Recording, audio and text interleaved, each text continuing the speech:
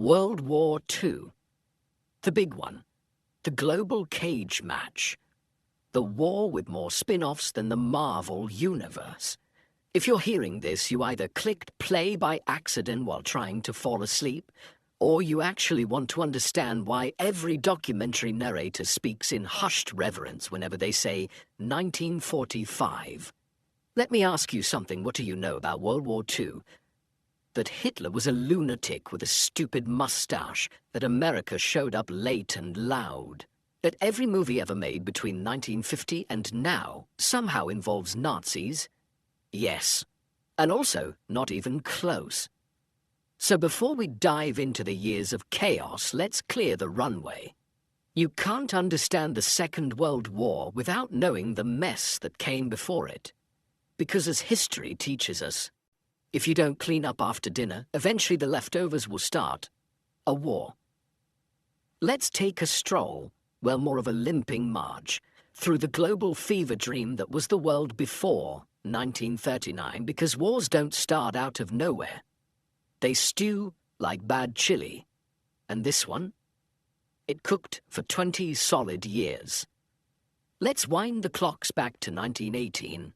World War I has just ended, leaving Europe in a state that one might generously describe as traumatized, and less generously as a heap of trench mud, corpses, and broken treaties. Millions were dead, empires were gone, Russia's Tsar had been executed by his own people in a basement, the Austro-Hungarian Empire had disintegrated like a cheap biscuit in tea, and the Ottoman Empire had gone the way of blockbuster video. It was chaos with a postmark. And what did the victors do to rebuild the world? They wrote the Treaty of Versailles, a document that combined diplomatic arrogance, economic ignorance, and a pinch of revenge. It blamed Germany for the whole damn thing, handed them a bill so enormous it could have crushed the Alps, and stripped them of territory, dignity, and the right to have any real military. It was like grounding your kid for a year, taking all their toys and then setting fire to their allowance. The idea was peace. The result was resentment. And not the quiet, brooding kind. The let's get a dictator and start arming ourselves kind. Meanwhile, in the rest of the world, people were busy losing their minds. The 1920s came strutting in wearing feathers and jazz. The US was partying so hard, it forgot that economies need regulation. Europe, on the other hand, was like a recovering alcoholic at a frat party, sober, angry, and surrounded by bad influences. Then came 1929, and with it the Wall Street crash. Picture the global economy like a game of Jenga that someone kicked over during a tantrum. Banks collapsed, factories shut down, people lost jobs faster than you could say capitalism. And when people get desperate, they stop voting for the guy in the middle. They go to the fringes, they look for someone who promises order, strength, and maybe a new empire or two. Enter fascism. You've heard of it. Not the watered-down social media version people throw around today, but the real stuff. Black shirts, military marches, posters of angry men yelling at grain production statistics. Italy was first. Benito Mussolini, journalist, megalomaniac, and pioneer of facial oil, took power in 1922. He turned Italy into a one-party state, invaded Ethiopia, and spent the rest of the decade trying to convince the world he was the new Caesar, even though half his military couldn't figure out which way to hold a rifle. Germany, though, that's where things got especially spicy. After World War I, Germany had formed the Weimar Republic, which was democratic, progressive, and about as stable as a chair with one leg. Hyperinflation hit so hard in the early 1920s that people were using banknotes as wallpaper. No one trusted the government. Extremist parties flourished. And in the back of a beer hall in Munich, a failed artist named Adolf Hitler was ranting about betrayal, Jews, Bolsheviks, and pretty much everyone else. He attempted a coup, got thrown in jail, and wrote a little book called Mein Kampf, which, fun fact, was the least readable bestseller in history. By 1933, he convinced a critical mass of Germans that democracy was the problem, not the answer. The Nazis took power, democracy left the building. Meanwhile, the Soviet Union was doing its own terrifying thing under Joseph Stalin, who was busy executing anyone within shouting distance of Moscow and turning farming into a state-run bloodbath. And in Asia, Japan had decided it needed more land, more power, and fewer Chinese people in the way. They invaded Manchuria in 1931, and when the world raised an eyebrow, they said, "What are you going to do about it?" Spoiler: nothing. Because the League of Nations, the world's new peacekeeping club, was essentially a polite group of diplomats who thought that strong words and awkward silences could stop militarism. They couldn't. They didn't have an army. They didn't even have a decent brunch spread. They just kept passing resolutions and hoping someone else would do the hard part. And so the 1930s stumbled forward. Germany rearmed openly. Hitler pulled out of the League of Nations, annexed the Rhineland, and nobody stopped him. Italy took Ethiopia. Japan started bombing Shanghai. Spain, not wanting to be left out, fell into civil war, and Britain and France. They watched, they worried, and they kept trying to appease the fascists, which is diplomatic code for crossing fingers and praying it'll all calm down on its own. The United States, by the way, was busy being deeply isolationist. They'd had enough of foreign entanglements, thank you very much, and besides, they were still climbing out of the Depression.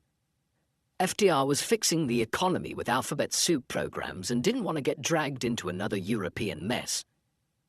Technologically, the world was primed for mayhem. Airplanes had evolved from wooden kites to sleek bombers. Tanks were no longer experimental oddities. They were mobile death boxes. Radios could broadcast propaganda to millions. Machine guns, grenades, flamethrowers, all the greatest hits were back and better than ever. And the worst part, everyone knew it. This wasn't a surprise party. This was a slow, terrible build-up with every red flag waving in plain sight. Hitler annexed Austria in 1938, then took a slice of Czechoslovakia, then the whole damn country. Britain and France, still hoping to avoid war, handed him concessions like he was an angry toddler in a supermarket. By 1939, the world was standing on a cliff, whistling nervously, pretending not to notice the growling volcano beneath their feet. And then in September, it happened. Hitler invaded Poland. Britain and France, finally out of patience and delusions, declared war. The lights went out across Europe. So why are we doing this? Why revisit the ugliest chapter of the 20th century? Because it matters. Because every major power dynamic today, NATO, Russia, China, the US, the UN, the EU, traces back to this conflict. Because the ideologies, the propaganda, the lessons, learned or ignored, still echo through headlines and history books. And also because it's a hell of a story with villains and heroes, but mostly with flawed humans making colossal mistakes in real time. A story that shaped the modern world through blood, betrayal, resilience, and a few really questionable military strategies. So if you're still awake, tuck yourself in. Things are about to get loud. Chapter 2 is 1939. The year the world finally said, enough. And trust me, it only gets weirder from here. 1939. When Poland gets uninvited guests from both sides. 1939. The year Europe officially lost its last nerve and the world hit start on the deadliest game of geopolitical Jenga ever played. It began with a map, a moustache, and a lie, or rather, several lies, stitched together by one increasingly unhinged dictator and a world so afraid of another war that it was willing to believe the best of a man who screamed his intentions into microphones on a weekly basis. Let's set the scene. Germany under Adolf Hitler had spent the previous few years perfecting the art of aggressive real estate acquisition. First came Austria in 1938, Anschluss as they called it, basically the Nazi version of a family reunion with tanks. No bullets fired, just cheers and flags and an entire country suddenly part of the Reich. Next came the Sudetenland, a delicious slice of Czechoslovakia, rich with German-speaking folks. Hitler claimed it was about ethnic unity. Europe, still hungover from World War I, said sure, why not, and handed it over at the infamous Munich Agreement. British Prime Minister Neville Chamberlain even returned home, waving a piece of paper and declaring peace for our time. Spoiler, it was not peace. It was barely an intermission. By March 1939, Hitler gobbled up the rest of Czechoslovakia, not German-speaking, mind you, and Europe started to realize that appeasement was less a policy and more a nervous breakdown. And still, the question hung in the air like mustard gas. Would anyone actually stop him? Enter Poland. Poor, proud, sandwiched Poland. Situated between Nazi Germany and the Soviet Union, it was the geographical equivalent of being trapped between two bears arguing over who gets the first bite. Hitler had set his eyes eastward, craving Lebensraum, living space, which in practice meant kicking out, relocating or murdering millions of people and planting flags on their land. Poland was next on the menu. But there was a snag. Britain and France. This time, they swore it would be different.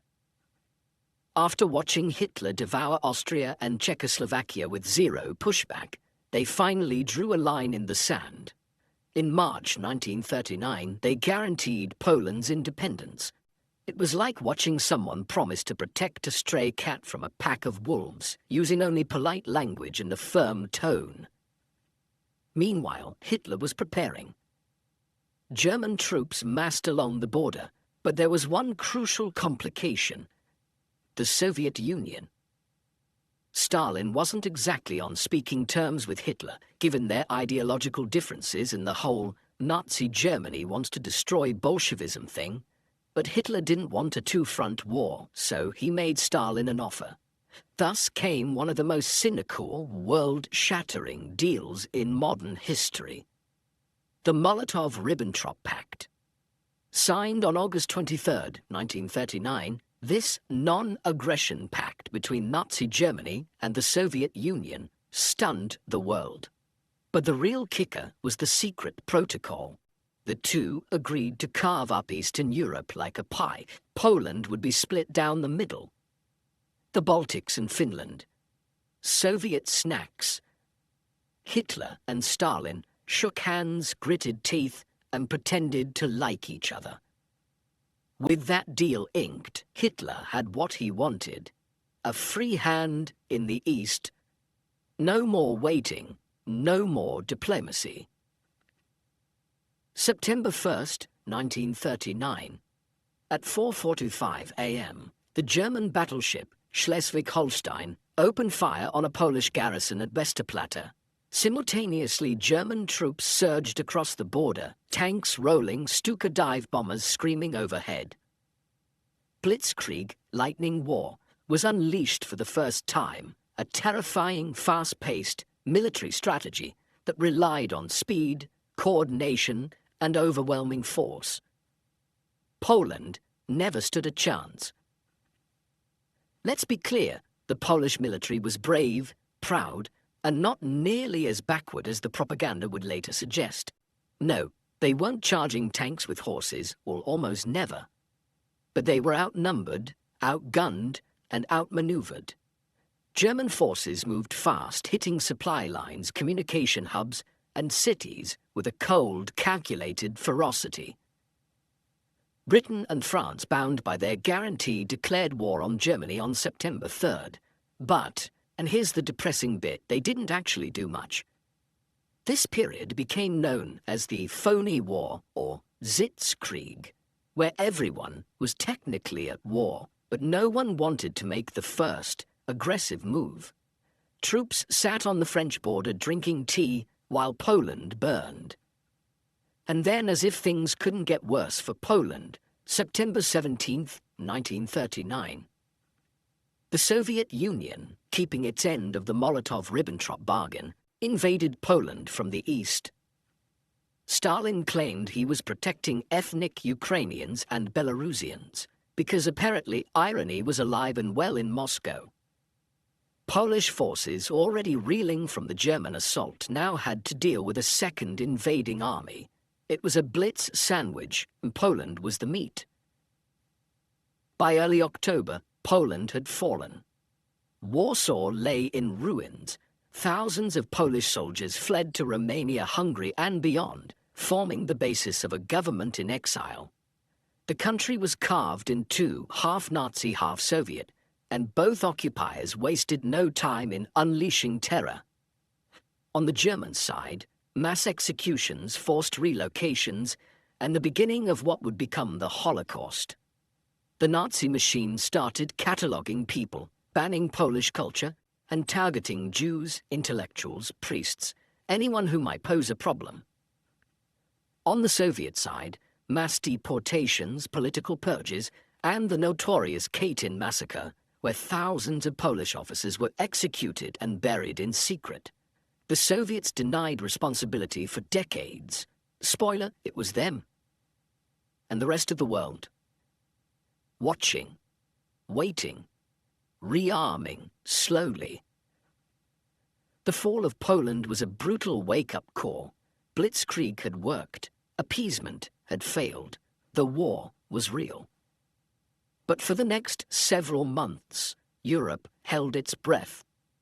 There were no immediate invasions westward, just silence, an anxious, ominous pause before the storm truly broke.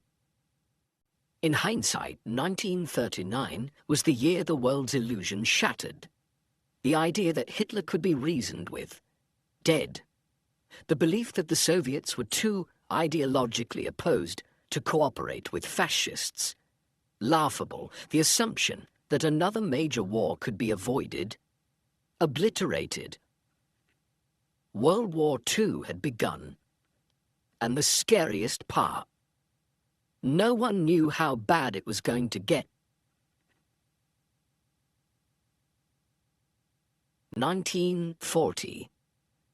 France falls, Britain stalls, Hitler balls in Berlin. Right then, pull the blackout curtains, pour yourself something stiff, tea or gin, both historically appropriate, and settle in, because 1940 is where things start to get really unhinged. If 1939 was the beginning of the war, 1940 was the moment it dropped the pretense, tore off its shirt, and started flipping tables. Let's open on Europe, early 1940. Poland is gone, carved up like a holiday roast by Germany and the Soviet Union. Britain and France are, technically, at war with Germany, but there's a whole lot of standing around and not much shooting going on. This strange interlude is what history calls the phony war, or as the Germans mockingly referred to it, Sitzkrieg, a war of sitting. In Britain, schoolchildren were being evacuated to the countryside, gas masks were handed out like party favors, and sandbags were stacked in front of pubs. Priorities. But militarily, not much action. France, with its famously confident generals and the supposedly impregnable Maginot Line, a massive string of fortifications along the German border, was convinced Germany wouldn't dare attack head-on. And in a way they were right. Hitler didn't attack head-on. He went around. But before we get there, let's take a detour north, because Hitler, ever the multitasker, decided 1940 was the year to secure his northern flank. Resources, baby. Norway and Sweden had iron ore, vital for German industry, and Hitler wasn't about to let the British get cozy up there. So, in April 1940, he invaded Denmark and Norway. Denmark folded faster than a lawn chair. Norway, bless it, fought back. led by King Haakon VII, in exile and aided, sort of, by the British. The campaign was chaotic, snowy, and a wake-up call to Britain, which realized it had a lot of brass buttons but not much actual coordination. Back home in London, the Norwegian fiasco triggered political upheaval. Neville Chamberlain, Mr. Peace for our time, found himself out of a job. In May 1940, a gruff, cigar-chomping bulldog named Winston Churchill took the reins as Prime Minister. He was not the consensus choice. In fact, many thought he was a warmongering relic. But history would prove, when the world is burning, sometimes you need a fire to fight fire. Now, France. In May, Hitler launched Fall Gelb, Case Yellow, his masterstroke to crush the West. French and British commanders were expecting a repeat of World War I, slow, trenchy, predictable. But the Germans had been cooking up something very different.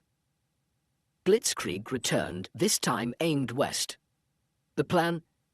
Fight an attack through Belgium, as expected, draw Allied forces forward, and then punch through the Ardennes forest, a region so rugged the French believed no army could move through it. That assumption was, in hindsight, a catastrophic error. German panzer divisions barreled through the Ardennes like it was a country road. They bypassed the Maginot Line entirely, cut behind the Allied forces, and suddenly the front line was behind them. Panic erupted. French defences collapsed like a soufflé in a thunderstorm. The British Expeditionary Force, along with tens of thousands of French troops, found themselves trapped near the coast at Dunkirk. Here comes the miracle. Operation Dynamo. Between May 26th and June 4th, hundreds of thousands of soldiers were evacuated across the English Channel. And it wasn't just warships, civilian boats, fishing vessels, ferries, pleasure cruisers joined the effort. It was desperate, it was messy, but it worked. Over 330,000 troops escaped. It was, Churchill said, a miracle of deliverance. But let's not sugarcoat it. France was finished. On June 10th, Mussolini, sensing opportunity like a hyena eyeing a dying zebra, declared war on the Allies.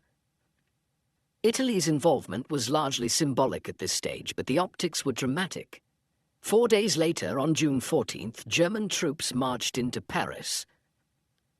The City of Lights went dark. The French government fled south. By June 22nd, an armistice was signed. France was split in two. The north and west were under direct German occupation. The south became Vichy France, a puppet regime under Marshal Pétain that collaborated with the Nazis and generally tried to pretend they weren't being held at knife point. It was a national humiliation. France, once Europe's military powerhouse, had lasted just 6 weeks, and in Berlin, Hitler was giddy. The man strutted through captured Paris like a kid in a candy store. He made a surprise visit to the city, admired the Eiffel Tower, allegedly ordering the lift cables cut so he wouldn't have to share the view, and left, feeling like a god. His gamble had worked again. But across the Channel, Britain stood alone. And this is where Churchill came into his own. He delivered his now legendary speeches. "We shall fight on the beaches, Wolf. We shall never surrender." And the words were steel. The country braced for invasion, and Hitler, for all his swagger, wasn't sure how to proceed. Operation Sea Lion, the code name for a German invasion of Britain, was drafted but never executed. Why? Because Hitler needed air superiority, and so began the Battle of Britain. Starting in July and stretching into the fall, the German Luftwaffe began bombing British airfields, radar stations, and eventually civilian cities. This was the Blitz, bombs over London, night after night.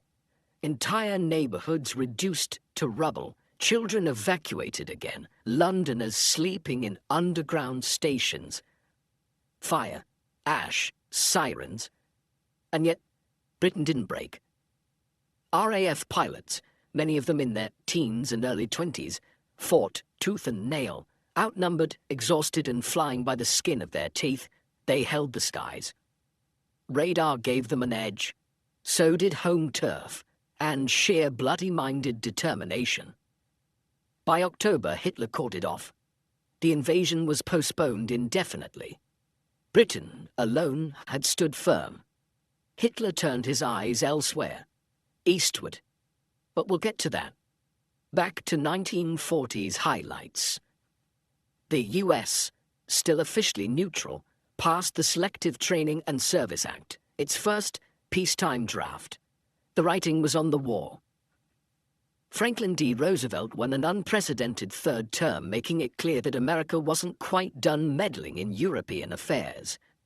A powerful signal that the United States was prepared to stand as a pillar of democracy and global leadership at a time when the free world desperately needed both.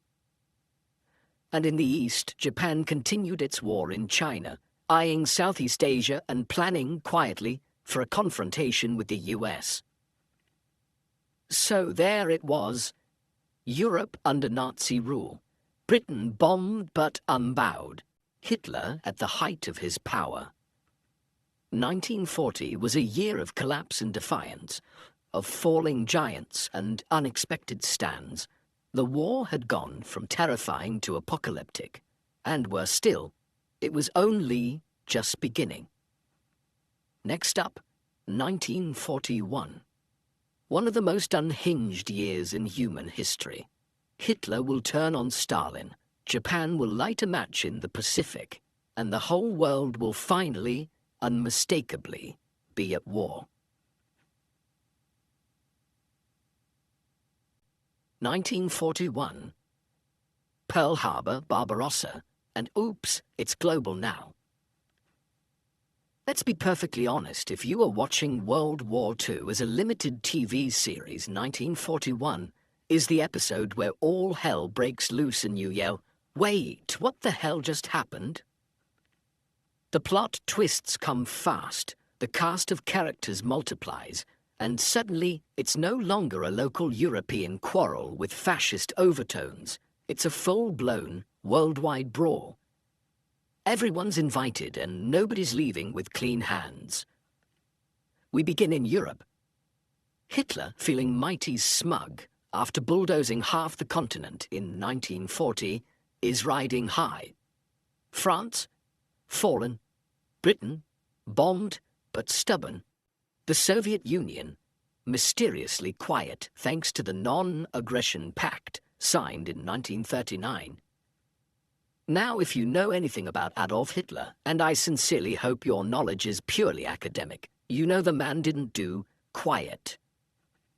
Hitler had never intended the Molotov-Ribbentrop Pact to be more than a delay. He loathed Bolshevism, loathed it with the intensity of 1,000 burning flags. Stalin, in Hitler's eyes, was both a racial and ideological enemy, and Germany's destiny, Hitler believed, was to push eastward, to conquer, to cleanse, to colonize. Lebensraum, remember? That horrible euphemism for stealing land and committing mass murder. So while everyone was watching the skies over London in 1940, Hitler was secretly planning Operation Barbarossa, the largest land invasion in human history. No, really. This wasn't just a military campaign. It was a war of annihilation. On June 22nd, 1941, without warning or formal declaration, Germany turned on its temporary ally and launched a three-pronged assault into the Soviet Union. 3 massive army groups. Army Group North heading for Leningrad. Army Group Center gunning for Moscow. Army Group South plunging into Ukraine. 3 million German soldiers crossed the Soviet border, supported by hundreds of thousands of Axis troops from Italy, Romania, Hungary, and others. Tanks, artillery, planes, infantry. It was blitzkrieg on steroids. And Stalin? shocked, utterly blindsided. Despite numerous warnings from spies, diplomats, and even Winston "Bloody" Churchill, Stalin refused to believe Hitler would betray the pact. When the attack came, he reportedly shut himself away in his dacha for days, stunned into inaction. The early weeks were a bloodbath. Soviet forces were poorly prepared, poorly led, thanks to Stalin's purges, and completely overwhelmed. Entire armies were encircled and destroyed. Cities burned. Civilians fled in terror. But here's the thing about Russia. It's big. Like, really big. And cold. And very, very good at absorbing invasions until the invaders freeze, starve, or get eaten by wolves in counter-offensives. While the Germans made staggering gains in the summer and fall, they couldn't knock the Soviets out. Leningrad held under siege. Moscow resisted. The Red Army, reeling, began to recover, and by December the Germans had overextended themselves. But we're getting ahead of ourselves. Let's rewind a bit and check in with the Far East. Over in Asia, Japan was neck-deep in its war with China, which had started back in 1937. The Japanese Empire had imperial ambitions the size of their ego, and they wanted more resources: oil, rubber, tin, the kind you find in Southeast Asia. Problem? The United States had been watching Japan with increasing irritation. When Japan occupied French Indochina in 1940 to 41, America finally snapped. President Roosevelt froze Japanese assets and, more importantly, cut off oil exports. That's right, the US cut off Japan's gas money. Japan's response? Not diplomacy. On December 7, 1941, a quiet Sunday morning, Japan attacked Pearl Harbor. The goal was simple: knock out the US Pacific Fleet in one massive strike, buy time to conquer Southeast Asia, and secure access to resources while the Americans scrambled to recover. It was a stunningly executed assault. Hundreds of planes took off from Japanese carriers and rained bombs and torpedoes down on the American base in Hawaii. In under 2 hours, 2,400 Americans were dead, 8 battleships were damaged or sunk, over 300 aircraft destroyed or crippled. It was a brutal gut punch, but it wasn't the knockout blow Japan hoped for. Why? Because the US aircraft carriers, the real game changers, were out at sea. And because, as Admiral Yamamoto famously said, Japan had awakened a sleeping giant and filled him with a terrible resolve. The very next day, December 8th, Congress declared war on Japan. And then, plot twist, Germany and Italy declared war on the United States. No one forced Hitler's hand here, he just did it. Some think he wanted to show solidarity with Japan. Others think he thought the US was a paper tiger. Whatever the reason, it meant this: the United States was now fully in the war. Suddenly, the Axis powers, Germany, Italy, and Japan, were up against not just the UK and the USSR, but the full industrial might of the United States. It's hard to overstate what a shift this was. The US had a massive population, vast resources, and the ability to outproduce every Axis nation combined. And now they were pissed. Meanwhile, back on the Eastern Front, things were starting to go sideways for Hitler. His armies had reached the outskirts of Moscow, but the Soviet capital didn't fall. Instead, winter hit. And not just any winter, the kind of Russian winter that makes vodka freeze. German troops, outfitted for a short campaign, found themselves in snow up to their waist, fighting an enemy that was adapting faster than expected.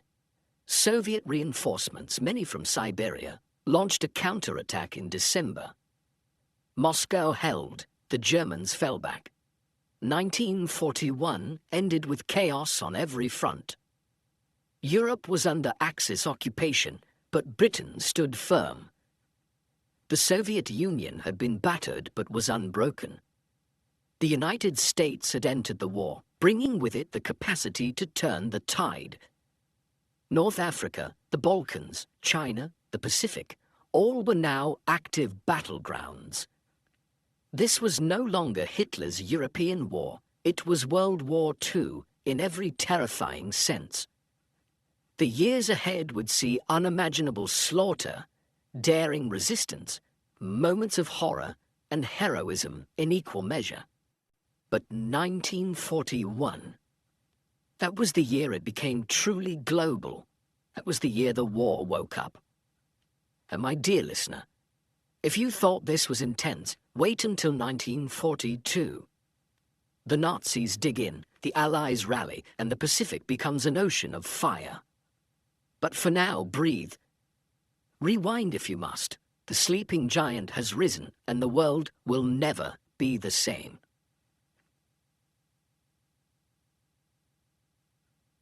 (1942). The Axis peaks, the Allies freak, and Stalingrad sneaks in. If 1941 was the year the world got dragged into the war, kicking and screaming, then 1942 was when things got real dark, real fast. This was the year the Axis powers reached the height of their territorial control. From the beaches of France to the deserts of North Africa, from the gates of Moscow to the Pacific Islands bathed in gun smoke, it looked, for a terrifying moment, like they might just win. But don't get too comfortable, because in true tragicomic style, their overconfidence started cracking at the edges. This was also the year the Allies began clawing their way back, bloody inch by bloody inch. Let's start with Europe. Specifically the Soviet Union. After Hitler's backstabbing blitz in 1941, the Eastern Front turned into an absolute meat grinder. German forces had failed to take Moscow and were now digging in for another push, convinced that one more big offensive would break the Soviets once and for all. So Hitler, in his infinite delusional wisdom, decided 1942 would be the year he took the oil-rich Caucasus region and the symbolic city of Stalingrad. Now you may ask, why Stalingrad? Why not just focus on oil fields and leave the symbolic cities alone? Well, because it had Stalin's name on it, and for Hitler, that was like waving a red flag at a very angry, very genocidal bull. So off they went. Operation Blue, a sprawling plan to seize Soviet oil, crush the Red Army in the south, and maybe, just maybe, win the war in the east. It started off strong. The Germans advanced quickly, Soviet forces fell back, cities were captured, Hitler was feeling pretty smug. Then they reached Stalingrad. The battle for this city, which started in late summer and raged through the end of the year, was less a conventional fight and more a descent into hell. Bombed into rubble by the Luftwaffe, Stalingrad turned into a sniper's paradise and the soldier's nightmare. House-to-house combat, room to room, sewer to sewer. It wasn't about tactics anymore. It was about endurance. The Germans called it the Rattenkrieg, Rat War. And the Soviets, under General Zhukov, were preparing something big. They let the Germans pour in. Then in November, they encircled them. Operation Uranus, yes, that was its actual name. Get your giggles out now, smashed through the weak Romanian and Italian lines, guarding the flanks and trapped the German Sixth Army inside the city, cut off, starving, freezing. Hitler naturally forbade them from retreating. They would hold to the last man. And they did, but spoiler, it didn't end well. By the end of 1942, the once invincible Wehrmacht was stuck in the ruins of a city it didn't need, with the Red Army tightening the noose. Now let's hop across the map to North Africa. Because if there's one thing the Allies loved in 1942, it was fighting in deserts. The British had been locked in a back and forth with the Axis powers in Egypt and Libya, trading blows like two sunburnt drunks in a sandstorm. The German Afrika Korps, led by the dashing and frustratingly competent Field Marshal Erwin Rommel, aka the Desert Fox, had pushed dangerously close to the Suez Canal.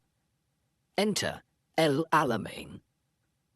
In October 1942, British General Bernard Montgomery, a man with eyebrows that could win wars on their own, launched a massive counter-offensive. The Second Battle of El Alamein was brutal, but it turned the tide. Rommel's forces were pushed west and the British finally had a win to brag about.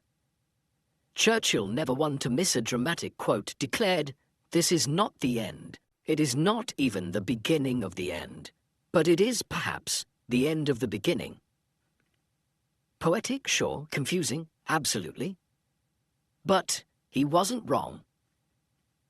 Meanwhile, across the Atlantic, the United States was finally making waves. Literally.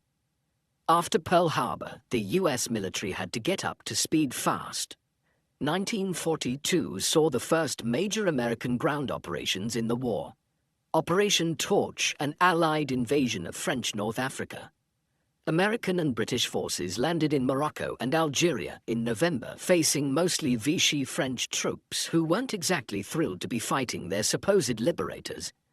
But eventually the Allies secured the territory and began pushing toward Tunisia, where Rommel was preparing his last stand in Africa. It wasn't glamorous, it wasn't quick, but it was the beginning of an Allied push that would end up in Sicily less than a year later.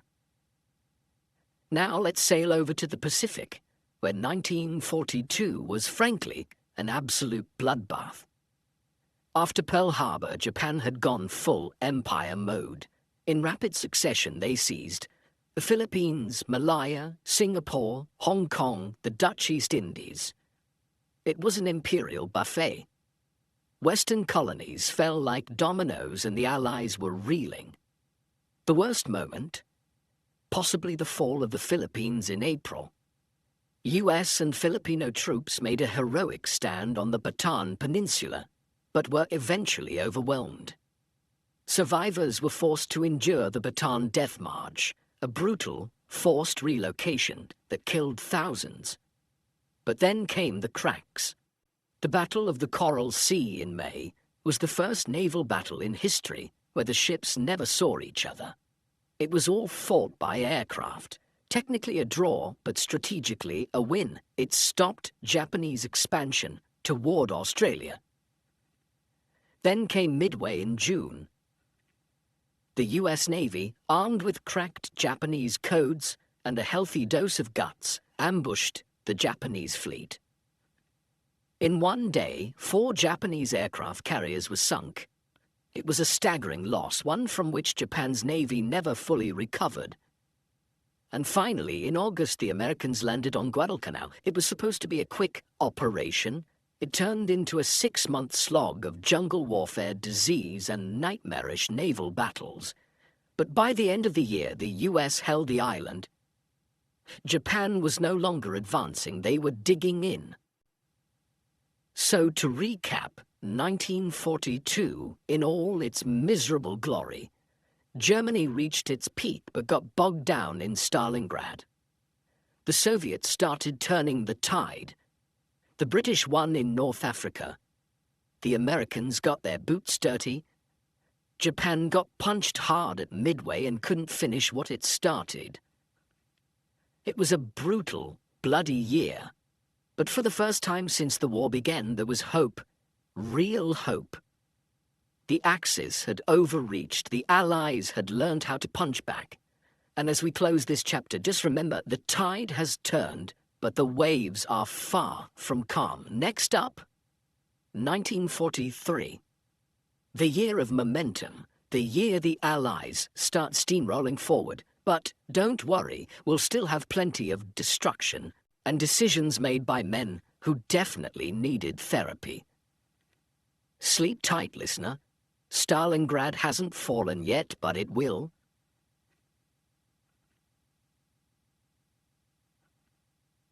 1943, turning the tide with blood, sweat, and bombs. By 1943, the war had officially flipped the script. The Axis, once unstoppable, were now retreating, stalling, and slowly realizing that global domination was harder than it looked. And the Allies, still bleeding, still arguing, but learning fast and hitting back harder. Welcome to 1943, darling. A year of counterattacks, collapsed dreams, and some truly ugly moustaches getting trimmed down to size. Let's start in the East, because if there's one place that deserves top billing in 1943, it's Stalingrad. Remember that frozen meat grinder from last chapter? Well, it ended in early February 1943, and the result was catastrophic for Germany. The Sixth Army, once Hitler's pride and joy, was annihilated. Nearly 300,000 men went into Stalingrad. Fewer than 100,000 came out. Most surrendered, frostbitten and starving. Hitler refused to believe it at first. When he did, he sulked like a toddler who just dropped his ice cream. The loss wasn't just military, it was psychological. The aura of invincibility surrounding the Wehrmacht cracked wide open. And the Red Army, emboldened, enraged, and just getting started. By summer, the Soviets were ready to flex. Cue the Battle of Kursk, July 1943, the largest tank battle in history. Think thousands of tanks, miles of trenches, endless smoke and fire. The Germans launched Operation Citadel, hoping to punch through a Soviet bulge in the front line. Instead, they hit minefields, dug in defenses, and a Red Army that knew it was coming. The Soviets held, counterattacked, and sent the Germans into retreat. For good. From this point on, the Germans would never launch another strategic offensive on the Eastern Front. They were on the run. Now over to the Mediterranean, where the Allies had wrapped up their North African vacation and were looking for the next sunny destination to liberate. They chose Italy. First stop, Sicily. In July, British and American forces invaded the island. It was hot, chaotic, and full of landmines, fascists, and goats. But the Allies moved fast, and within weeks the Axis defences crumbled. The fall of Sicily spooked Italy's King Victor Emmanuel III. He sacked Mussolini, who was promptly arrested, shaved, emotionally, if not literally, and replaced by a new government that secretly started peace talks with the Allies. But Hitler wasn't about to let Italy drift off the fascist ship. He sent in troops, rescued Mussolini in a dramatic mountaintop raid, and installed him as head of a Nazi puppet state in the north. Italy was now a battlefield divided between Germans and Allies, with Italians caught in the middle. In September, the Allies landed on the Italian mainland at Salerno. It was a tough slog. The terrain was mountainous, the German defense stubborn, and the weather miserable. Italy became a slow, bloody campaign, far less glamorous than Sicily. But it meant this: Hitler was now fighting on yet another front. Meanwhile, across the Atlantic, the United States was becoming a war machine. By 1943, American factories were cranking out planes, tanks, bullets, and boots at a rate that made Axis commanders break out in stress rashes. The US had entered the war late, but it arrived with an industrial haymaker. And not just gear, manpower. American troops were shipping out by the thousands. First-time fighters, sure, but increasingly well-trained and ready to make some noise. In the air, the Allies began a new strategy: round-the-clock bombing. The British RAF bombed by night, the US Army Air Forces bombed by day. The target? German industries, cities, and morale. The campaign was controversial then and now. Cities like Hamburg were flattened. Thousands of civilians died. Morally grey? Absolutely. But strategically, it started to chip away at Germany's ability to make war. Let's not forget the Atlantic, where German U-boats had turned the sea into a graveyard. Allied convoys were being picked off in horrifying numbers. But in 1943, new technology, long-range aircraft, improved sonar, and better tactics finally started turning the tide. The Battle of the Atlantic reached a turning point. U-boat losses soared. By the end of the year, the sea lanes were safer, and Allied supplies could flow freely again. Over in the Pacific, things were heating up too. After the bloodbath of Guadalcanal, the US launched its island-hopping campaign. Instead of liberating every island, the plan was to leapfrog from one strategic position to another, cutting off Japanese strongholds and pushing ever closer to Tokyo. In November, the US hit the Gilbert Islands, Tarawa in particular. The battle lasted 3 days and cost over 3,000 American and 4,500 Japanese lives.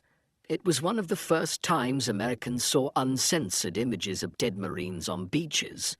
The shock was real. But so was the resolve. Meanwhile, in occupied territories across Europe and Asia, resistance movements were growing bolder. Sabotage, assassinations, intelligence gathering, local fighters were risking everything to bleed the Axis from within. Their contribution, often unsung, but vital. Also in 1943, the Tehran Conference brought together the Big Three, Churchill, Roosevelt and Stalin, in the same room for the first time. They agreed on one major thing: a second front in Europe, the long-awaited invasion of Nazi-held France. But that was for 1944. So what was 1943? It was the beginning of the end. The Axis still held territory, yes, but the tide had turned. Germany was retreating in Russia, Italy was collapsing, Japan was being pushed back, island by bloody island. And the Allies, they were coordinating, planning and gearing up for the final act.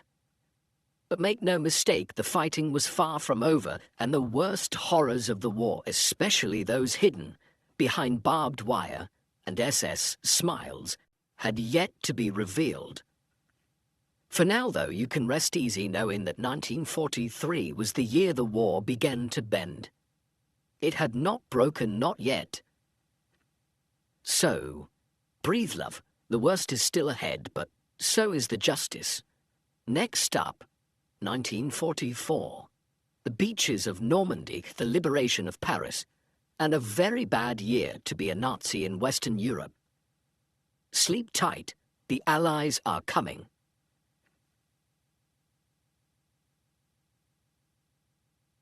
(1944) D-Day, Vengeance, and How to Ruin Hitler's Birthday. By 1944, the Allies were no longer just holding the line, they were coming for blood. The Axis powers, still clinging to vast territory, were showing cracks in every direction. Hitler was growling from his bunker, Mussolini was playing dictator of a puppet state, and Japan was throwing everything it had at a war it could no longer afford to win. This was the year of vengeance, of landings, of liberation, and of one birthday party that went spectacularly wrong for a certain short-tempered Austrian. Let's start with Normandy. June 6, 1944. D-Day, Operation Overlord, the day the Allies finally kicked down Hitler's front door in Western Europe. But oh, the planning. The Allies had spent years preparing for this. Maps, models, rehearsals, decoys, they even hired actors. No, really. British stage magician Jasper Maskelyne helped design fake tanks and dummy landing craft to fool German recon. The ruse? Convince Hitler the invasion would come at Pas-de-Calais, not Normandy. Meanwhile, 156,000 troops, 5,000 ships, and over 11,000 aircraft prepared to cross the English Channel. The night before, airborne troops dropped behind enemy lines, paratroopers from the US 82nd and 101st, and the British 6th Airborne landing in pitch darkness, often in the wrong places, often into a storm of bullets. Then the beaches, Utah, Omaha, Gold, Juneau, Sword. Each with its own bloodbath. Omaha was the worst. American troops waded into a storm of German machine gun fire, artillery, and obstacles. The first waves were torn apart, but they kept coming, and by nightfall, despite the chaos, the beaches were held. D-Day wasn't a clean victory. It was gritty, brutal, and almost went off the rails. But it succeeded, and it marked the beginning of the end for Nazi Germany in the West. By late June, the Allies were pouring men and materiel into France. The Battle of Normandy was on. Hitler, in all his tactical brilliance, refused to allow German commanders to retreat or maneuver. Instead, he tried to hold the line with sheer stubbornness. Bad call. In late July, the Americans broke out at St. Lo, launching Operation Cobra. Armored divisions punched through German lines. The British and Canadians pressed from the east. German forces were pushed into a pocket around Falaise, and the trap closed. Thousands of Germans were killed or captured. By August, Paris rose. The French resistance, emboldened and fed up, launched an uprising. The Allies marched in soon after, led by Free French forces under General de Gaulle. On August 25, 1944, Paris was liberated. Crowds cheered, flags flew, and for the first time in 4 years, the City of Light was free. Now rewind a few months, because while the West was preparing for D-Day, the Soviets were not sitting idle. They launched Operation Bagration in June, a massive offensive against Army Group Center in Belarus. And when I say massive, I mean biblical. Over 2.3 million Soviet troops smashed through German lines, obliterating entire divisions. It made D-Day look like a warm-up. By August, the Soviets had reached Warsaw. Which brings us to the heartbreak of the Warsaw Uprising. The Polish resistance rose up, expecting Soviet support, but Stalin, ever the opportunist, let them bleed. He halted his advance, allowing the Germans to crush the uprising, destroying much of the city and killing thousands. It was a calculated move. Stalin didn't want a free Poland, he wanted a Soviet Poland. And by letting the resistance die, he cleared the way. Let's hop over to Italy, still grinding on like a rusty meat grinder. The Allies pushed north, capturing Rome on June 4th, just 2 days before D-Day. But Hitler had fortified the Gothic Line, his last stronghold in the north, and progress slowed. The terrain was hell. The Germans were dug in, casualties mounted. Meanwhile, Mussolini, having been rescued and installed in the puppet Italian Social Republic, was now Hitler's sidekick in name only. His power was a joke. His days were numbered. In the air, the Allied bombing campaign intensified. Cities like Dresden would get their turn later, but in 1944, German industry was already under constant assault. Oil refineries, factories, railways, nothing was safe. But the real terror in the skies? The V-1 and V-2 rockets. Hitler's so-called vengeance weapons began hitting London in mid-1944. The V-1s were jet-powered flying bombs, loud, fast, and terrifying. The V-2s were silent ballistic missiles, no warning, just a boom. They caused panic, but strategically, too little. Too late, Hitler needed miracles. Instead, he got retreat. And in the Pacific, the US continued its island hopping. In June, American forces invaded Saipan, which brought Japan within range of B-29 bombers. It was a brutal fight, including mass civilian suicides, fueled by propaganda. Then in October, the US returned to the Philippines. General MacArthur, never one to understate his importance, waded ashore and declared, "I have returned." The Japanese, unwilling to lose the islands without a fight, threw their entire fleet into the Battle of Leyte Gulf, the largest naval battle in history. They lost. Badly. Japan was losing ships, islands, and hope. Now back to our headline, Hitler's birthday. On July 20th, 1944, a group of German officers led by Klaus von Stauffenberg attempted to assassinate the Führer with a briefcase bomb at his headquarters in East Prussia. Operation Valkyrie. The bomb went off, 4 people died, but not Hitler. He survived with minor injuries, mostly because the briefcase got nudged behind a heavy table leg. Lucky? Unfortunately, yes. In response, Hitler unleashed a purge. Thousands were arrested, hundreds executed. The conspirators were hanged with piano wire. Even mild dissenters were swept up. The resistance within Germany, always fragile, was crushed. So, 1944. What a year. D-Day happened. Paris was liberated, Rome fell. Germany got squeezed from both sides. Japan lost the Philippines and most of its navy. Hitler survived an assassination attempt, but barely. The war was not over. Not yet. But the Axis powers were losing ground, losing allies, and losing any illusion of victory. One more year, dear listener. One more year. 1945 is coming. The collapse, the camps, the surrender.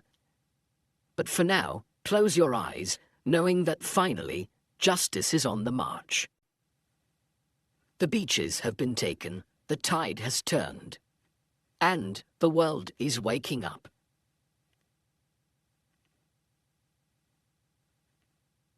"1945. The end game. And 2 bombs too many. And so, at last, we arrive at the final act. The war had stretched across 6 long, bloody years, devouring continents, toppling empires, and redefining humanity's capacity for both courage and cruelty. By 1945, the Axis powers were cornered, crumbling and crawling toward their grim final scenes. But the end was not swift, and it was anything but clean. Let's begin in Europe, where Germany was cracking like a cheap floorboard under a marching band. On the Western Front, the Allies had pushed out of Normandy and liberated France. They were now clawing their way across Belgium, the Netherlands, and into Western Germany. Cities fell one after another. The Siegfried Line, Germany's final defensive barrier, was breached. But then, in a last desperate gasp, Hitler made one more gamble. The Battle of the Bulge. December 1944. The Ardennes. Snow, fog, and confusion. German forces launched a surprise counter-offensive, punching through weak American lines in Belgium. It was Hitler's fantasy of turning the tide, splitting the Allied armies, and suing for peace. It didn't work. The Americans held key towns like Bastogne, defended by the 101st Airborne, and reinforced by General Patton's Third Army in a now legendary forced march. After weeks of vicious winter fighting, the Germans were pushed back. They'd spent the last of their reserves on a ghost of a plan. From here on out, it was retreat, rubble, and reckoning. Meanwhile, in the east, the Soviets were coming in hot. Stalin's armies surged westward with vengeance in their boots. Warsaw finally liberated in January. Budapest, after a brutal siege. By April, the Red Army had stormed into Berlin itself. This wasn't a neat, surgical operation. It was street by street, basement by basement. The German capital was battered by artillery, crawling with desperate defenders and civilians trying to survive the end of the world. And in the middle of it all, one angry little man in a bunker. Adolf Hitler, now delusional and twitching from a cocktail of paranoia, defeat, and digestive problems, refused to leave. He ordered non-existent armies to defend the city, blamed everyone else for his failure, and married Eva Braun in the final hours of his life. On April 30th, 1945, they both killed themselves. Hitler by gun, Eva by poison. Their bodies were burned in a shallow crater behind the bunker. And just like that, the Führer was gone. The war in Europe was almost over. Germany officially surrendered on May 7th, ratified on May 8th, 1945. VE Day, victory in Europe. Streets exploded with joy, flags, kisses, champagne, tears. But not everyone was celebrating, because while the war was ending in Europe, it was still raging in the Pacific. Let's rewind a bit. In 1945, Japan was bleeding from 1,000 wounds. The Allies had pushed through the Philippines and taken Iwo Jima in February at staggering cost. The famous flag-raising heroic, yes, but it came in a battle that left nearly 7,000 Americans and over 20,000 Japanese dead. Then came Okinawa, April to June. The last stepping stone to the Japanese home islands. It was hell. Kamikaze pilots slammed into Allied ships. Japanese troops fought to the death. No surrender, no quarter. Civilians were caught in the crossfire, many coerced into mass suicide by propaganda that warned of Allied atrocities. Over 200,000 died in the battle. And the message was clear. If invading Japan proper looked anything like this, it would be carnage. And then came the bombs. The United States had been working in absolute secrecy on a weapon so powerful it would reshape the world. The Manhattan Project, a sprawling multi-billion-dollar research effort that produced the first atomic bombs. On July 16th, the first test, Trinity, was detonated in the New Mexico desert. The ground turned to glass, the sky caught fire. Scientists and generals alike stared in awe and horror. The genie was out. President Harry Truman, now in office after Roosevelt's death in April, faced a choice. An invasion of Japan could cost up to 1 million Allied lives by some estimates. Japan showed no signs of surrender, so the decision was made. On August 6, 1945, the B-29 bomber Enola Gay dropped an atomic bomb, Little Boy, on the city of Hiroshima. The city was obliterated in a flash. Tens of thousands killed instantly, thousands more from radiation, entire neighborhoods vaporized. Japan still didn't surrender. 3 days later, on August 9th, a second bomb, Fat Man, was dropped on Nagasaki. More death, more silence. On August 15th, Emperor Hirohito announced Japan's surrender over the radio. The war was over. On September 2nd, aboard the USS Missouri in Tokyo Bay, Japan formally surrendered. Papers were signed, flags were lowered, and the most devastating war in human history was finally finished. But let's not wrap it all up too neatly. Because 1945 also peeled back the curtain on humanity's darkest sins. As Allied forces moved through Germany, they liberated concentration camps, Auschwitz, Buchenwald, Dachau, and so many others. The world saw the skeletons, the gas chambers, the mass graves, the Holocaust's systematic industrialized genocide. 6 million Jews, millions more, Romani, disabled people, political prisoners, LGBTQ individuals, murdered not in battle but in cold, bureaucratic horror. The full scale was unimaginable, but it had to be seen. In November 1945, the Nuremberg trials began. For the first time in history, world leaders were held legally accountable for crimes against humanity. It was imperfect, incomplete, but it mattered. The war ended, but the scars didn't. Europe was in ruins, Asia was shattered, refugees filled roads, cities were ash and dust, and two mushroom clouds hovered forever in the rearview mirror. But out of the wreckage came new beginnings. The United Nations, the Universal Declaration of Human Rights, the rebuilding of Europe and Japan. The Cold War would follow, yes, but for a moment, the world stood together and said, never again. So there you have it, love. The year the war ended. The year the world changed. We'll talk legacy next, but for now, let your mind rest. The battles are done. The flags have fallen. And morning has come.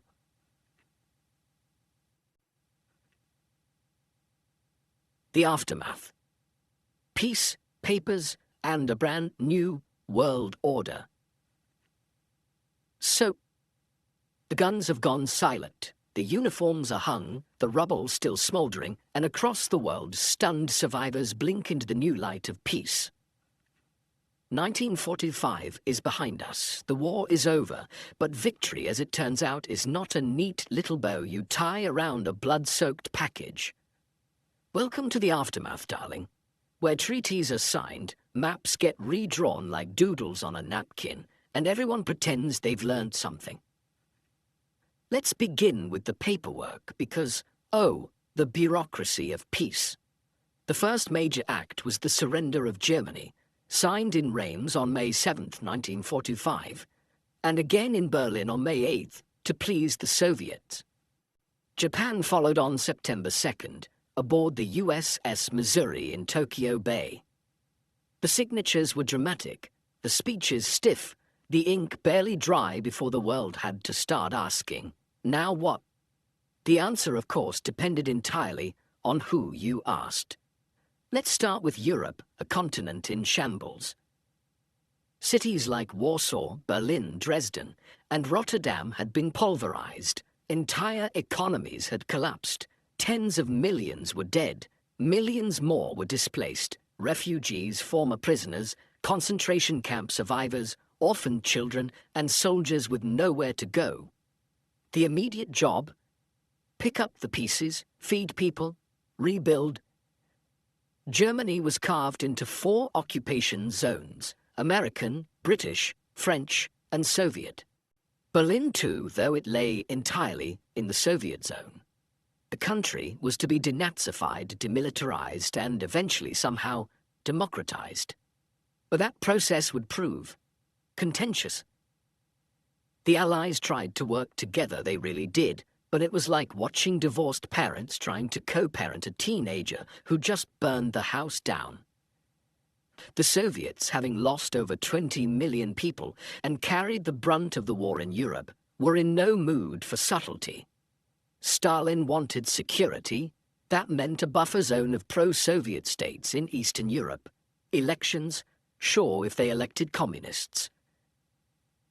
The Western Allies, meanwhile, were suddenly aware that their wartime buddy Uncle Joe had a thing for crushing dissent and never letting go of a country once he parked a tank in it. Cue the Iron Curtain. But before the Cold War could freeze the globe, there were still trials to hold and a new world to sketch. Enter the Nuremberg Trials. Starting in November 1945, top Nazi officials were tried for crimes against peace, war crimes, and crimes against humanity. For the first time in history, leaders were held to account on the international stage. Some of the big names: Hermann Göring, found guilty, swallowed poison before hanging; Rudolf Hess, life in prison; Joachim von Ribbentrop, hanged; and others who had vanished: Hitler, Himmler, Goebbels, already dead by suicide. The trials were groundbreaking. Flawed, yes, justice is rarely perfect, but they laid the groundwork for future international law. They said, what you do in uniform matters. Just following orders isn't a free pass. Meanwhile, the United Nations was born October 24th, 1945. Founded on the smouldering remains of the League of Nations, but this time with teeth and, crucially, an American membership card. Its mission: to prevent future wars, promote peace, and talk things out before the bombs start falling. 50 nations joined. The UN Security Council, with permanent members, the US, UK, USSR, China, and France, was created to keep the peace. Spoiler: it worked. Sometimes. The Universal Declaration of Human Rights would follow in 1948, but its moral foundations were poured here in 1945, in the shock and shame of the Holocaust. Never again, the world said. And then promptly started planning for nuclear deterrence. Because the bomb changed everything. The US, now wielding atomic firepower, emerged from the war as a superpower. So did the Soviet Union, albeit more battered. The balance of power had shifted. The old colonial empires, Britain, France, the Netherlands, were exhausted. Their colonies watching closely. Decolonization would come next. India, Algeria, Indonesia, Vietnam, some peacefully, some in fire and blood. But World War II had shattered the illusion that empires were invincible. Japan, occupied by the US under General Douglas MacArthur, was rebuilt from the ground up. War crimes trials were held. A new constitution was written. The emperor remained, but purely symbolic. And Japan, in a few decades, would become a democratic, industrial powerhouse. Italy became a republic in 1946. Greece teetered into civil war. France reassembled itself with Gaullist glue. Poland and much of Eastern Europe fell under Soviet influence. Their democracies dissolved before they could even breathe. And the United States and Soviet Union, already eyeing each other, cross a newly divided Europe. The Cold War was gestating in the rubble. And yet amid the ashes there was also hope.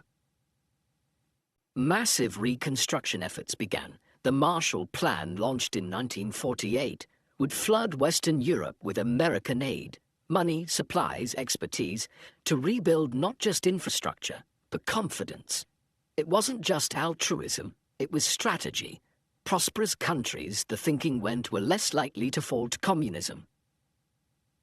Education systems were rebuilt. Art and culture began to re-emerge. The world, wounded but awake, stepped hesitantly into modernity. So what was the legacy of the peace? It was complicated. A new world order, yes, but fraught with tension. A victory over fascism, but shadowed by genocide and nuclear terror. A foundation for international cooperation built on the graves of millions. The treaties were signed, the borders redrawn, the speeches given. And the people, those who lived, fought and endured, carried on. Some went home, some didn't have homes to return to, some tried to forget, others never could. But the world did move on, it had to. And that, my dear listener, is how peace arrived, not with a ribbon and a dove, but with a deep, aching exhale. Next chapter? The legacy, the long shadow, the pop culture, the politics, and why World War II never really left us. The treaties are signed, the war is over, and the rebuilding has begun. The legacy, aka, and now the world still can't shut up about it. The bombs have stopped falling, the treaties are signed, the uniforms folded, but World War II, that beast never truly went back into the cage. It just changed clothes, moved into documentaries, novels, video games, history textbooks, political speeches, and the darkest corners of Reddit. Why? Because it matters, because it shaped the world we inherited, because no matter how many decades pass, the war still haunts the present like the smell of burnt toast in an old kitchen. Let's talk legacy. World War II is the yardstick by which all modern wars are measured. It's the good war, the bad war, the last just war, depending on who's talking. It had the cleanest villains and some of the clearest moral stakes, but it also had moral rot, deep compromise and atrocities that make your skin crawl. 6 years, over 70 million dead, entire continents turned to rubble, genocide industrialized, nuclear weapons introduced, global politics upended. It was the great crucible, and we've never stopped trying to understand it. Politically, the post-war world was drawn with the lines of 1945. The Cold War, that decades-long standoff between the US and the Soviet Union, was World War II's mutant offspring. NATO, the Warsaw Pact, proxy wars, espionage, nuclear brinkmanship. It all stemmed from the wreckage of 39 to 45. The United Nations still sits in New York today, a monument to hope, hypocrisy, and occasionally, surprisingly, progress. Its Security Council still echoes the power balance of 1945. Want to know who won the war? Look at the permanent members. Borders shifted, sometimes forever. Germany was split, then reunited. Poland moved west. Israel was founded in 1948, rooted in the aftermath of the Holocaust. A legacy that still reverberates through Middle Eastern politics today. The European Union, that strange, bureaucratic love child of peace and shared currency, has its roots in post-war reconstruction. The idea was simple. Countries that trade with each other don't bomb each other. So far, mostly true. Socially and culturally, World War II never left us either. The Holocaust redefined our understanding of evil. It forced humanity to confront what we're capable of when prejudice meets power and no one says no. Every museum, memorial and film about human rights owes a debt to the survivors who bore witness. And then there's pop culture. If you haven't seen a movie, played a game, or read a book about World War II, are you even trying? From Saving Private Ryan to Band of Brothers, from The Pianist to Schindler's List, from Call of Duty to Wolfenstein, the war is everywhere. Why? Because it's cinematic, it's vast, it has heroes, villains, heartbreak, victory, tragedy, and explosions. Hollywood didn't create World War II, but it sure hasn't stopped cashing in on it. For decades, Nazi uniforms have been cinematic shorthand for evil. Hitler has become a cultural meme, even as he remains a symbol of the worst of humanity. It's dangerous, this simplification, because while it helps us tell stories, it can also make the war feel like a script instead of a warning. Education systems still grapple with how to teach it. Some countries lean heavy on national heroism. Others dig deep into their complicity. Some try to forget altogether. But wherever you go, the war is there, etched into monuments, whispered in old photographs, passed down in family stories. Technologically, World War II left us with jet engines, rocketry, computers, antibiotics, and the atomic bomb. The Manhattan Project didn't just end the war, it kicked off the nuclear age. Every Cold War missile, every ICBM silo, every nuclear non-proliferation treaty traces back to that flash in the New Mexico desert. Militarily, the doctrines forged in World War II still inform how wars are fought. Blitzkrieg, air superiority, strategic bombing, amphibious landings, special forces, combined arms operations, it's all there. But more than anything, World War II left us with questions. How do you stop evil before it takes power? How do democracies defend themselves without becoming monsters? How do you rebuild a world shattered by fire? And perhaps most urgently, how do you remember a war without glorifying it? The answer? You tell it straight, you tell it messy, you remember the blood and the bravery, the horror and the hope. You don't just talk about Churchill and Eisenhower, you talk about the nurses in Normandy, the resistance fighters in Warsaw, the Japanese-American soldiers who fought for a country that interned their families. You tell the story of the whole damn thing, because the moment we flatten it into a cartoon with clean lines, easy answers, and triumphant soundtracks, we lose the lessons, and we cannot afford to lose them. So yes, the world can't shut up about World War II because we're still trying to understand how we let it happen, how we survived it, how we live with what came after. And because somewhere out there, someone always needs reminding that fascism doesn't start with jackboots. It starts with fear, with silence, with people choosing comfort over conscience. So tell the stories, watch the films, read the books, visit the graves, and remember this.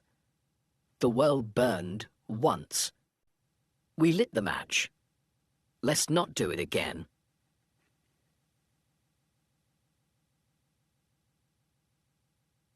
Adolf Hitler, the house painter who would be Führer. Imagine if your moody, failed artist cousin with a handlebar moustache and a chip on his shoulder got hold of an industrialized nation, a crack army, and enough charisma to hypnotize a country into madness. Yes, we're talking about Adolf Hitler, a name that sends shivers down spines, ruins mustaches for everyone forever, and has kept historians, therapists, and conspiracy theorists gainfully employed for nearly a century. But before he became the genocidal puppet master of Nazi Germany, Hitler was, believe it or not, spectacularly unremarkable. Mediocre in school, second-rate in art, and first class in bitterness. Let's dive in. Adolf Hitler was born on April 20th, 1889 in Braunau am Inn, Austria-Hungary, a town as quaint as its name is unpronounceable after 2 pints of lager. His father, Alois, was a cranky customs official, with a fondness for discipline and very little patience for his son's lackluster grades and grandiose daydreaming. Young Adolf wanted to be an artist, but Daddy Dearest wanted him to be a civil servant. Freud would have had a field day. The boy's mother, Clara, was the more tender parent, a devoted, doting soul whom Adolf adored. When she died in 1907 of breast cancer, the young Hitler was devastated. That grief, paired with 2 rejections from the prestigious Academy of Fine Arts Vienna, whose admissions board may still be haunted by guilt, kicked off a slow spiral into aimless obscurity. From 1908 to 1913, Hitler lived in Vienna in what can only be described as a prolonged sulk.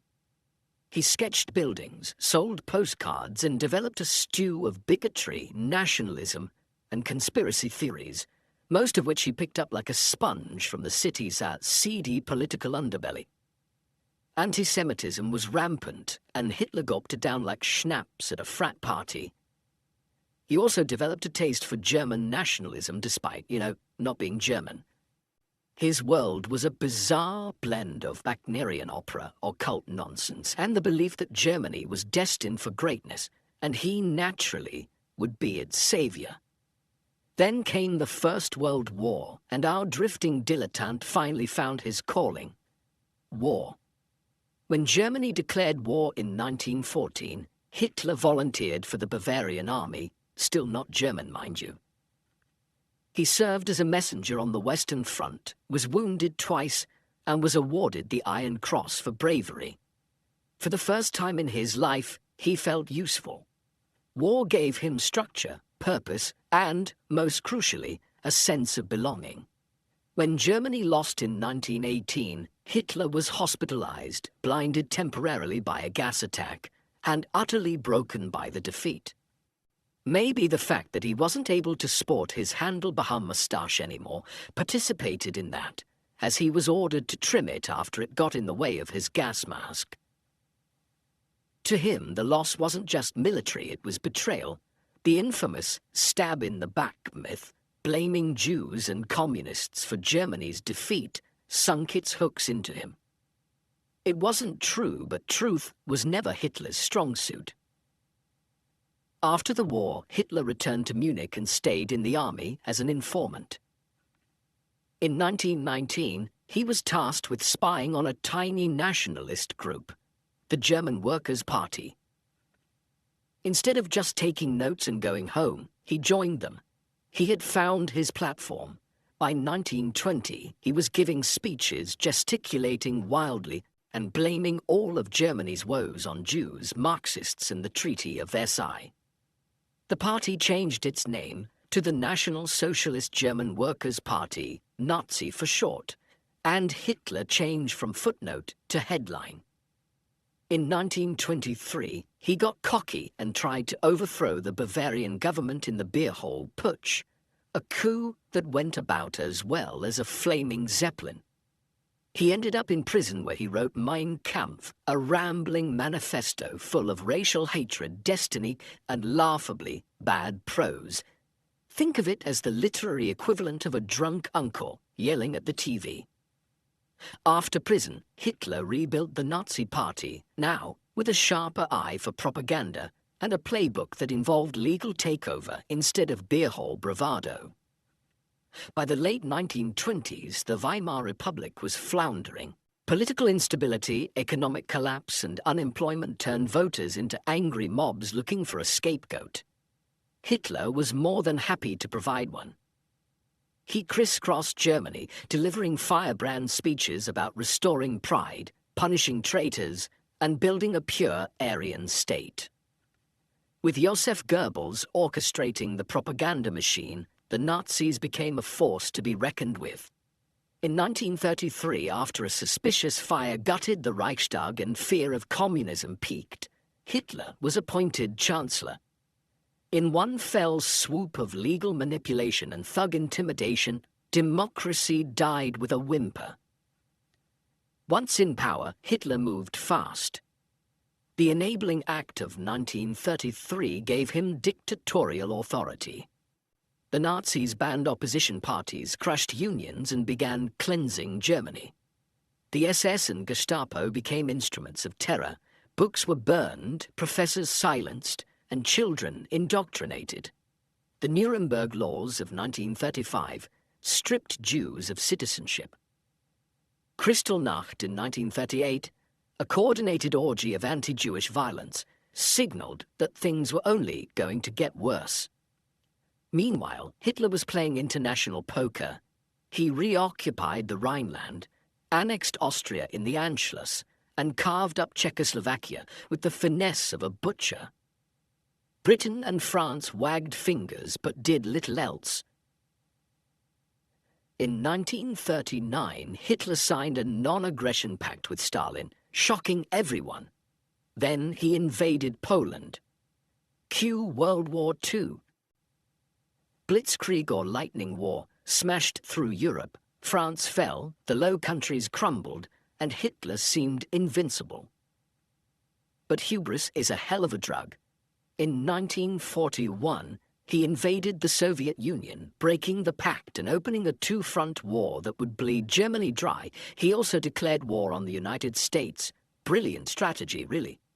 Pick fights with the three biggest industrial powers on Earth.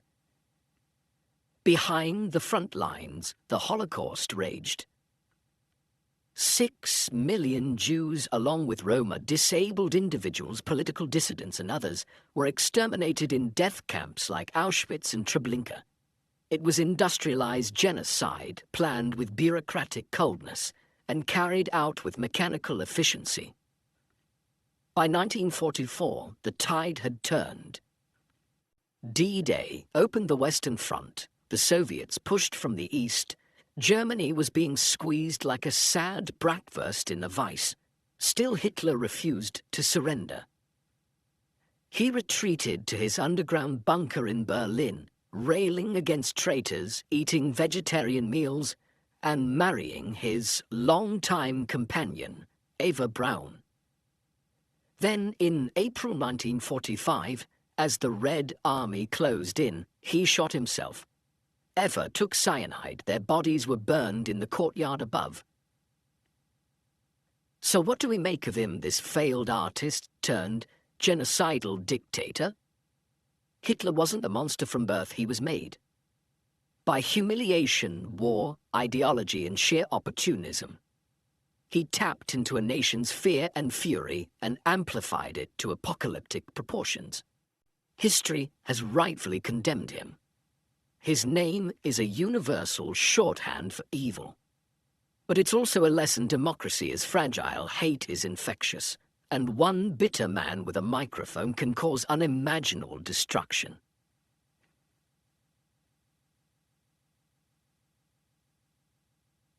Benito Mussolini, Il Duce and the Great Italian Farce.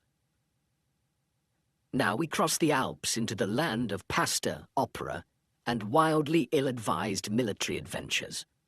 Welcome to the tale of Benito Mussolini, the chest-thumping, chin-jutting founding father of fascism, who turned Italy into a banana republic without the bananas.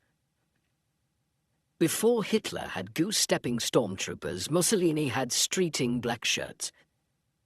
Before Stalin had cults of personality, Benito had portraits of his chin plastered across every wall in Rome. And before the world was plunged into chaos, Mussolini was already flexing like a bad actor in a toga.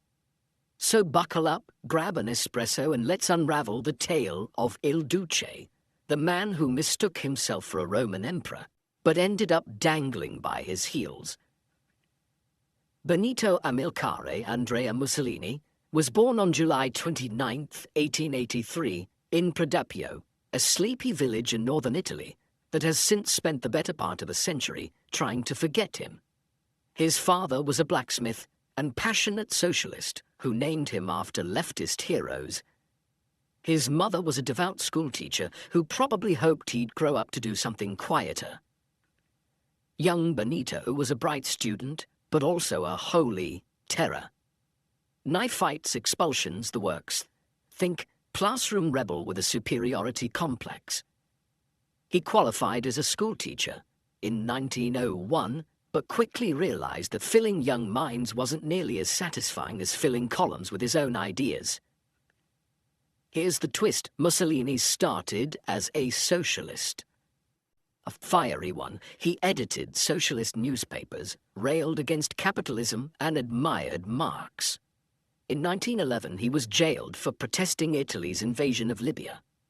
The left adored him. He was seen as a revolutionary rising star.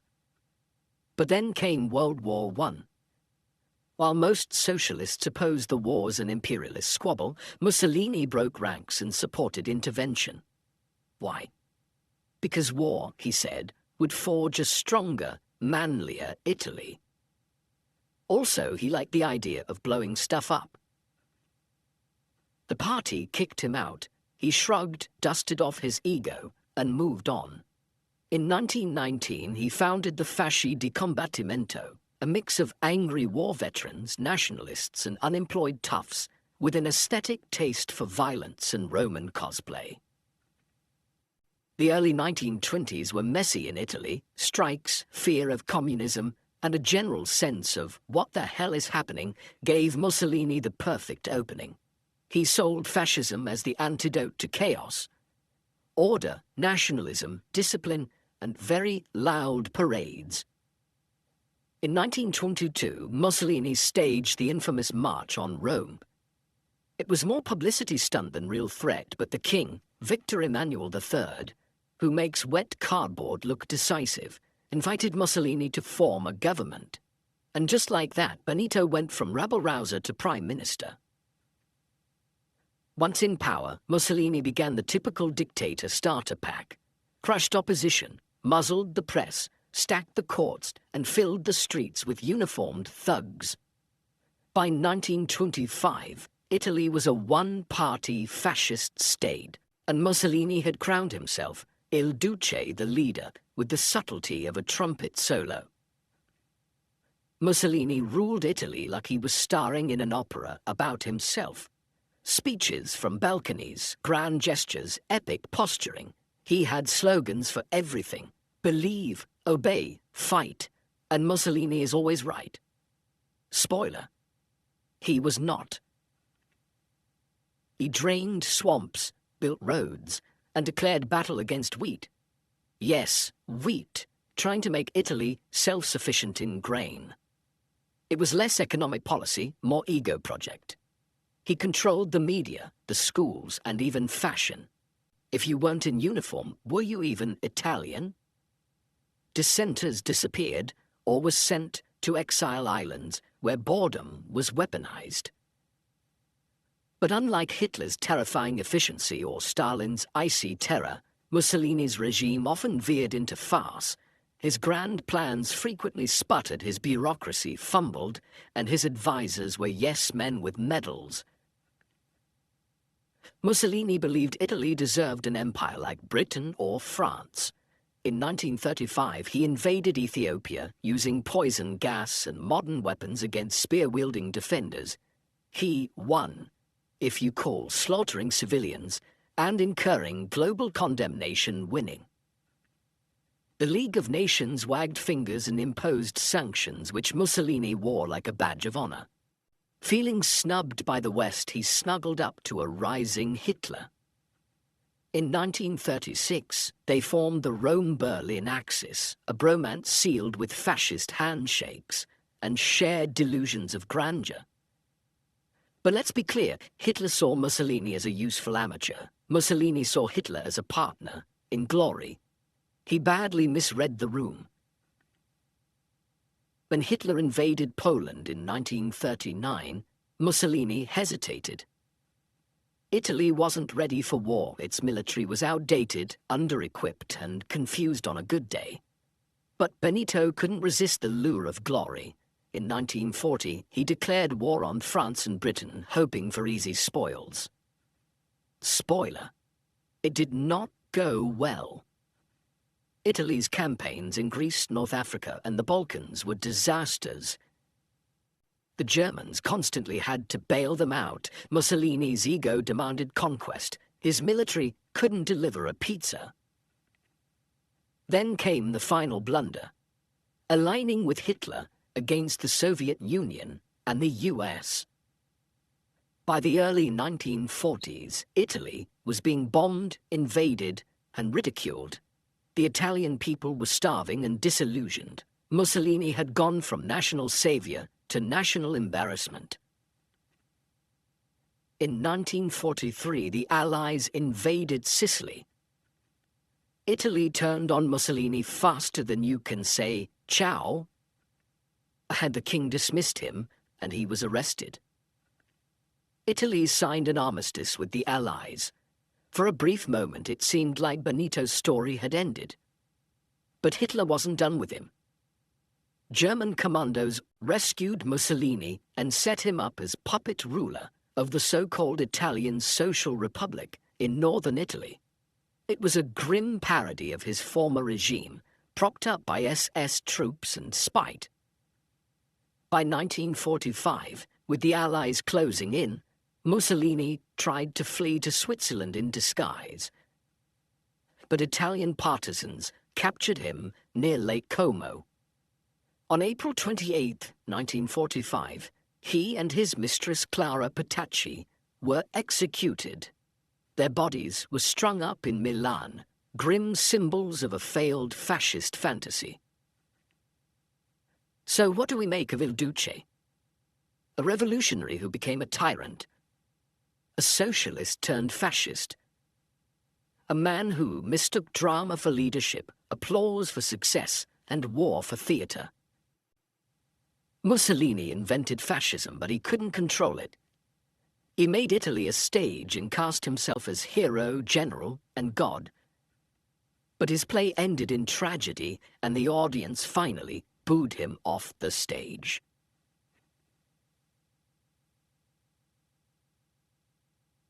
Joseph Stalin, the man of steel with a heart of ice.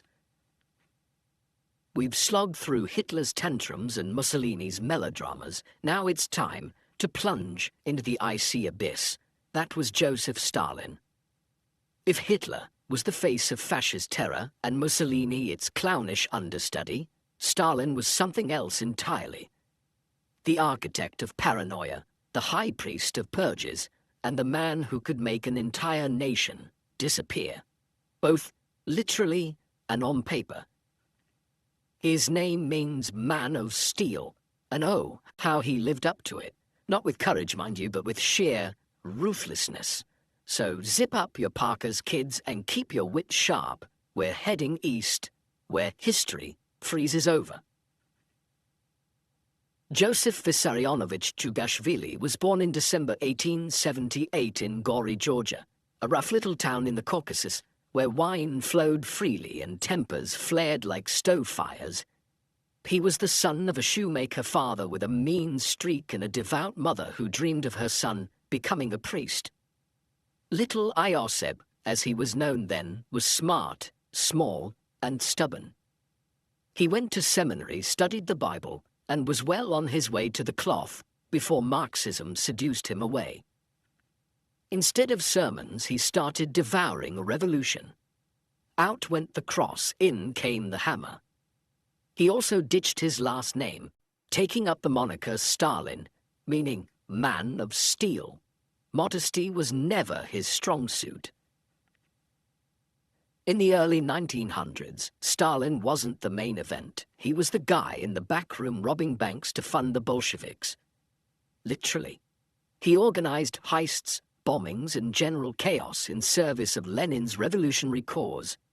He was exiled to Siberia multiple times, escaped multiple times, and played a dangerous game of hide-and-seek with the Tsar's secret police. But even within the Bolshevik party, Stalin was often overlooked. Lenin, Trotsky, and the intellectual bigwigs hogged the limelight, while Stalin quietly built networks and took notes. He wasn't flashy, he was meticulous. He collected information like a paranoid librarian and never forgot a slight. When the Russian Revolution exploded in 1917, Stalin played a minor role. But after the Bolsheviks seized power, he worked his way up, becoming General Secretary in 1922, a title that sounded boring but gave him control over appointments and promotions. Spoiler, he used it like a scalpel. Lenin suffered a series of strokes and died in 1924. Before he passed, he warned the party that Stalin was dangerous. Naturally, Stalin made sure that warning never got much airtime.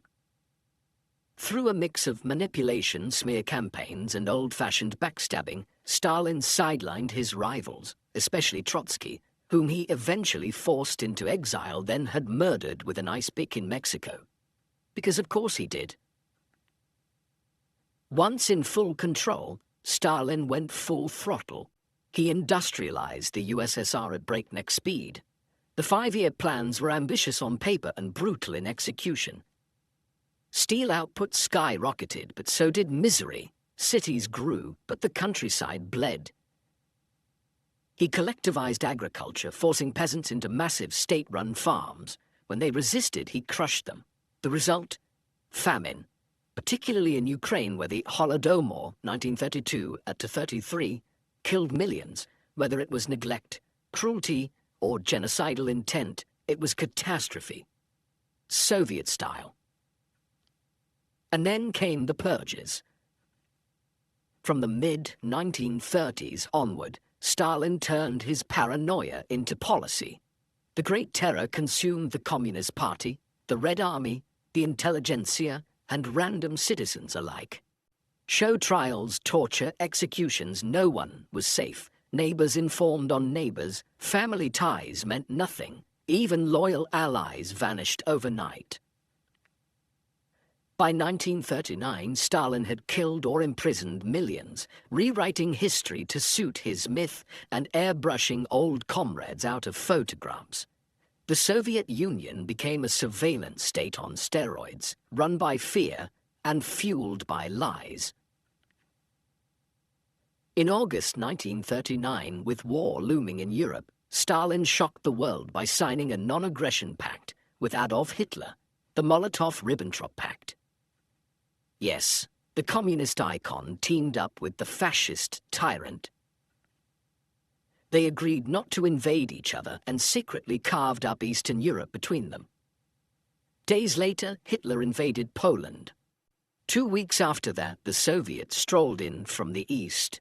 Stalin got half of Poland, the Baltics, and a bloody nose trying to take Finland, which fought like frostbitten demons. He thought he'd bought peace, but in June 1941, Hitler stabbed him in the back with Operation Barbarossa, launching the largest invasion in history. Stalin, caught off guard and almost catatonic with shock, recovered just in time to launch one of the most brutal counterattacks in human history. Once Stalin got his bearings, he unleashed the Soviet war machine with terrifying force. The Red Army, battered and bleeding, began a slow, scorched-earth pushback. Cities were sacrificed, entire populations deported, but Moscow held. Then Leningrad, then, famously, Stalingrad, the turning point. Stalingrad wasn't just a battle, it was a meat grinder. Soldiers were sent in with no rifles, told to pick one up from a dead comrade. Casualties were obscene, but the Soviets held and then pushed. By 1945, the Red Army had steamrolled its way to Berlin. Along the way, they liberated death camps, exacted brutal revenge on German civilians, and left a swathe of destruction behind them. When the dust settled, Stalin emerged as one of the victors of World War II and the architect of the Eastern Bloc. Post-war, Stalin wasted no time locking down Eastern Europe. Puppet regimes, secret police, and Soviet tanks became the norm from Warsaw to Bucharest. The Iron Curtain fell, and the Cold War began. Domestically, he returned to his old habits. More purges, more paranoia, more propaganda. Science, art, even genetics were distorted to serve his vision. Citizens lived in constant fear. Children were taught to worship him. His image was everywhere, stern, mustachioed, omnipresent. In March 1953, Stalin finally died. Probably of a stroke, though his own doctors had been purged. So who really knew? His death sparked both relief and chaos. The cult of personality cracked. Khrushchev, one of his successors, later denounced him in the famous secret speech, calling out his crimes and paranoia. But the scars remained. The Gulag system, the mass graves, the rewriting of truth, those weren't so easily undone. Joseph Stalin left behind a transformed Soviet Union, a global superpower built on corpses and concrete. He industrialized a peasant empire and helped defeat Hitler, but at a monstrous cost. He is remembered as both war hero and war criminal. For some, he was the man who saved the USSR. For many others, he was a tyrant who devoured his own people. Stalin didn't just shape the 20th century, he scarred it. A reminder that terror doesn't always wear a swastika. Sometimes it comes with medals, mustaches, and a 5-year plan.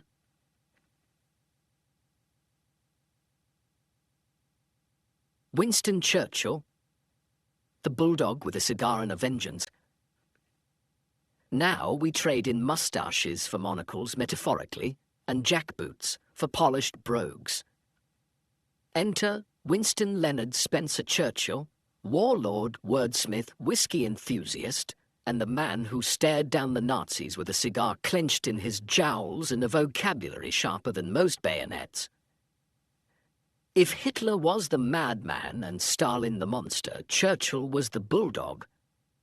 Growling, stubborn, and impossible to ignore. He was part Victorian relic, part modern legend, with a voice like gravel soaked in brandy and a mind full of history, hubris, and half a dozen contingency plans. Let's unroll the red carpet in the ration books. It's Churchill time. Winston Churchill was born on November 30th, 1874, in Blenheim Palace, which sounds exactly as posh as it is. His father, Lord Randolph Churchill, was a Tory aristocrat with a brilliant mind and a terminal case of arrogant. His mother, Jenny Jerome, was a dazzling American socialite who brought fire and scandal to the British elite. Young Winston was a late bloomer. He stuttered, he struggled in school, and he was better at toy soldiers than algebra. But he had something you can't teach. Self-belief so potent, it could power the national grid. Eventually, he found his way into the Royal Military College at Sandhurst, which, miraculously, he passed. Thus began a lifelong romance with war, words, and well-cut uniforms. In the late 19th century, Churchill gallivanted across the globe as a war correspondent with a side hustle in actual fighting. He dodged bullets in Cuba, charged with the cavalry in Sudan, and escaped a Boer prison camp in South Africa. And he wrote about it all, naturally, in thrilling prose. By the time he entered Parliament in 1900, he was already famous, not just for adventure, but for ambition. He switched parties twice and became First Lord of the Admiralty by World War I and was involved in the catastrophic Gallipoli campaign. Oops. Most men would have faded into footnote status, not Churchill. He regrouped, rewrote the narrative, and eventually clawed his way back into power. In the 1930s, Churchill found himself in the political wilderness. His views on India, red, very imperial, his flip-flopping loyalties, and his gruff manner made him unpopular. He was dismissed as out of touch, a relic. But while the rest of Europe flirted with appeasement, Churchill was the lone voice shouting about Hitler. He read Mein Kampf and took it seriously. He watched the rearmament of Germany and said, "This is bad," and the government said, "Don't be dramatic." He was dramatic, yes, but he was also right. When Germany invaded Poland in 1939 and World War II exploded, the British government needed someone with grit. In 1940, after Neville Chamberlain's appeasement policy collapsed like a poorly baked pudding, Churchill became Prime Minister. He arrived at 10 Downing Street with a mission: fight.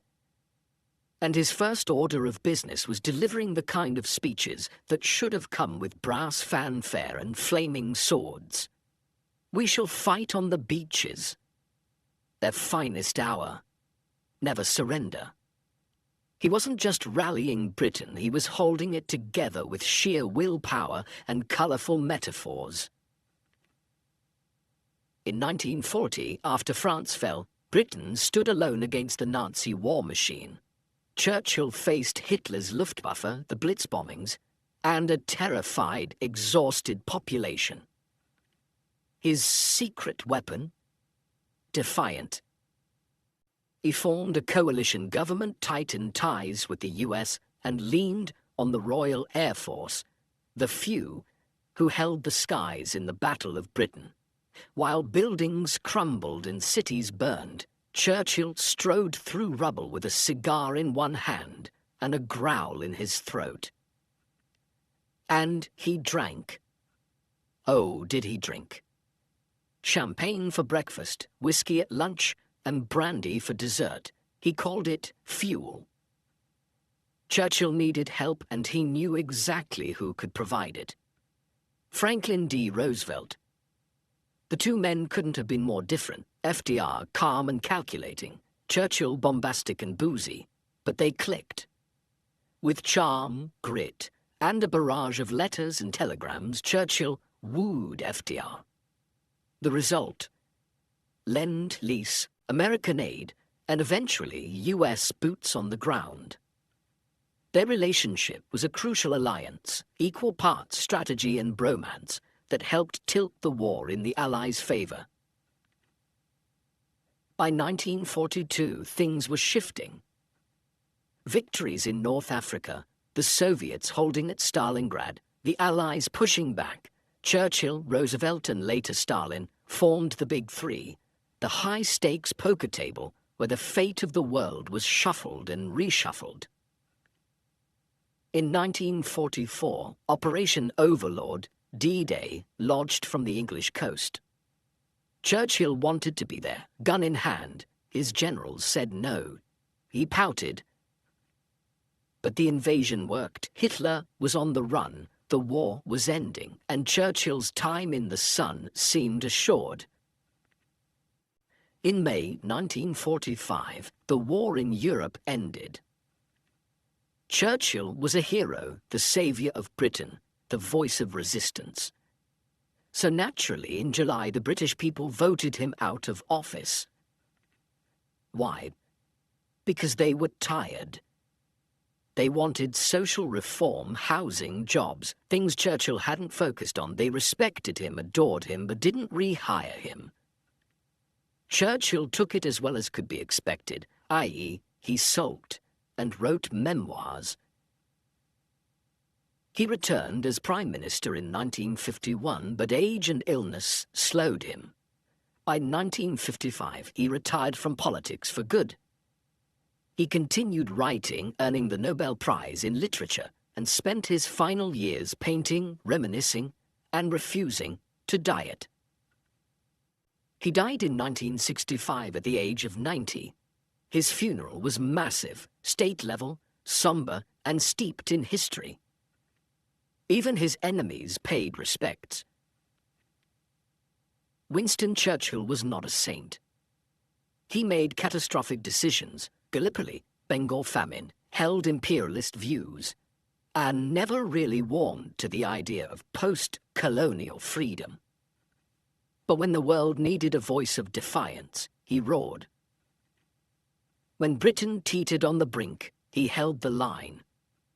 And when tyranny threatened, he lit a cigar, raised an eyebrow, and dared it to come closer.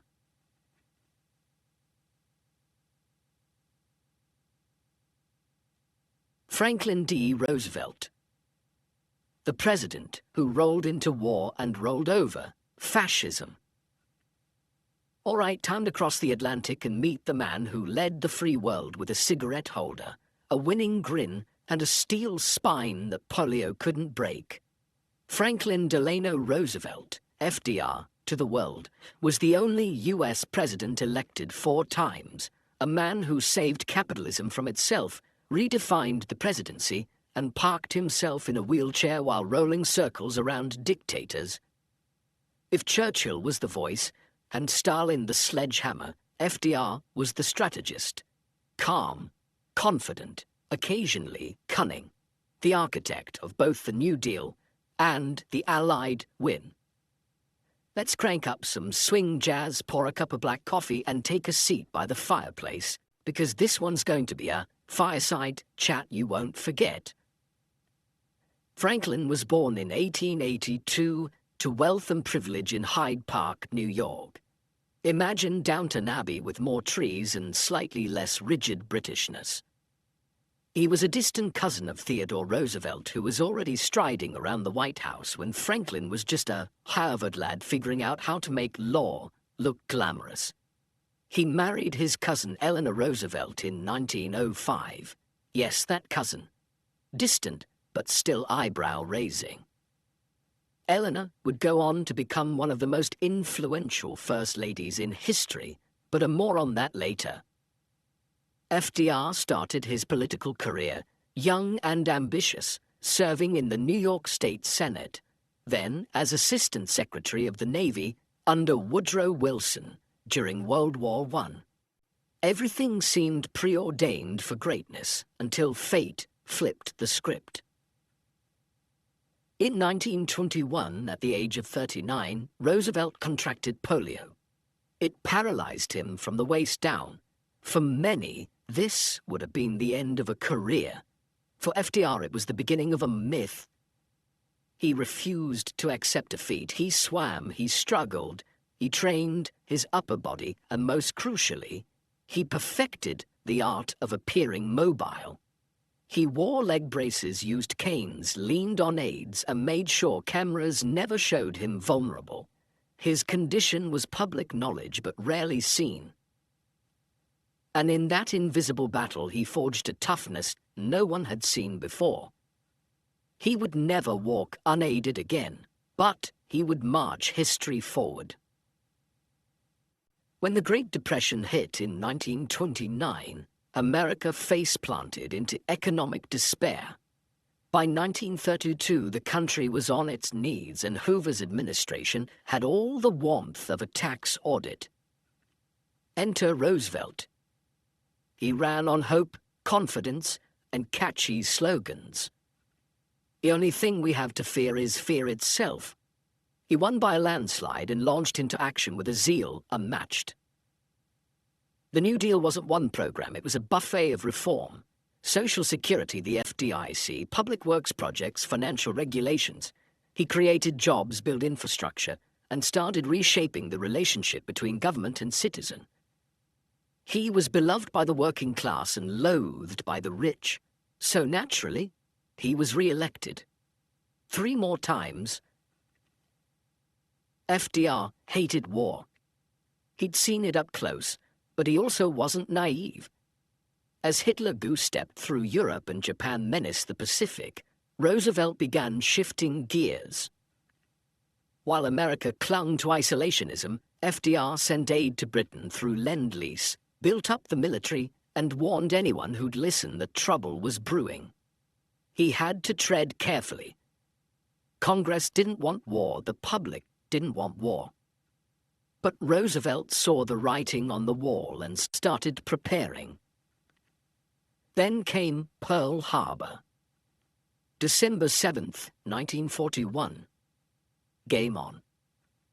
Japan's surprise attack on Pearl Harbor killed over 2,400 Americans and destroyed much of the Pacific Fleet. Roosevelt addressed Congress the next day with one of the most iconic speeches in U.S. history. Yesterday, December 7th, 1941, a date which will live in infamy. War was declared, America was in, and FDR shifted from economic savior to wartime commander-in-chief. Factories were retooled, drafts were issued, rationing began. America became the arsenal of democracy, churning out tanks, ships, and optimism at an industrial scale. FDR didn't just lead from behind a desk. He strategized. He coordinated the Allied leadership. He worked closely with Churchill, exchanging letters, meetings, and the occasional passive-aggressive telegram. He also met with Stalin, most notably at the Yalta Conference in 1945, where the 3 leaders discussed post-war Europe. It was here that the seeds of the Cold War were sown, though Roosevelt was more focused on ending World War II than preventing future friction. He walked the tightrope between idealism and realism, trying to preserve peace while keeping Stalin on a leash and Churchill in the loop. Not all was glorious. FDR's record isn't spotless. The internment of Japanese Americans, over 100,000 people, forcibly relocated and incarcerated, remains one of the darkest stains on his presidency. He also did little to address the racism and segregation still deeply entrenched in American society. His policies saved the economy but didn't always reach everyone equally. Eleanor, meanwhile, pushed from within, advocating for civil rights, women's rights, and social reform. She was the conscience he didn't always heed but could never silence.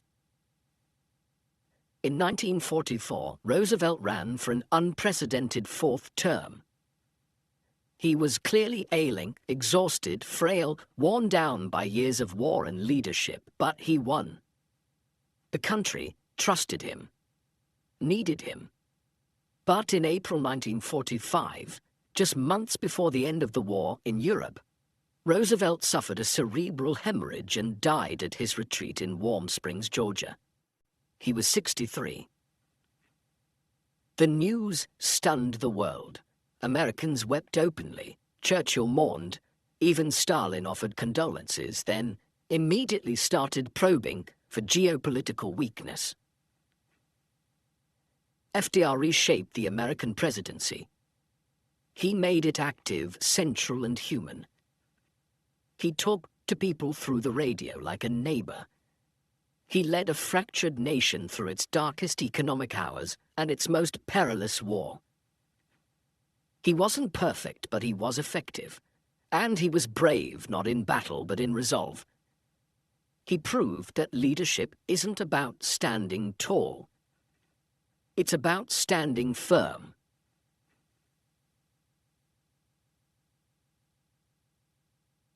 Harry S. Truman.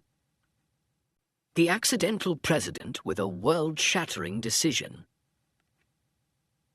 Now we meet the man who stepped into the hottest seat in history without so much as a warning. Harry S. Truman, short in stature, modest in origin, and blessed with exactly zero preparation for what awaited him.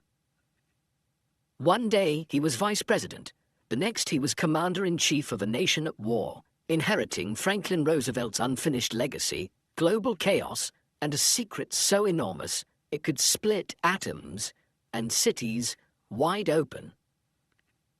This is the story of the plain-spoken haberdasher from Missouri who dropped the biggest bombshell in history. Literally. Harry Truman was born in 1884 in Lamar, Missouri, to a farming family. No silver spoons here, just hard work, good manners, and the kind of thick-rimmed glasses that screamed, "I read the manual twice." He didn't go to an Ivy League school. He didn't serve in high office until later in life. He worked as a bank clerk, a farmer, and yes, a failed haberdasher. His clothing store folded in the early 1920s, but Harry never stopped showing up in neatly pressed suits. Some habits die hard. World War I gave him his first real taste of leadership. He served in France as an artillery captain, and by all accounts he was calm, competent, and completely uninterested in taking any nonsense. After the war, he entered politics with help from Missouri's infamous Pendergast political machine. Yes, it was corrupt. Yes, it was shady. But Truman wasn't. He kept his nose clean, eyes forward, and slowly climbed the ladder. Truman was elected to the U.S. Senate in 1934.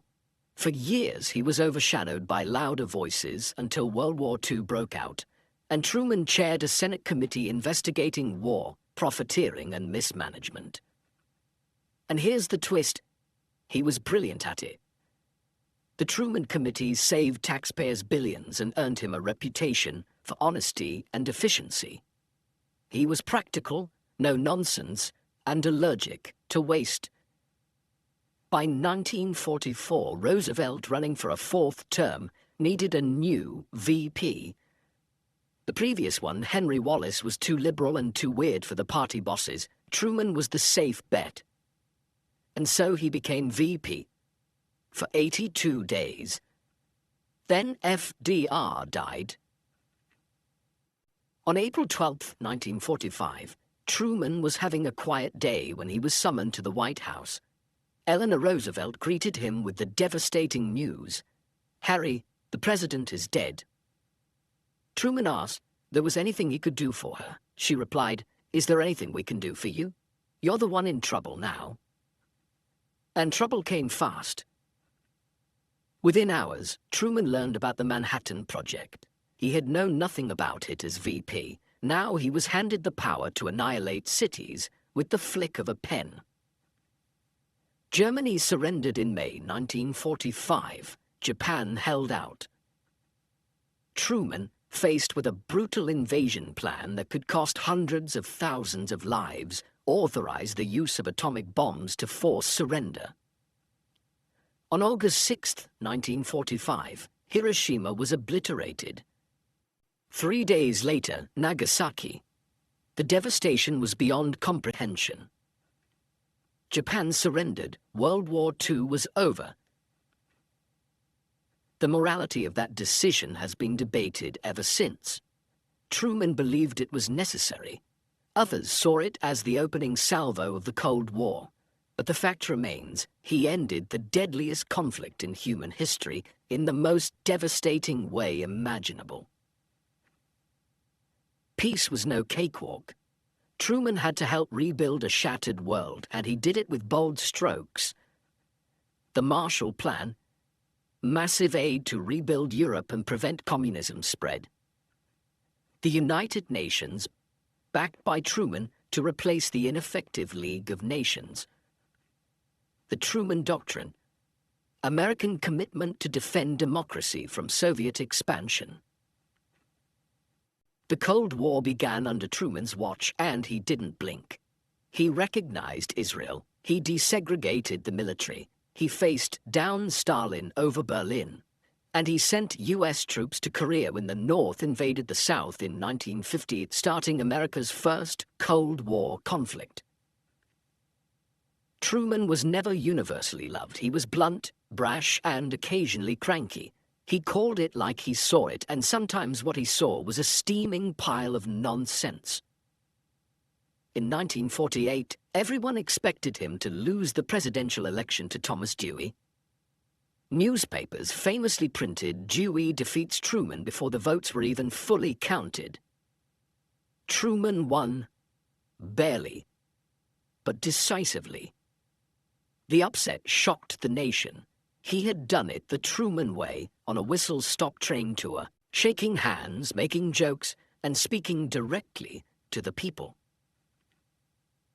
Truman chose not to run again in 1952. He returned to Missouri with no pension, no Secret Service detail, and no heirs. He walked the streets alone, answered his own phone, and wrote his memoirs. He died in 1972 at the age of 88. At the time, opinions were still mixed, but history has been kinder. He's now seen as one of the most consequential presidents in U.S. history, not because he was flashy, but because he was decisive. He made the calls others flinched from. He understood the weight of power and bore it with grit and humility. Truman's famous desk plaque read, "The buck stops here." And it did. He made the hard choices. He dropped the bomb. He rebuilt the world. He held the line when the Cold War ignited. He wasn't born for greatness, but when greatness called, he picked up, adjusted his glasses, and said, "All right, let's get to work."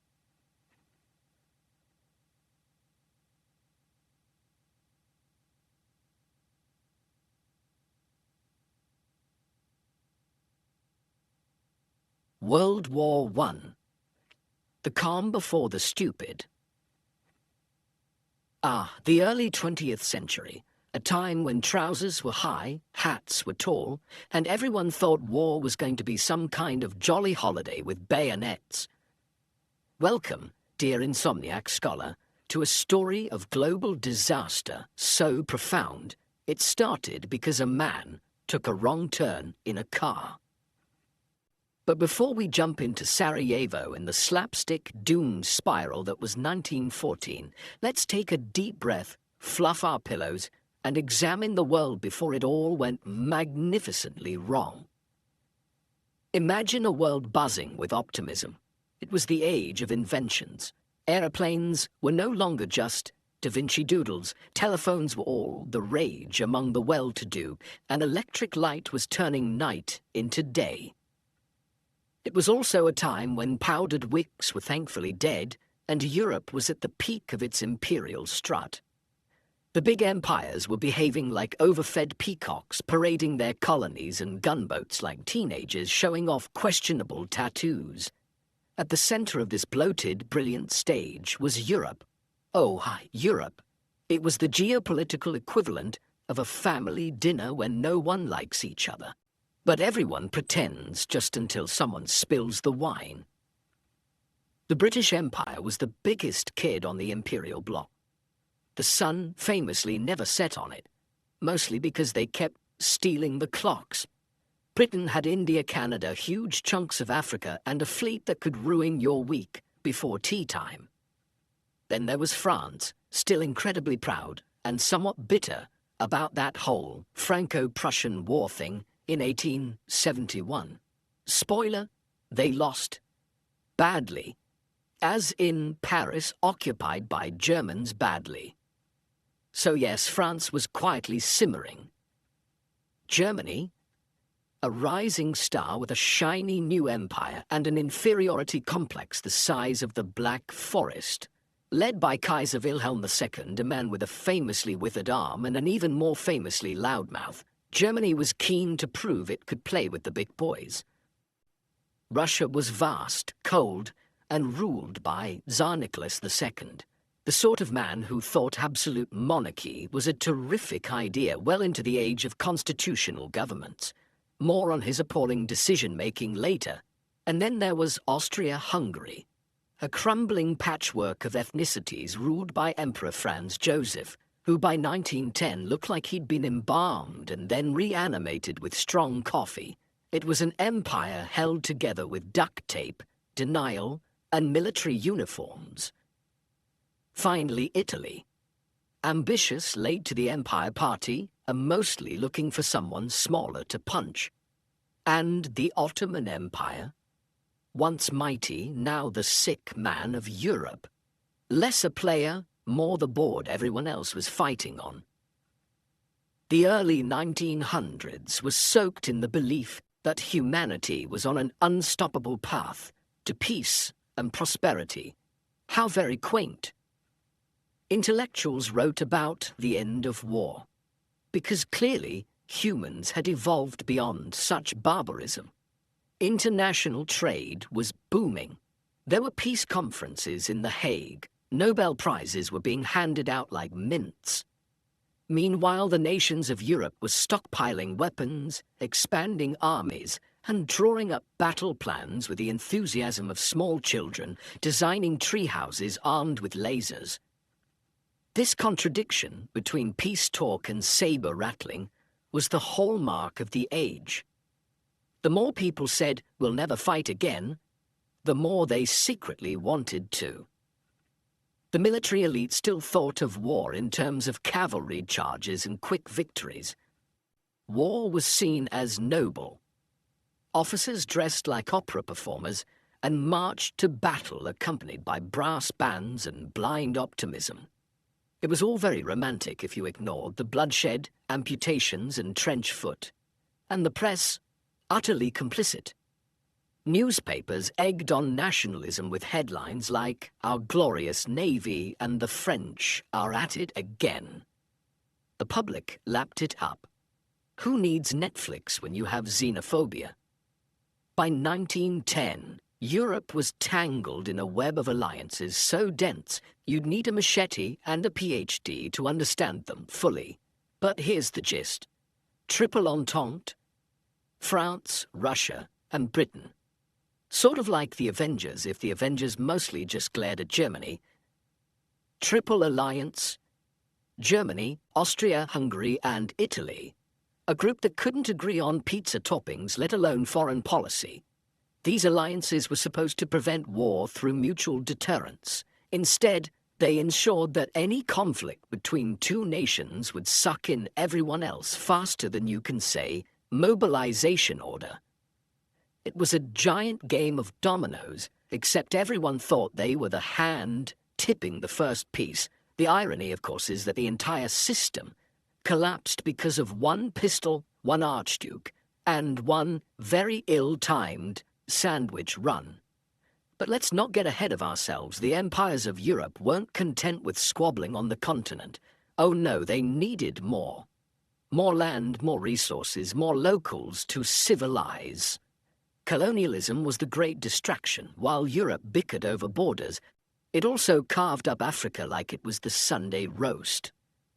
The British held sway in India and much of Africa. France had Algeria, Indochina, and delusions of grandeur.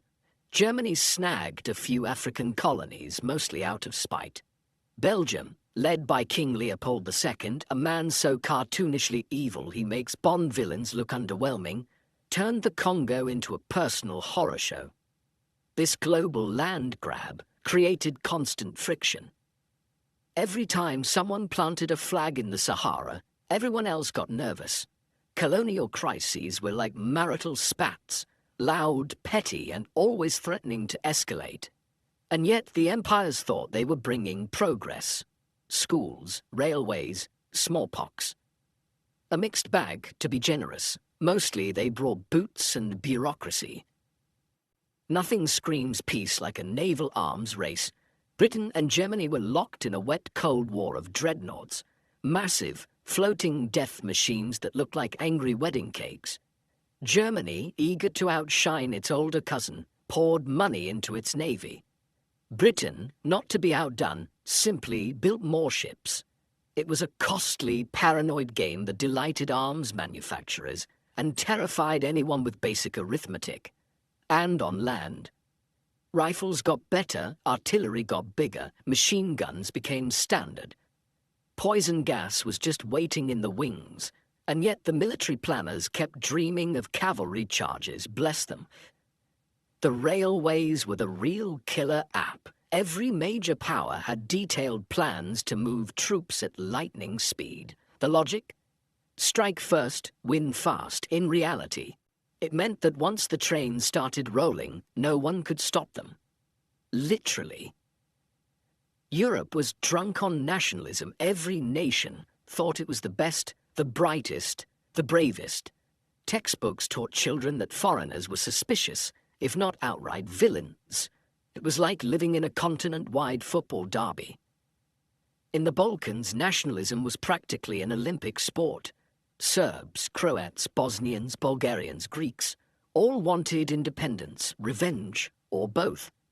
The Ottoman Empire's retreat from the region left a power vacuum filled with ethnic tension, armed militias, and ludicrous moustaches. Austria-Hungary, ever the meddler, kept poking the Balkan hornet's nest. Russia, self-appointed big brother of the Slavs, felt obliged to poke back. It was a regional mess with global implications. So, to sum up, Europe was a mess. A wealthy, well-dressed, technologically advanced mess with a bad attitude. Empires were bloated, alliances were fragile, and the people in charge were mostly aristocrats with elaborate facial hair and no sense of consequences. Everyone was armed to the teeth, everyone thought they'd win, everyone was wrong. And into this hotbed of arrogance and instability walked a young man named Gavrilo Princip, a revolver in his pocket and a stomach full of regret. But that dear dreamer is a tale for the next chapter. For now, rest well knowing that had anyone in 1910 been slightly less self-important, we might all be speaking Esperanto and drinking tea with the Ottomans. Europonage, the pre-war pressure cooker. We admired the absurdly confident state of the world before 1914.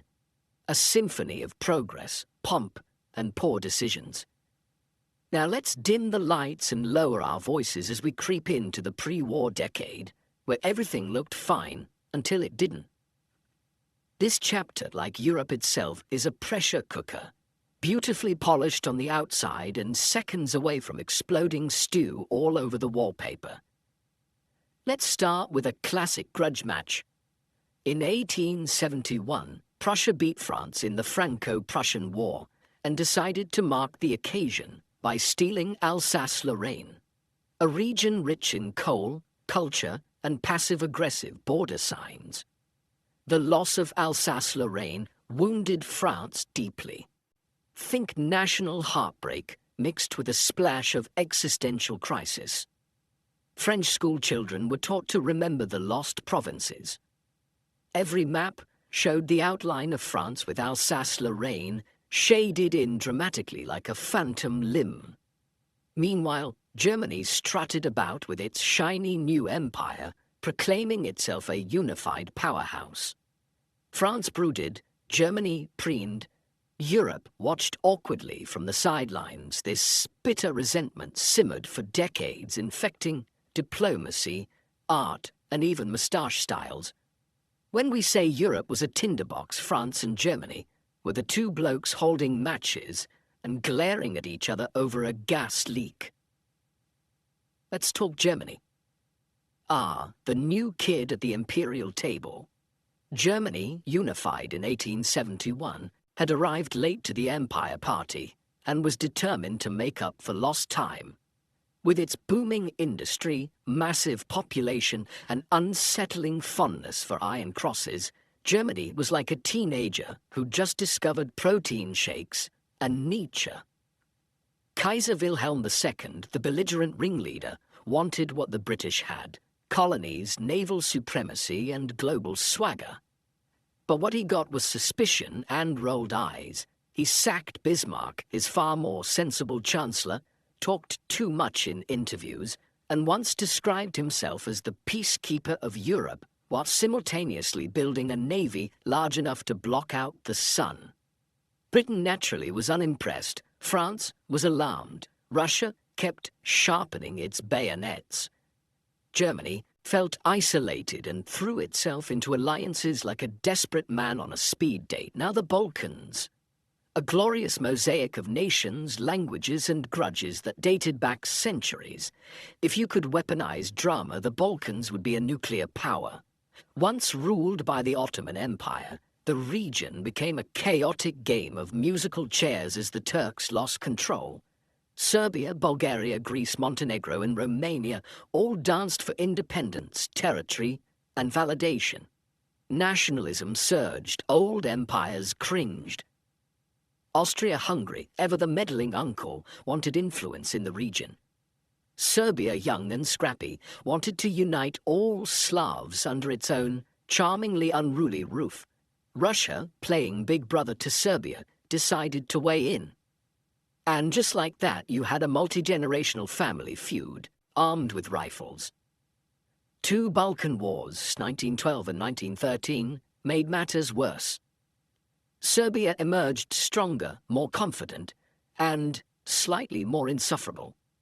Austria-Hungary grew nervous. Germany panicked about losing influence. Russia smelled opportunity. It was like Game of Thrones, but with more medals and fewer dragons. Let's shift to the seas where Britain and Germany were locked in a passive-aggressive arms race involving dreadnought battleships. Enormous floating fortresses that made previous ships look like bathtub toys. Britain had long ruled the waves with its Royal Navy. Germany, under Wilhelm's direction, wanted in. The result? Decades of shipbuilding, espionage, and tense standoffs involving admirals with monocles. The British press called the German Navy a threat to peace. The German press accused the British of paranoia. They were both correct. Everyone got nervous. The result was a military-industrial boom where budgets ballooned and tech advanced faster than the diplomats could keep up. It was like two neighbors each buying tanks to protect their flower beds. Over in the east, Russia lumbered through the early 20th century with all the grace of a bear on stilts. Tsar Nicholas II ruled an empire that stretched from Poland to the Pacific, but he ran it like a man afraid of telephones. After a humiliating loss to Japan in 1905, yes, Japan, Russia endured a revolution that nearly toppled the monarchy. The Tsar responded by giving the people a parliament, and then ignoring it completely. Internally, the empire was a mess. Peasants wanted land, workers wanted rights, and everyone wanted the Tsar to make up his mind. Externally, Russia tried to project power in the Balkans to distract from its own domestic circus. And let's not forget the army. Vast, slow, under-equipped, but terrifying, purely because of its size. Russia was the wild card in Europe's game of chicken. Not because it was clever, but because no one, not even the Russians, knew what it would do next.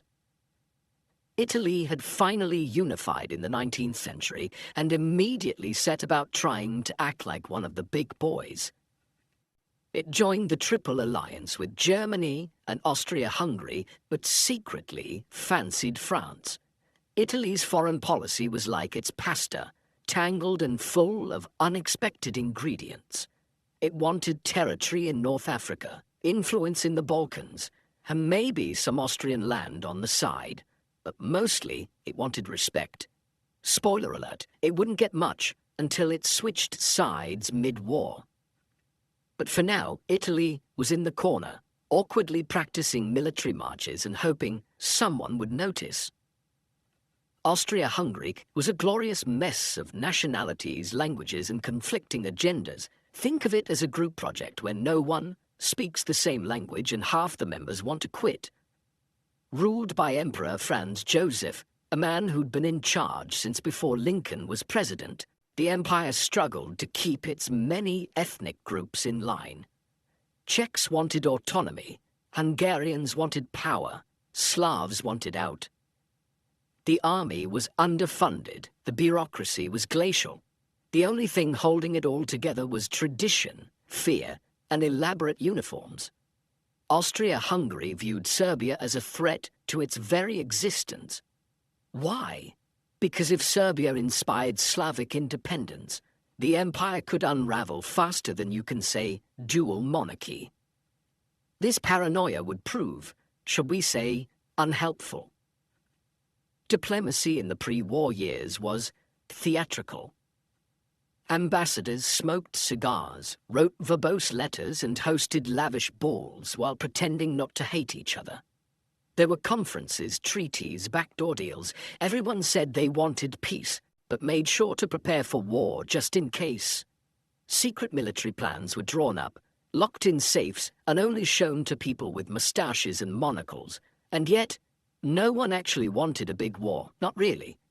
Most leaders imagined a small, contained conflict, if anything, like a bar fight, but with cavalry.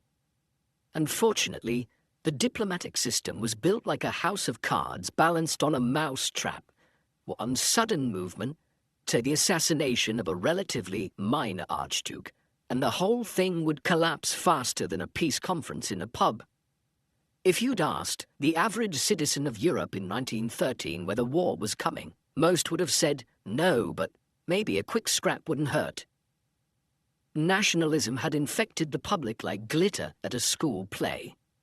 Young men were itching to prove their courage. Newspapers ran patriotic fluff about honor, duty, and defending the homeland. Everyone assumed the war would be quick, glorious, and done by Christmas. No one imagined 4 years of mud, mechanized slaughter, and existential trauma. Because why would you? That would be realistic. So here we are, dear dreamer. Europe in 1914, full of alliances, armed to the teeth, riddled with grudges, and marching ever closer to the cliff edge. No one quite knew what was coming, but everyone had a bad feeling. The smart ones kept their passports updated, the foolish ones polished their buttons. And somewhere in the Balkans, a teenager named Gavrilo Princip was about to become a household name. The Balkans, assassins, and a sandwich. Sarajevo, 1914. We've set the stage, introduced the suspects, and examined the weapon cupboard. Now it's time for the bit everyone thinks they know. The assassination of Archduke Franz Ferdinand, a tale involving teenage anarchists, terrible planning, and one of the most unfortunate lunch decisions in history.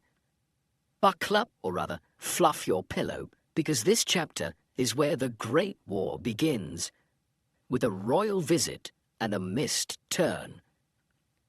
Let's start with the setting. The Balkans in the early 20th century were a swirling cauldron of nationalism, resentment, and overcompensating moustaches. The Ottoman Empire had been booted out of most of the region, leaving a vacuum filled by newly independent nations like Serbia, Bulgaria, Montenegro, and Greece. Serbia, in particular, had big dreams. It saw itself as the core of a future pan-Slavic empire. A sort of Balkan Big Brother, complete with Slavic unity and probably very loud folk music. This ambition did not sit well with Austria-Hungary, which happened to have a lot of Slavs living in its borders, many of whom had started whispering things like, "Wouldn't it be nice to join Serbia?" Austria-Hungary, being a structurally wobbly empire with the political reflexes of a drunk giraffe, was both paranoid and aggressive in response. The two countries were like flatmates who hated each other but couldn't afford to move out. Enter Archduke Franz Ferdinand, heir to the Austro-Hungarian throne, devoted husband, terrible at PR. Franz wasn't exactly beloved. He had strong opinions, a permanent scowl, and a habit of disagreeing with his own government. But he also had reformist ideas, including giving more autonomy to Slavs within the empire. Ironically, this made him more of a threat to Serbian nationalists. If the Slavs in Austria-Hungary got rights, they might not want to break away and join Serbia. His wife, Sophie, was considered beneath his station. The court hated her, which is why when they finally let her join him on a formal occasion, he decided to take her to Sarajevo.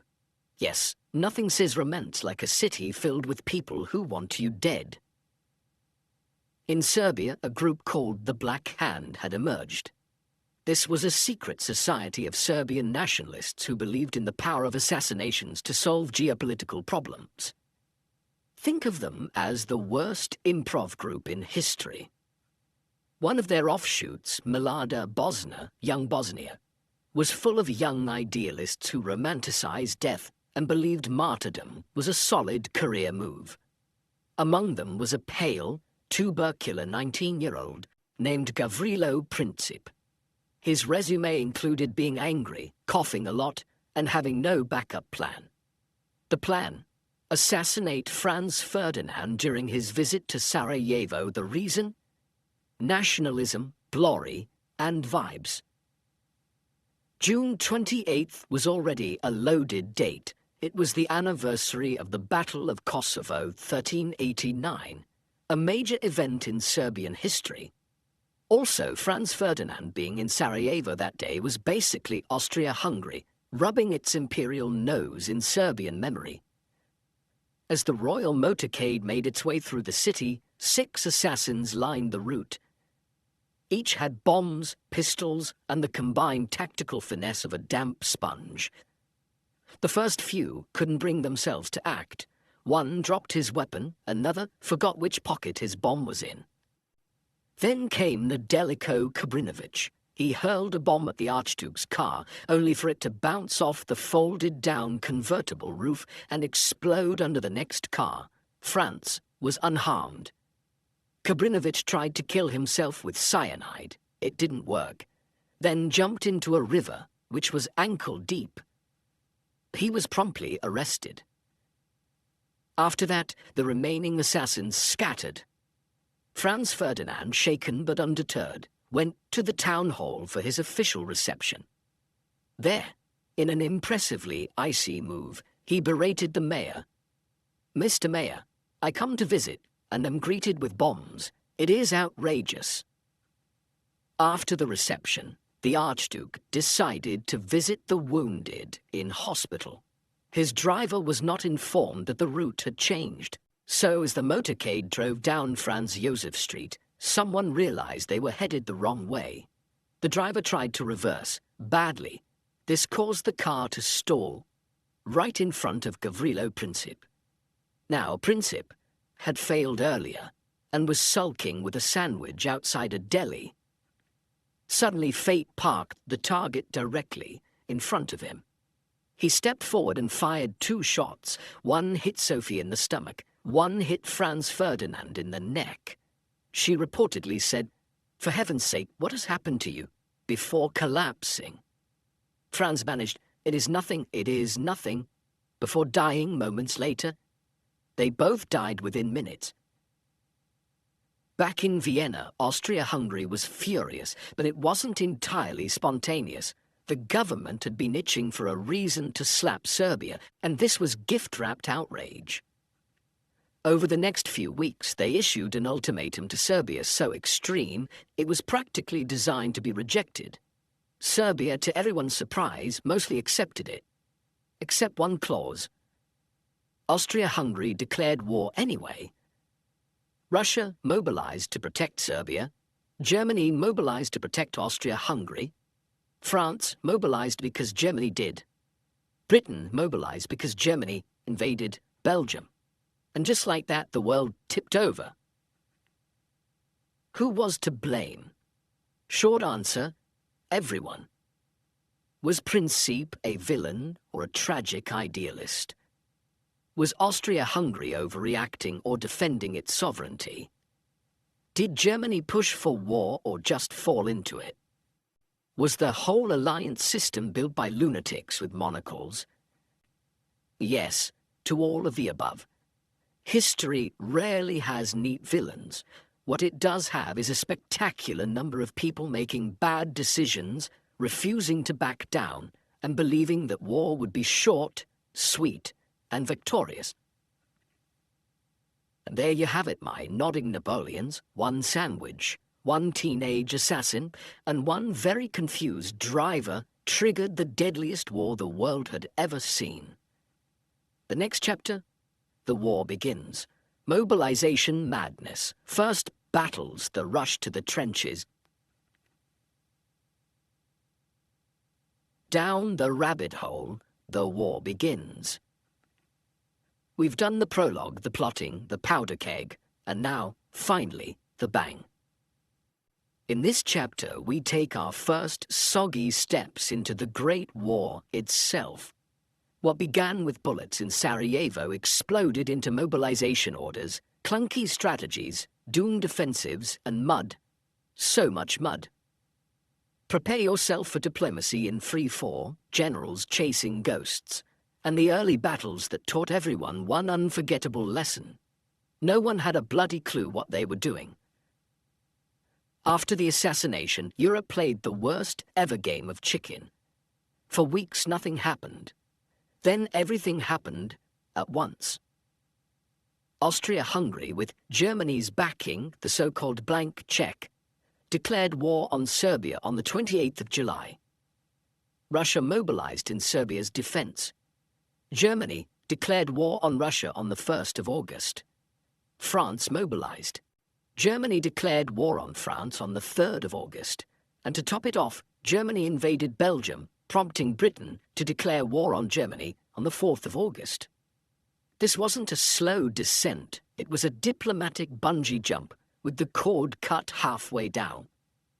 Everyone thought the war would be short, a few decisive battles, a march on a capital, a peace treaty, then home in time for tea and medals. As we'll see, this was not the case. The key word of the hour was mobilization. Think less gentle rallying of troops and more massive logistical frenzy. Train timetables were sacred texts. Military plans depended on perfect timing. Delays could mean defeat. Germany, obsessed with its beloved Schlieffen Plan, had to hit France before Russia could mobilize fully. The idea? Swing through Belgium, capture Paris, then pivot east. Easy. Problem. Belgium wasn't keen on being trampled. Britain had a treaty from 1839 promising to defend Belgian neutrality. When Germany invaded, Britain honored that dusty scrap of paper and entered the war. So now, because of an assassination in the Balkans and a treaty older than the telephone, Europe was fully on fire. Germany's invasion of Belgium began on the 4th of August. The Belgians, outnumbered and outgunned, still resisted heroically. Cities like Liège held up the German advance for longer than anyone expected. The Germans responded with overwhelming force and atrocities. Towns were burned, civilians executed. The world recoiled. Germany justified it as, frankly, we're in a hurry. The French, meanwhile, charged into Alsace-Lorraine with glorious red trousers and suicidal optimism. Plan 17 was the French strategy, and it was essentially attack. Attack again. Die dramatically. Spoiler, it didn't go well. The Germans pushed deep into France. By September, they were 30 miles from Paris. It looked like the Schlieffen Plan was working. Then came the miracle on the Marne. The First Battle of the Marne, 5th to 12th of September, saw French and British forces stop the German advance just short of the capital. Soldiers were rushed to the front in taxis, actual Parisian taxis. That's how desperate it was. The German army overextended and, facing fresh Allied resistance, retreated slightly. Both sides then tried to outflank each other northward in what became the race to the sea. Spoiler: no one won. By the end of 1914, the front had frozen into a stalemate, stretching from the Swiss border to the North Sea. The war of movement was over. Enter the trench warfare era. The trenches were both a tactical necessity and a waking nightmare. Dug into the earth in zigzagging lines, they offered protection from artillery and every other form of human dignity. Conditions were horrific. Mud that could swallow boots and sometimes men. Rats the size of cats. Lice that caused endless itching and trench fever. Trench foot caused by constant dampness, sometimes leading to amputation. Food that barely qualified as food. Bully beef, anyone? And always, always the sound of artillery. Explosions became background noise. Sleep was rare, cleanliness was mythical, yet somehow they endured. While Western Europe descended into trench hell, the Eastern Front was a different beast. Bigger distances, faster movement, and armies that often lost track of themselves. Russia invaded East Prussia and got absolutely walloped at the Battle of Tannenberg, August 1914, where Germany, under Generals Hindenburg and Ludendorff, destroyed an entire Russian army. But Russia wasn't done. It had lots of men. Supply lines were a mess, leadership was shaky, but they kept pushing. Austria-Hungary, meanwhile, proved astonishingly incompetent. Their invasions of Serbia and Galicia, eastern Poland, were disasters. Serbian forces repeatedly humiliated them, and the Russians battered their Galician armies. By Christmas, Austria-Hungary was bleeding and dependent on German support. Not a great look for a great power. The war wasn't just in Europe. The empires took it global. Britain and France seized German colonies in Africa and the Pacific. Japan joined the Allies, mainly to snatch German holdings in China. In Africa, colonial troops were deployed, and brutal campaigns erupted across modern-day Cameroon, Namibia, and East Africa. The war was sold as a European conflict, but fought by men from India, Senegal, Canada, Australia, and beyond. The world in World War I was no exaggeration. By December 1914, both sides had suffered hundreds of thousands of casualties. The German advance had stalled. The French were exhausted. The British were digging in. Russia was struggling but massive. And everyone was still convinced they were just a few good battles away from victory. Then, in a strange moment of humanity, came the Christmas truce. On Christmas Eve, along parts of the Western Front, German and British troops sang carols. Some shouted greetings. Then on Christmas Day, small groups emerged from the trenches. They shook hands, swapped gifts, buried their dead, even played football. It wasn't universal, and it didn't last. By New Year, the shelling resumed. But for a moment, in a war designed to crush the human spirit, soldiers showed more sanity than the generals ever did. And there we have it, dear dreamer, the first year of the Great War.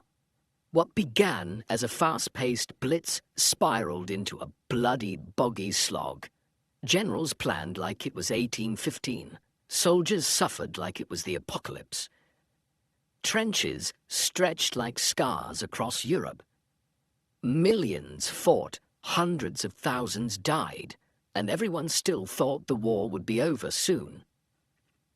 Next time, 1915 to 1918, gas Gallipoli and the Somme. You're not going to like it, but you'll learn something. The final push, 1915 to 1918.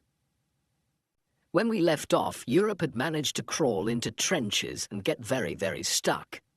Now begins the middle stretch of this historical traffic jam, 1915 to 1918. These are the years where idealism dies, new horrors emerge, and everyone doubles down on the worst decisions possible. Gas, Gallipoli, Verdun, the Somme, revolutions and reinforcements from across the Atlantic. After 1914's bloody opening act, the generals had a clear takeaway. Let's do that again, but with more explosions. Enter poison gas. The Germans used chlorine gas at the Second Battle of Ypres in April 1915, watching as green clouds drifted across no man's land and turned lungs into soup. It was terrifying, but ultimately unreliable. Wind is a fickle ally. Soon everyone joined the Chemical Arms Club. Britain, France, even Russia got in on it. Mustard gas, phosgene, and other alphabet soups of doom filled the air. Soldiers were issued gas masks, some of which looked like haunted teapots. Meanwhile, the Eastern Front saw some movement. Germany and Austria launched a joint attack at Gorlice-Tarnow, forcing Russian troops to retreat hundreds of miles. Russia, under-equipped and demoralized, began to look more like a crumbling bear than a great power. And then came Gallipoli. Ah, Gallipoli. If you ever want to watch a beautiful idea crash into a cliff of reality, this one's for you. The Allies, particularly Winston Churchill, then First Lord of the Admiralty and not yet the cigar-chumping icon, thought opening a new front could break the stalemate. The plan, sail through the Dardanelles, knock the Ottoman Empire out of the war, and resupply Russia through the Black Sea. Execution dismal. In April 1915, British, Australian, New Zealand and French troops landed on the Gallipoli Peninsula. The terrain was brutal, the Turkish defense fierce, led by a certain Mustafa Kemal, later known as Ataturk, and the Allied leadership, optimistic. Months of trench warfare followed. The weather was appalling. Casualties mounted. Flies outnumbered bullets. By the end of the year, the Allies pulled out. A total failure. It was a defining moment for Australia and New Zealand. Hello, Anzac legend. And a source of pride for modern Turkey. For everyone else, it was an embarrassing detour. If 1915 was the warm-up, 1916 was the main event for trauma. Two of the most infamous battles in military history took place this year. The Germans launched a massive offensive against Verdun, a symbolically important French fortress. The plan, bleed France white. It worked, and not in a good way. The battle lasted from February to December. That's right, nearly a year, over 700,000 casualties for minimal territorial gain. French soldiers rotated constantly to avoid complete collapse. The motto became, "Ils ne passeront pas," they shall not pass. They didn't, but neither did anyone else. To relieve pressure on Verdun, the British launched their own offensive at the Somme. The first day, the 1st of July 1916, was the bloodiest in British military history. Nearly 60,000 casualties in one day. The generals believed their week-long artillery barrage had wiped out German defenses. It hadn't. Men went over the top into machine gun fire, barbed wire and chaos. The offensive dragged on for months. By November, over 1 million men had become casualties.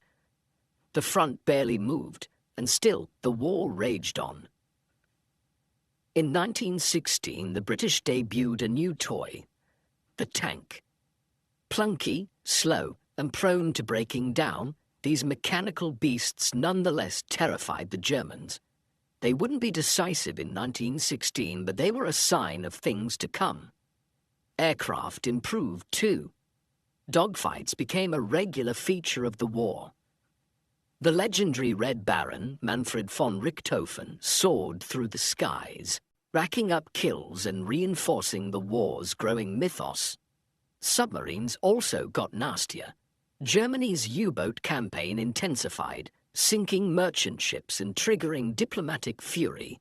This will be important later. Hello, America. Russia, bless its battered soul, finally fell apart in 1917. Years of military disaster, food shortages, and political repression boiled over. In March, Tsar Nicholas II abdicated. A provisional government took over, but failed to fix anything. Meanwhile, a certain Vladimir Lenin, smuggled back into Russia by the Germans, no, really, began stirring the pot.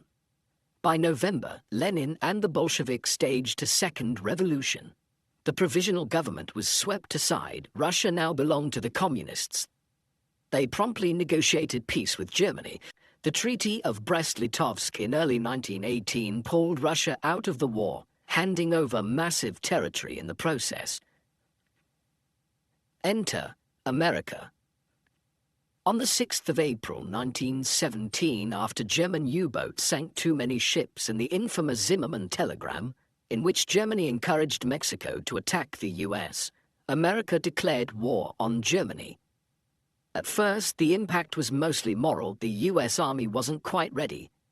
But American industry, optimism, and fresh troops would become crucial in 1918. President Woodrow Wilson framed the war as a noble crusade to make the world safe for democracy. Cute. But the doughboys brought steel, not just slogans. With Russia out of the picture, Germany saw a rare and fleeting opportunity. They shifted nearly 50 divisions from the Eastern to the Western Front and launched one final all-or-nothing gamble. Operation Michael, the first of several offensives known collectively as the Spring Offensive of 1918. On the 21st of March, German artillery opened with a thunderous barrage, followed by stormtrooper units trained to infiltrate enemy trenches with speed and surprise. It worked. The Germans smashed through Allied lines with terrifying force, capturing more ground in weeks than anyone had in years. But their success came at a price. The speed of the advance became its greatest weakness. The Germans outran their supply lines and reinforcements, forcing exhausted troops to fight without food, rest, or ammunition. Discipline frayed, looting became common, and crucially, strategic goals were muddled. Instead of punching through to Paris, German advances began to spiral into scattered objectives. Their momentum waned. Meanwhile, the Allies had a new secret weapon: the American Expeditionary Force. By the summer of 1918, hundreds of thousands of fresh US troops arrived at the front, bringing not just numbers, but morale. Their presence stiffened Allied resistance and bought time to regroup. The French and British coordinated a counter-offensive. In August, the 100 Days Offensive began. This time, it was the Allies who struck with coordination and purpose. Backed by tanks, planes, and overwhelming artillery, they began driving the Germans back. One city after another fell. German command realized the tide had turned. At home, Germany was coming apart. Mutinies erupted in the navy, protests spread, the economy was broken. On the 9th of November, Kaiser Wilhelm II abdicated and fled to the Netherlands. The monarchy collapsed. A Weimar Republic was declared. 2 days later, on November 11th, 1918, at precisely 11 a.m., the armistice came into effect. On the 11th hour of the 11th day of the 11th month, the guns finally fell silent. The war was over. But the damage was only just beginning. So there it is, my drowsy general, the long, grim crescendo of the Great War. Gas turned the air into a weapon. Gallipoli turned ambition into farce. Verdun and the Somme turned entire generations into ghosts. Russia imploded, America arrived. And Germany, after years of blood and iron, collapsed into revolution. But just because the guns stopped doesn't mean the story's over. Next time, the end. Treaties, trials, and the peace that set the stage for another war.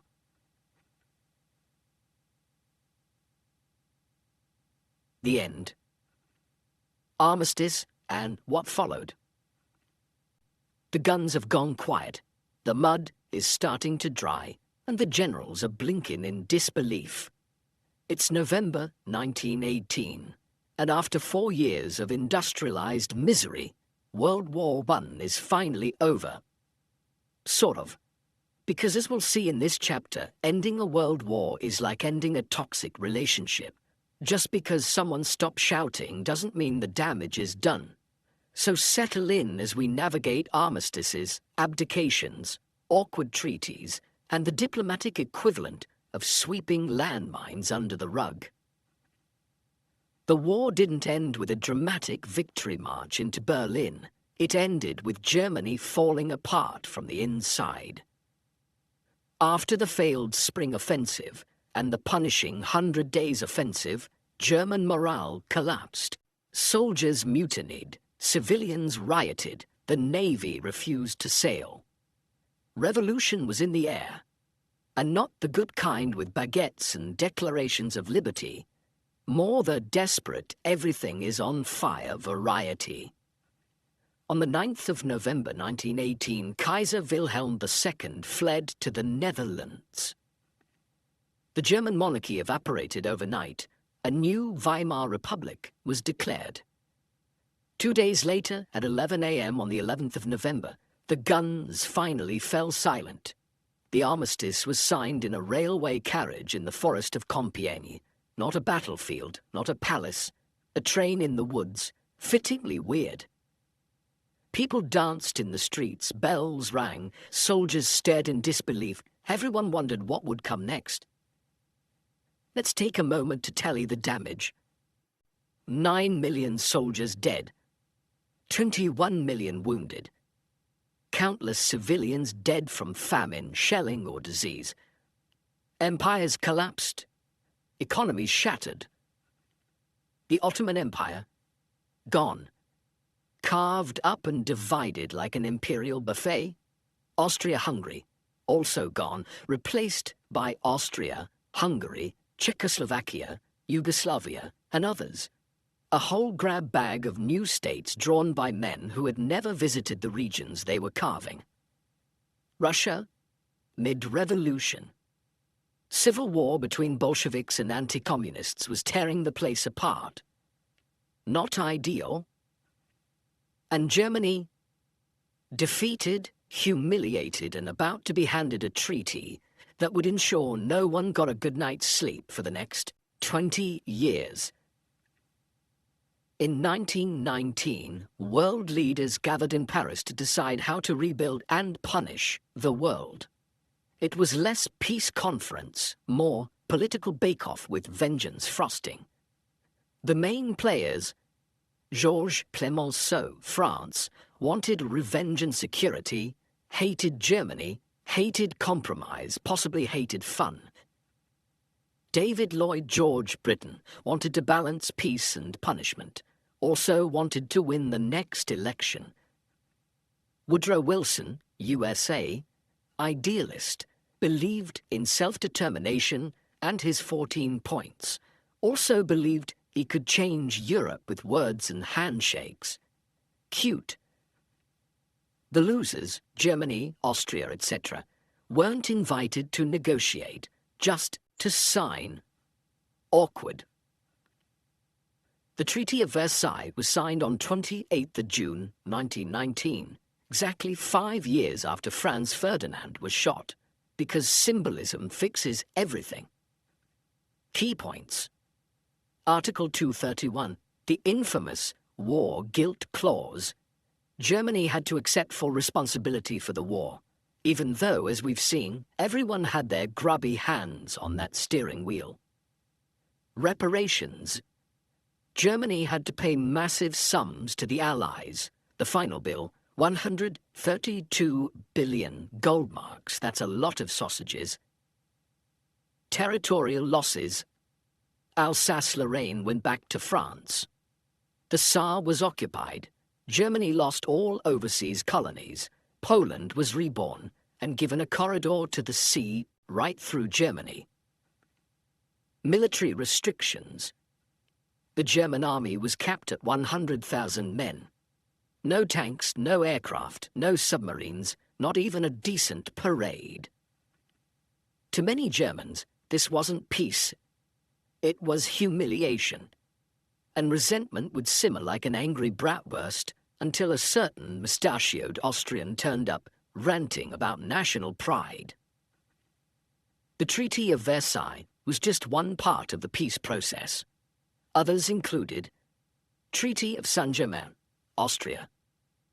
Austria lost land and had to pretend it had nothing to do with Germany. Spoiler, it did.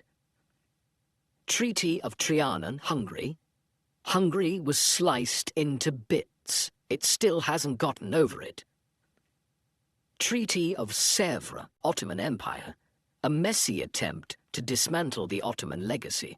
Later replaced by Treaty of Lausanne after Turkey said no thanks and fought back. These treaties redrew maps but ignored reality. Ethnic groups were split, new nations were unstable. The seeds of future conflicts were sown with elegant pens. Wilson's big idea was the League of Nations, an international organization to prevent future wars through collective security and very stern letters. Sadly, the US Senate refused to join. Germany and the Soviet Union were initially excluded. It had no army, no teeth, and no patience. It was like a security guard with a whistle, but no trousers. Still, the idea of international cooperation would live on. Eventually, the war had wrecked Europe's economy. Infrastructure was destroyed. Industry was exhausted. Inflation ran wild. In Germany, hyperinflation hit by 1923. Bread cost billions of marks. Wheelbarrows carried cash, not groceries. It was laughable if it wasn't so tragic. Millions of veterans returned home physically and emotionally shattered. Shell shock, now known as PTSD, haunted a generation.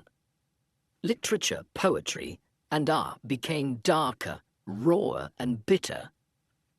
Women, having joined the workforce in wartime, began demanding rights, and in many places got them.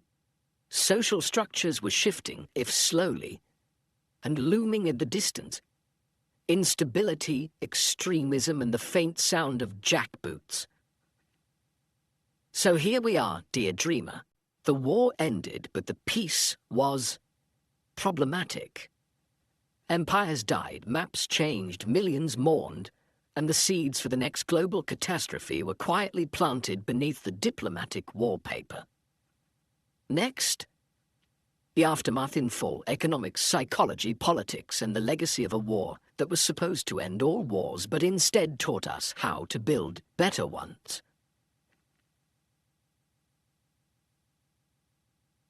The aftermath: peace treaties, economic effects, and the world left behind.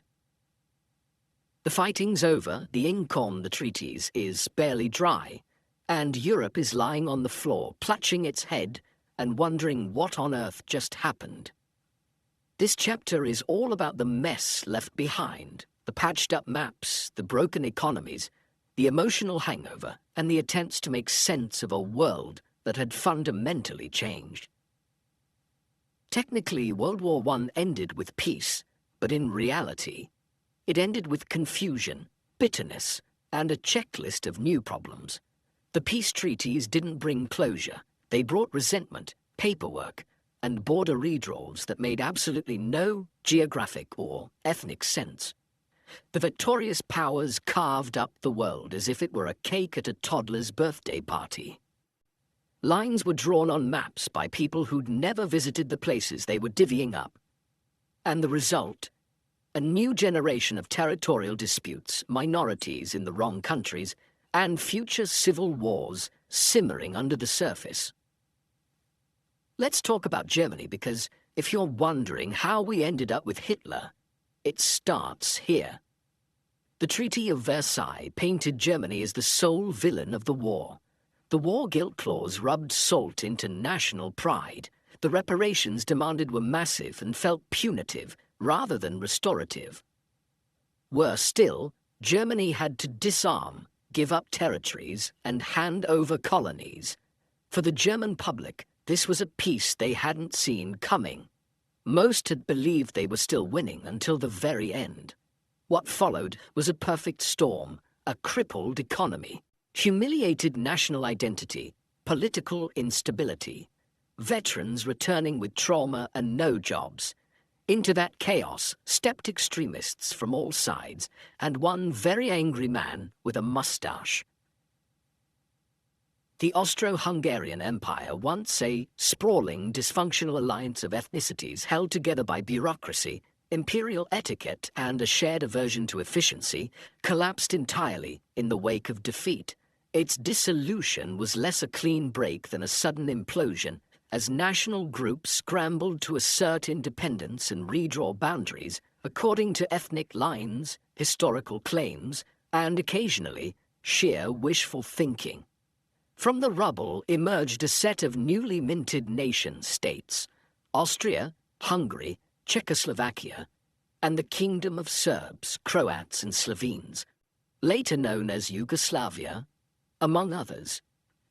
These changes were formalized in a series of treaties, particularly the Treaty of Saint-Germain, 1919, and the Treaty of Trianon, 1920, which aimed to dissolve the Austro-Hungarian Empire and redistribute its territories based on ethnic composition and political interests. The collapse of the empire had been set in motion by its military failures and internal ethnic tensions. As the war dragged on and Austria-Hungary's multinational army disintegrated, nationalist movements within the empire's borders began asserting their independence. Czechs, Slovaks, South Slavs, and others declared their own provisional governments, sometimes before the war even officially ended. The Entente powers, eager to weaken Central Europe and promote self-determination, supported these breakaway efforts in principle, though often inconsistently in practice. In theory, these were sovereign states founded on principles of national self-determination. In practice, they were riddled with internal tensions, economic fragility, and minority populations that didn't quite fit the new national narratives. Each new country inherited border disputes, inflation, refugee crises, and the awkward legacy of having relied on Vienna for everything from postal systems to plumbing. Overnight, aristocrats became commoners, customs unions evaporated, and rail lines terminated at invisible walls. Hungary, in particular, suffered a brutal national identity crisis. The Treaty of Trianon in 1920 locked off about two-thirds of its territory, transferring vast swathes of land to Romania, Czechoslovakia, and the newly formed Yugoslavia. Over 3 million ethnic Hungarians suddenly found themselves living outside the borders of Hungary. The loss of Transylvania alone was a deep wound. For Hungarians, it wasn't just a geopolitical setback. It was a psychological trauma. National mourning followed. Street names were changed. School children memorized lost cities like mantras. It was as if the entire country had been downsized without notice and expected to smile about it. The resentment festered, feeding political instability and future revanchist dreams that would echo into the next war. The Ottoman Empire, already on its last legs, was dismantled by the Allies and turned into a colonial playground. Britain and France grabbed huge chunks of the Middle East through Sykes-Picot, a secret agreement dividing Arab lands between them. The Treaty of Sèvres carved up the rest, but Turkish nationalists under Mustafa Kemal Ataturk rejected it. A war of independence followed. The final result was the Republic of Turkey, born in 1923, and a trail of broken promises to Arabs and Armenians. The promised Arab independence never happened. Surprise! The seeds of multiple future conflicts were planted here, with borders that still haunt the region to this day. Russia had dropped out of the war in 1917 and descended straight into a civil war that made the Western Front look well organized. The Bolsheviks fought the Whites, a loose alliance of anti-communists, and everyone else suffered. The war lasted until 1922, left millions dead, and birthed the Soviet Union. Meanwhile, Poland reappeared on the map and immediately got into a war with Soviet Russia. The New World was barely born and already throwing punches. The economic fallout from World War I was catastrophic. Europe was broke in debt and structurally wrecked. Germany faced hyperinflation. By 1923, it took a wheelbarrow of cash to buy bread. Britain had borrowed heavily and lost its financial dominance. France had entire regions destroyed and demanded reparations to rebuild. The US, having lent money to nearly everyone, emerged financially strong and slightly smug. The gold standard collapsed, the old economic systems were upended, new global powers began to rise, especially America and Japan, while the old European empires wobbled. And in the background, disillusionment. People had bled and died for what? Expensive treaties, food shortages, and queues at the unemployment office. One of the few social shifts. Women. With millions of men at war, women had stepped into roles in factories, transport, medicine, and even auxiliary military services. After the war, many were told to go back to the kitchen. Many politely declined. The 1920s saw the beginnings of women's suffrage in several countries, along with social reforms, changing fashion, hello flappers, and a crack in the traditional gender roles. Elsewhere, the working class was fed up. Strikes spread, communist movements gained popularity. The war had promised unity and delivered trauma. People wanted change, and some were willing to fight for it.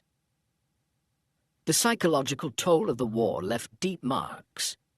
Shell shock, now known as PTSD, was rampant but poorly understood. Veterans returned, changed. Families were fractured. In art and literature, the war birthed a new tone, bitterness, irony, and disillusionment. The age of gallant cavalry charges was over.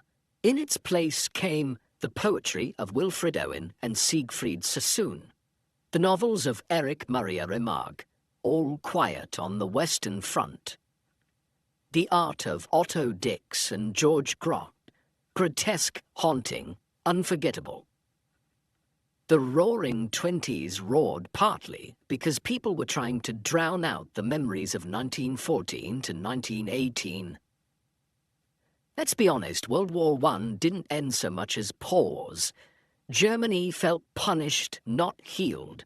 Borders were drawn without consent. Economies were strained to the breaking point. Nationalism was back, louder than ever. The League of Nations was well-intentioned but toothless. It would take just 2 decades for the world to plunge back into darkness. This time, the sequel would be even worse. And so, my softly snoring scholar, the world staggered out of World War I, bruised, battered, and baffled. Empires vanished. Maps were rewritten. The economy tanked. And the survivors tried to carry on with haunted eyes and hollow laughter. The war was over, yes, but peace, that was another story. The legacy. How the First World War changed everything. We've made it through the bullets, the bunkers, the backstabbing treaties, and the economic chaos. Now we step back and look at the big picture. World War I didn't just kill soldiers, it murdered monarchies. By 1918, the German Empire was gone.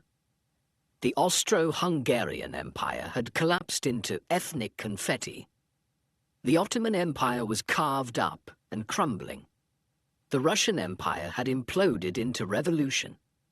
What rose in their place? A chaotic patchwork of republics, radical ideologies, and unstable governments. Many of them barely survived the 1920s, let alone the century. Kings and Kaisers were out, bureaucrats and ideologues were in. The old world order had cracked like a teacup dropped off a balcony. With empires dead, modern nation-states took center stage. But these weren't always stable, liberal democracies. No, no. The 1920s and 30s saw a swing from monarchies to extremes. Fascism in Italy and Germany.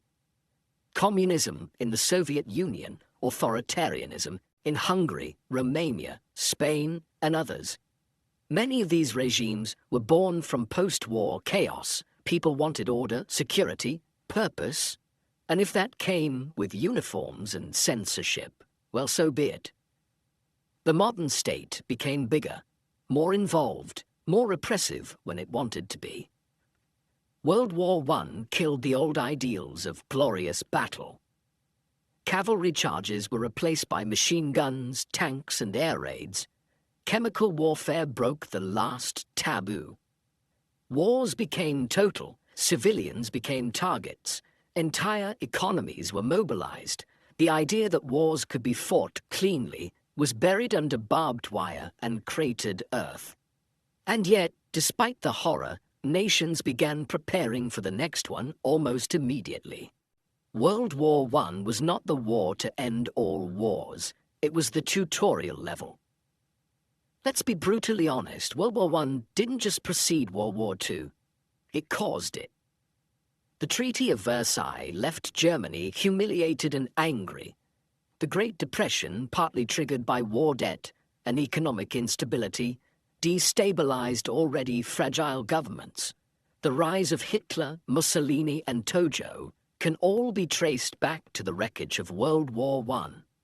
By the late 1930s, the world had forgotten the horror or chosen to ignore it.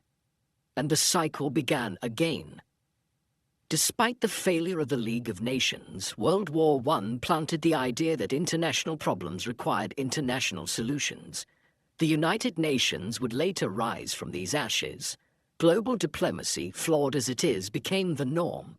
Ideas like self-determination, human rights, and collective security gained ground, though usually, after another crisis, reminded people why they mattered. World War I cracked open traditional societies. Women had worked, voted, organized.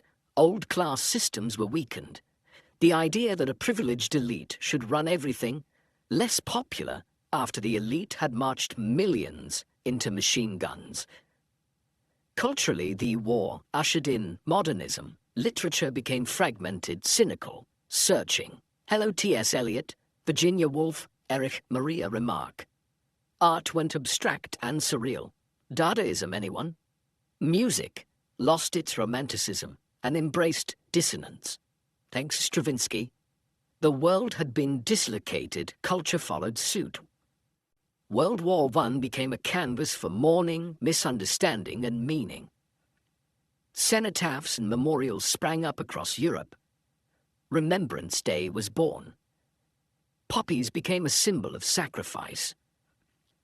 But narratives varied. In Britain and France, the war became a story of endurance and honor. In Germany, it became a story of betrayal and victimhood. In Russia, it was largely erased and rewritten by Bolshevik historians.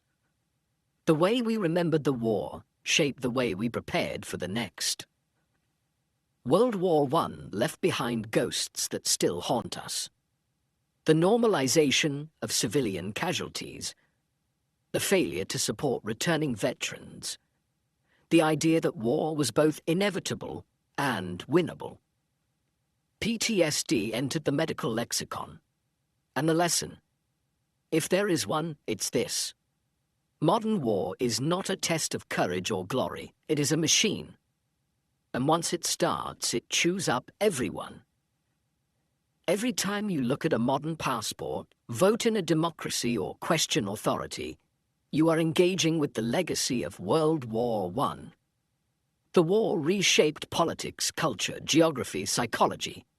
It changed how we write, how we remember, how we fight, and how we mourn. And it taught us, however briefly, that the world is terrifyingly fragile and that peace, once shattered, is devilishly hard to rebuild. So here we are, my darling dreamer. Countless disasters and one colossal war that changed everything. World War I was the end of an age and the beginning of the modern world. Its ghosts still whisper in our headlines, its maps still shape our arguments, and its stories still echo in our lullabies.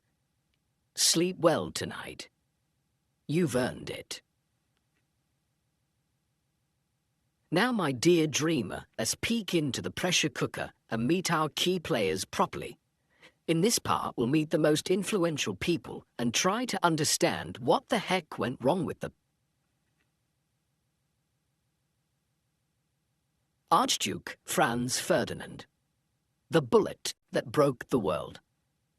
A name that echoes through every high school history class like a dry sneeze from the past.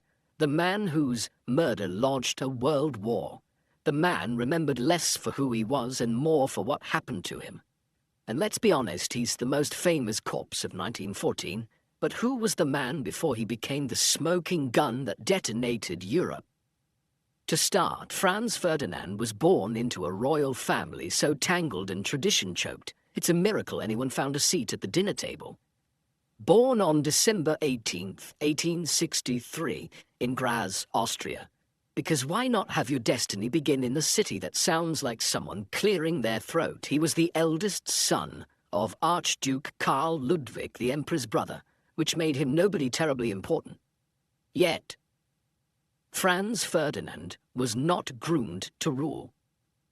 That job belonged to his cousin, Crown Prince Rudolf, the dashing, intelligent, liberal reformer who, in a plot twist worthy of a Netflix miniseries, shot himself and his teenage mistress in a hunting lodge at Meiling in 1889. Goodbye, heir. Hello, scandal. This tragic bit of dynastic drama meant the line of succession suddenly skipped over to Franz Ferdinand's father. But Daddy Karl Ludwig, clearly not thrilled by the prospect of running a collapsing empire, died conveniently in 1896, leaving Franz in pole position for the Habsburg throne. Sometimes history is just about outliving the competition. And so it was. Franz Ferdinand, a man known for his bad temper, odd charm, and surprisingly progressive leanings, was now heir presumptive to the most rickety monarchy in Europe. Let's talk about his personality, shall we? Franz was as subtle as a brass marching band. He was stiff, stubborn, frequently sarcastic, and no one would ever accuse him of being the life of the imperial ballroom. He was famous for snapping at staff, dressing down generals, and once accusing a visiting dignitary of smelling like cabbage. A man of the people he was not. But here's the plot twist. Beneath his crusty exterior beat the heart of a surprisingly modern thinker. He believed the empire needed reform, not just some fresh paint and a rewritten constitution, but deep, structural change. He knew the empire was fraying along its ethnic seams. The Slavs were restless, the Hungarians were power-drunk, and the Austrians themselves were becoming more caricature than community. Franz believed the future of the empire lay in transforming it from a top-heavy German-Hungarian beast into a multi-ethnic federation, a United States of Austria, if you will. Sounds sensible, doesn't it? Not to the Hungarian nobility, who regarded the idea with the same enthusiasm they'd show a peasant uprising. Reform threatened their perks, so they quietly hoped Franz would choke on a dumpling before ever reaching the throne. Now, for the juicy bit, the romance. Franz Ferdinand, that cranky old-school aristocrat, had a soft spot. Her name was Sophie Chotek. She wasn't from a royal family, which in the Habsburg court was like saying she was made of turnips. Sophie was intelligent, poised, and everything a noble wife should be, except born to the wrong kind of blue blood. The imperial court threw a fit. Marrying her meant violating centuries of dynastic snobbery. But Franz Ferdinand, to his credit, told them all to stuff it. He was marrying her or no one. The emperor finally relented on the humiliating condition that their children would never inherit the throne, and Sophie would never be allowed to walk beside him in public. Charming. Still, they married in 1900 and had 3 children. Their marriage was, by all accounts, a rare case of genuine affection in the Habsburg brood. But Sophie was always forced to walk behind Franz at official events because apparently love was fine, just not equal footing. As heir to the throne, Franz took his duties seriously, perhaps too seriously. He became Inspector General of the Austro-Hungarian military, a job he approached like a man trying to reassemble a crumbling cathedral with duct tape. He loathed corruption, inefficiency, and any officer who seemed more decorative than dangerous.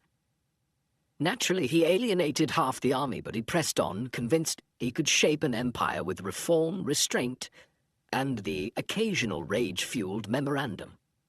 By 1914, Franz Ferdinand had become a paradox, a reformer hated by conservatives, a conservative distrusted by liberals, a peacemaker regarded as dangerous by warmongers. In many ways, he was the last man who might have held the empire together, and the first to be targeted by those who wanted it torn apart. Which brings us to Sarajevo. Ah, yes, Sarajevo. June 28, 1914. A sunny day, a city under imperial occupation. A visit that, even by the standards of Austro-Hungarian misjudgments, was cosmically ill-advised. The Serbs were furious over the empire's annexation of Bosnia. Nationalist groups like the charmingly named Black Hand were plotting, but the Archduke insisted on visiting anyway, partly to review troops, partly to show the flag, and partly, he claimed, to give his wife a taste of official ceremony she was usually denied. So they set out in an open-top car through the city streets. It should have been a parade. It became a farce. A bomb was thrown at the motorcade and bounced off the folded-down roof, injuring a few passengers in another car. Franz and Sophie were unharmed. The Archduke, clearly irritated, delivered a barbed comment about how nice it was to be greeted with explosives. Most people would call it a day at that point, but Franz, fueled by a mixture of protocol pride and probably indigestion, insisted on continuing the visit. Later that morning, after a few rounds of speeches and hospital visits, the couple headed to the town hall. Then came the fateful wrong turn. The driver, perhaps unfamiliar with Sarajevo's twisted geography, or maybe just cursed, took a detour down a side street, right into the path of Gavrila Princip. Now, Princip was no trained assassin. He was a teenager with a pistol and a burning desire for Serbian independence. He probably didn't expect to get a second shot, literally. But there they were. Franz and Sophie stopped in front of a cafe, their car stalled, the driver confused. 2 shots rang out. One hit Franz Ferdinand in the neck, one hit Sophie in the abdomen. According to legend, and it's hard to resist legend here, Franz's last words were, "Sophie, Sophie, don't die. Stay alive for our children." She died before him. He followed within minutes. Their deaths sent shockwaves through the empire and Europe. In Vienna, Franz Joseph reportedly said, "A higher power has restored the order I could not," which is a poetic way of saying, I never liked him anyway. And from there, the dominoes fell. Austria-Hungary blamed Serbia. Serbia stalled, Russia backed Serbia. Germany backed Austria. France backed Russia. Britain got dragged in. And suddenly a squabble over a dead archduke snowballed into the First World War. It's ironic, isn't it? Franz Ferdinand spent years trying to prevent war through reform, and his death became the spark for the bloodiest conflict the world had ever seen. What if he'd lived? That's the favorite question of wistful historians and fans of alternate history novels. Would he have restructured the empire, averted war, stuck it to the Magyar oligarchs, and given the Slavs a seat at the imperial table? Maybe. Or maybe the empire would have crumbled under the weight of its contradictions anyway. But there's one thing we can say for sure.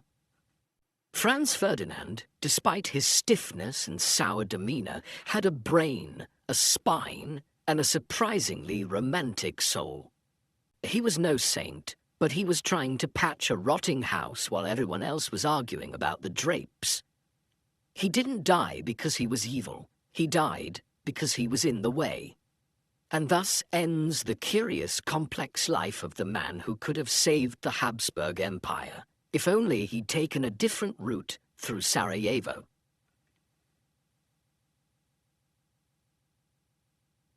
Gavrilo Princip, the teenager who killed an empire. Now prepared to meet the most accidentally effective assassin in modern history, Gavrilo Princip. That name might sound like a failed perfume line, but don't be fooled. This was the lad who, in less than 5 seconds on a sunny Sarajevo sidewalk, managed to fire 2 bullets that unraveled empires, triggered a world war, and rebranded assassination from shady cloak and dagger affair into global catastrophe. And the kicker? He was 19. 19.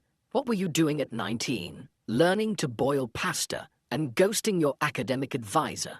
Gavrilo was plotting the collapse of the Austro-Hungarian monarchy. Let's unpack this pint-sized powder cake, shall we? Gavrilo Princip was born on July 25, 1894, in a dusty little village called Obliaj in Bosnia, then under Austro-Hungarian rule. The name Gavrilo comes from the archangel Gabriel, which is about as ironic as naming your kid Peace and watching him start World War I. His family? Dirt poor, Orthodox Christian. His father was a postman with a low opinion of imperial bureaucracy and a higher opinion of goats. Life was bleak, to put it mildly. Gavrilo was one of 9 kids, most of whom died in infancy. He survived, scrawny and bookish, with a chip on his shoulder the size of Mount Lovchen. But here's the thing about empires. If you treat entire regions like second-class provinces, you eventually make revolutionaries out of their brightest youth. Princip was bright. He had a hunger for learning, and a burning resentment for being a subject, not a citizen.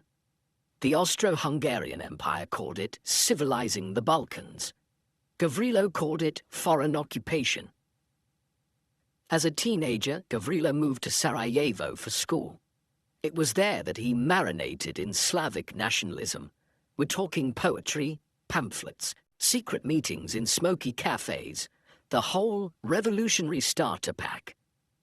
He later moved to Belgrade, Serbia, free of Austrian rule and absolutely bubbling with pan-Slavic fervor. There he fell in with like-minded radicals, other Bosnian Serbs who saw Austria-Hungary as an illegitimate occupier and believed it was their sacred duty to unite all South Slavs under a greater Serbia. Enter the Black Hand. No, not a Marvel villain squad, though honestly they acted like it. The Black Hand was a shadowy Serbian nationalist group composed of military officers, conspirators, and guys who took their mustaches very seriously. Their goals: assassinate imperial figures, cause chaos, and achieve unification through violence. Casual. Gavrilo wanted in. He wasn't a trained killer. He was a wiry, tubercular student with more ideology than aim. But he had the one trait every good revolutionary needs: utter, burning, irrational certainty. He was ready to die for the cause. The Black Hand said, "Who? Have a gun?" In 1914, news hit the Balkans like a bolt of lightning. Archduke Franz Ferdinand, the heir to the Austro-Hungarian throne, would be visiting Sarajevo. On Vidovdan, no less. For those of you who skipped Balkan Mythology 101, Vidovdan is Serbian National Remembrance Day, commemorating the Battle of Kosovo in 1389. The optics, terrible, like the empire rubbing its boots on sacred ground. For Gavrilo and his conspirators, it was a cosmic sign. A plan was formed. The target, Franz Ferdinand. The goal, send a message that Austria wasn't welcome. 6 assassins were chosen. The plan, simple. Each of them would station themselves along the motorcade route. If one failed, the next would try, like the worst game of relay tag ever played. They were armed with pistols, grenades, cyanide pills, cheap and ineffective, and more teen angst than an entire season of Skins. Gavrilo, barely recovered from a bout of tuberculosis, took his position with shaking hands and an empty stomach. And then came the fateful day. June 28, 1914. The most catastrophic comedy of errors in history. The assassination of Franz Ferdinand should have been a complete failure. It started badly, got worse, and ended in a cosmic accident that changed the world. First, the motorcade drove along the planned route. One of the assassins, Nedeljko Chabrinovich, tossed a bomb at the Archduke's car. It bounced off the folded roof and exploded under the next vehicle. A few injuries, lots of confusion, but Franz and Sophie were fine. Chabrinovich swallowed his cyanide pill. It didn't work. He jumped in the river. It was only waist deep. He was fished out and arrested. Gavrilo, seeing the chaos, missed his moment and wandered off in despair to a local cafe to sulk and, according to legend, buy a sandwich. And here's where the universe gets cheeky. After visiting the wounded in hospital, Franz and Sophie decided to change their route. Fewer public appearances, more low-key. Unfortunately, no one told the driver. He took a wrong turn, realized his mistake, and stopped to back up, right in front of Schiller's Delicatessen. And who just happened to be standing outside, biting into his revolutionary sandwich? Gavrilo, freaking Princip. Imagine it. You fail to kill the heir to an empire, get discouraged, wander off to eat your feelings, and the target pulls up 10 feet from you like a drive-through assassination window. Gavrilo didn't hesitate. 2 shots, one hit Sophie, one hit Franz. The world stopped. Princip tried to kill himself. The cyanide failed again. Serbian pharmacists, please call your offices, and he was arrested on the spot. Interrogated, beaten, and tried, he never recanted. I am a Yugoslav nationalist, he declared. I wanted to free my people. But here's the tragicomic twist. Gavrilo didn't want a world war. He wanted Austria out of Bosnia. He wanted Serbian unity. Instead, his bullets triggered alliances like dominoes falling through gasoline. Austria declared war on Serbia. Russia mobilized. Germany declared war on Russia and France. Britain joined in. Boom. 4 years. Millions dead. Whole continents shattered. Gavrilo didn't even get to see it unfold. Because he was under 20, Gavrilo couldn't be sentenced to death under Austro-Hungarian law, so they threw him in prison instead, Terezin Fortress, a freezing, disease-ridden dungeon. There he withered, malnourished, isolated, lost his right arm. His tuberculosis returned with a vengeance. He died on April 28, 1918, aged 23, just months before the war ended. Just before Austria-Hungary ceased to exist, he never saw the empire fall. He never saw Serbia rise. He just faded, sick, starving, and forgotten by the history he helped make. So, who was Gavrilo Princip, really? Was he a terrorist, a freedom fighter, a naive idealist, the matchstick that lit the powder keg? All of the above. He was a boy born under occupation, a product of poverty, pride, and political fanaticism. A nationalist who believed the ends justified the means, even if the means were murder. He didn't mean to destroy Europe, but he did. And therein lies the lesson. History doesn't always turn on kings, armies, or laws. Sometimes it turns on a teenage boy with a gun, a cough, and a sandwich.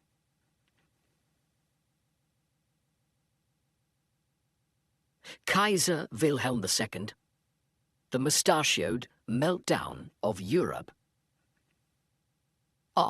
Wilhelm, Kaiser Wilhelm II to be precise, Germany's last emperor. Man with the self-awareness of a foghorn and the diplomatic subtlety of a sock full of doorknobs.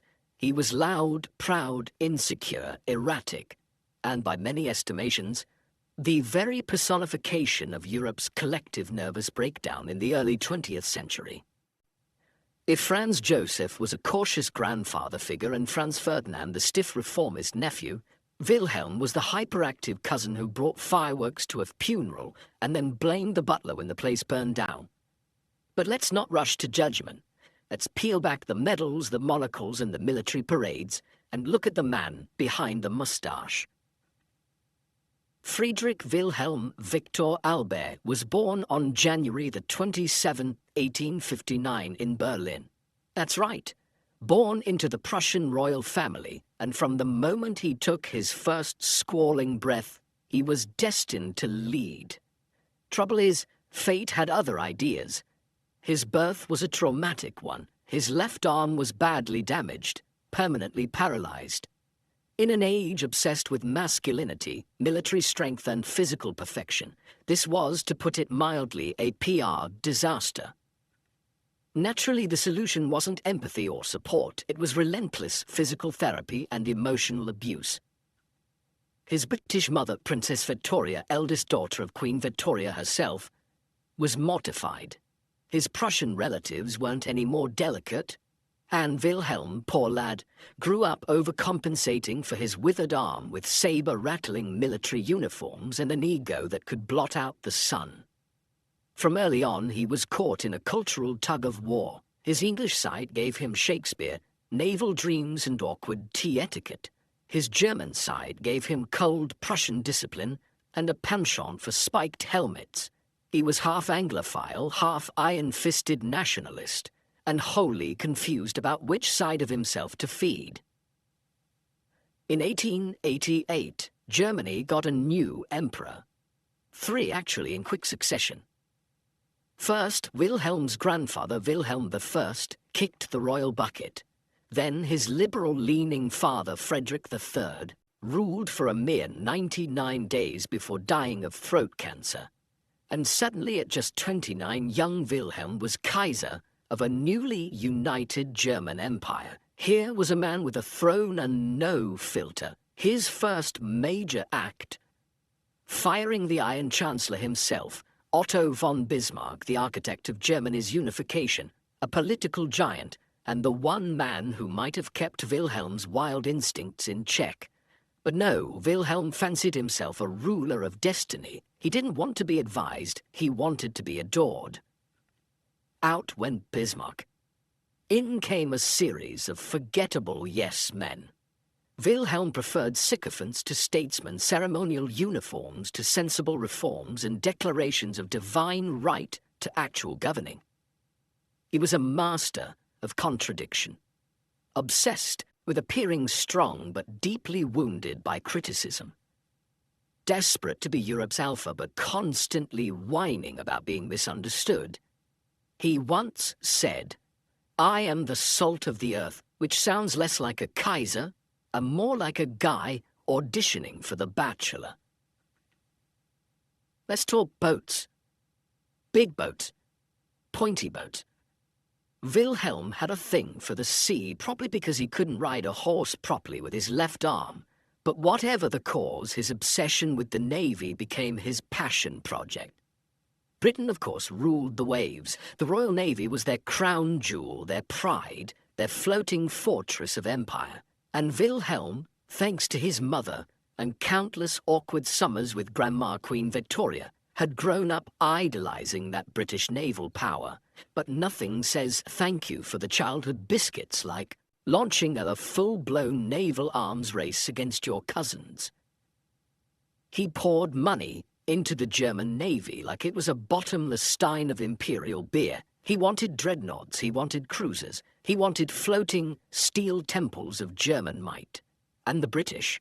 Oh, they noticed. Nothing makes a rivalry worse than your in-laws pretending they're not afraid of you. Wilhelm's naval build-up strained Britain-Germany relations to a snapping point. The more ships he built, the more Britain glared back and launched more of their own. It was like two toddlers stacking Legos to see whose tower would crush the cat first. Now a wise ruler plays chess. Wilhelm played pin the blame on the alliance. He was erratic in foreign policy, impulsive in speech, and allergic to subtlety.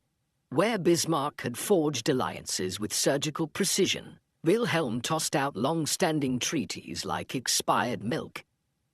He bungled relations with Russia, flirted awkwardly with Austria-Hungary, and treated France like a frenemy in a historical sitcom. And Britain, he sent them love letters, then turned around and threatened to out-dreadnought them.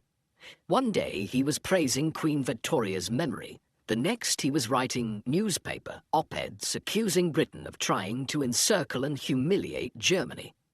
Honestly, the man flip-flopped harder than a fish at Oktoberfest. His infamous 1908 Daily Telegraph interview, where he declared the British were mad and ungrateful for all his friendship, nearly caused an international incident. His own ministers were horrified. The world realized that letting Wilhelm talk was like handing a loaded blunderbuss to a sleepwalker. By the early 1900s, Europe had transformed into a network of fragile, rigid alliances. Germany was chained to Austria-Hungary in a mutual paranoia pact. France and Russia snuggled up out of shared fear. Britain, long the aloof spinster of Europe, finally joined in the dance through the Triple Entente. Wilhelm, sensing this tightening web of rival powers, didn't exactly handle it with grace. He doubled down on military preparedness, wrapped himself in Teutonic bombast, and convinced himself Germany was being encircled by jealous, scheming nations. What did he do to ease tensions? Nothing helpful.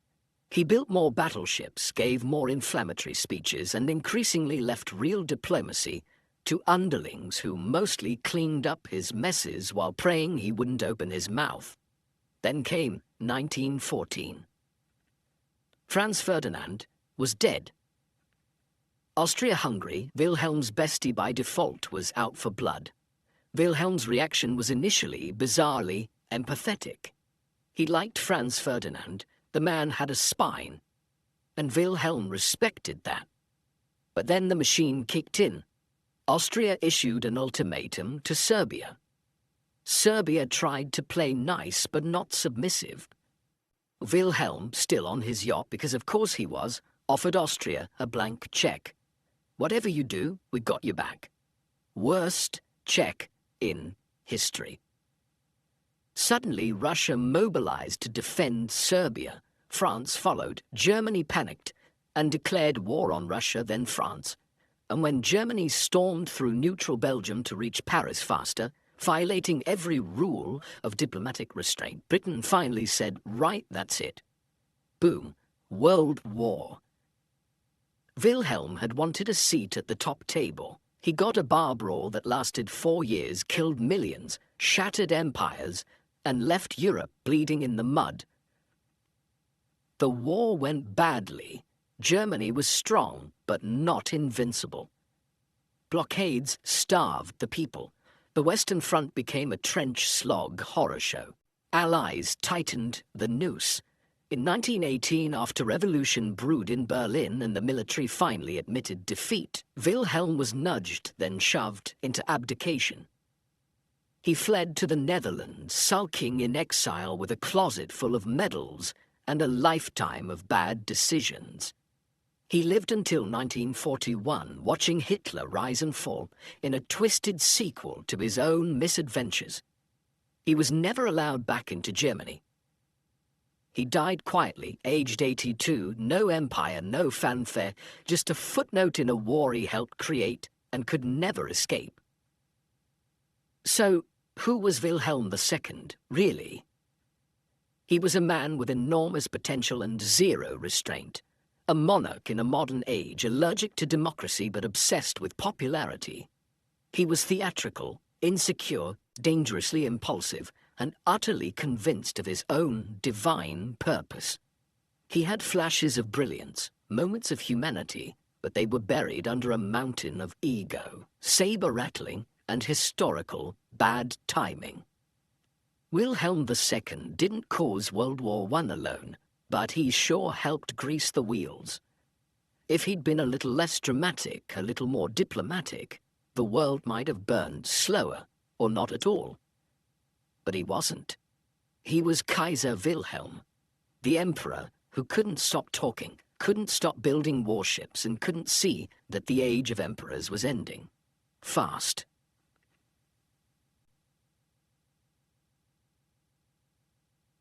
Tsar Nicholas II, the emperor who couldn't catch a break. The man, the myth, the mournful beard. Last emperor of all the Russias, crowned by God, destroyed by history, and known to his friends and tragically his enemies as Nicky. Imagine a man caught in a hurricane of revolution, war, and political incompetence, clinging to the helm of an empire with the confidence of a man who just realized his map is upside down. That, my dear dreamer, is Nicholas Alexandrovich Romanov in a royal nutshell. Let's meet the man who tried to rule a crumbling colossus with the political instincts of a Labrador retriever and a complete inability to tell when the house was on fire. Nicholas was born on May 18, 1868 in Tsarskoye Selo, the glittering Romanov playground outside St. Petersburg. His father, Tsar Alexander III, was a towering autocrat, built like a steam engine and emotionally about as warm. Young Nicholas grew up in a world of palaces, orthodox sermons, and constant reminders that the Romanovs didn't do things like parliaments or liberal reforms. They did crowns, cannons, and holy authority, thank you very much.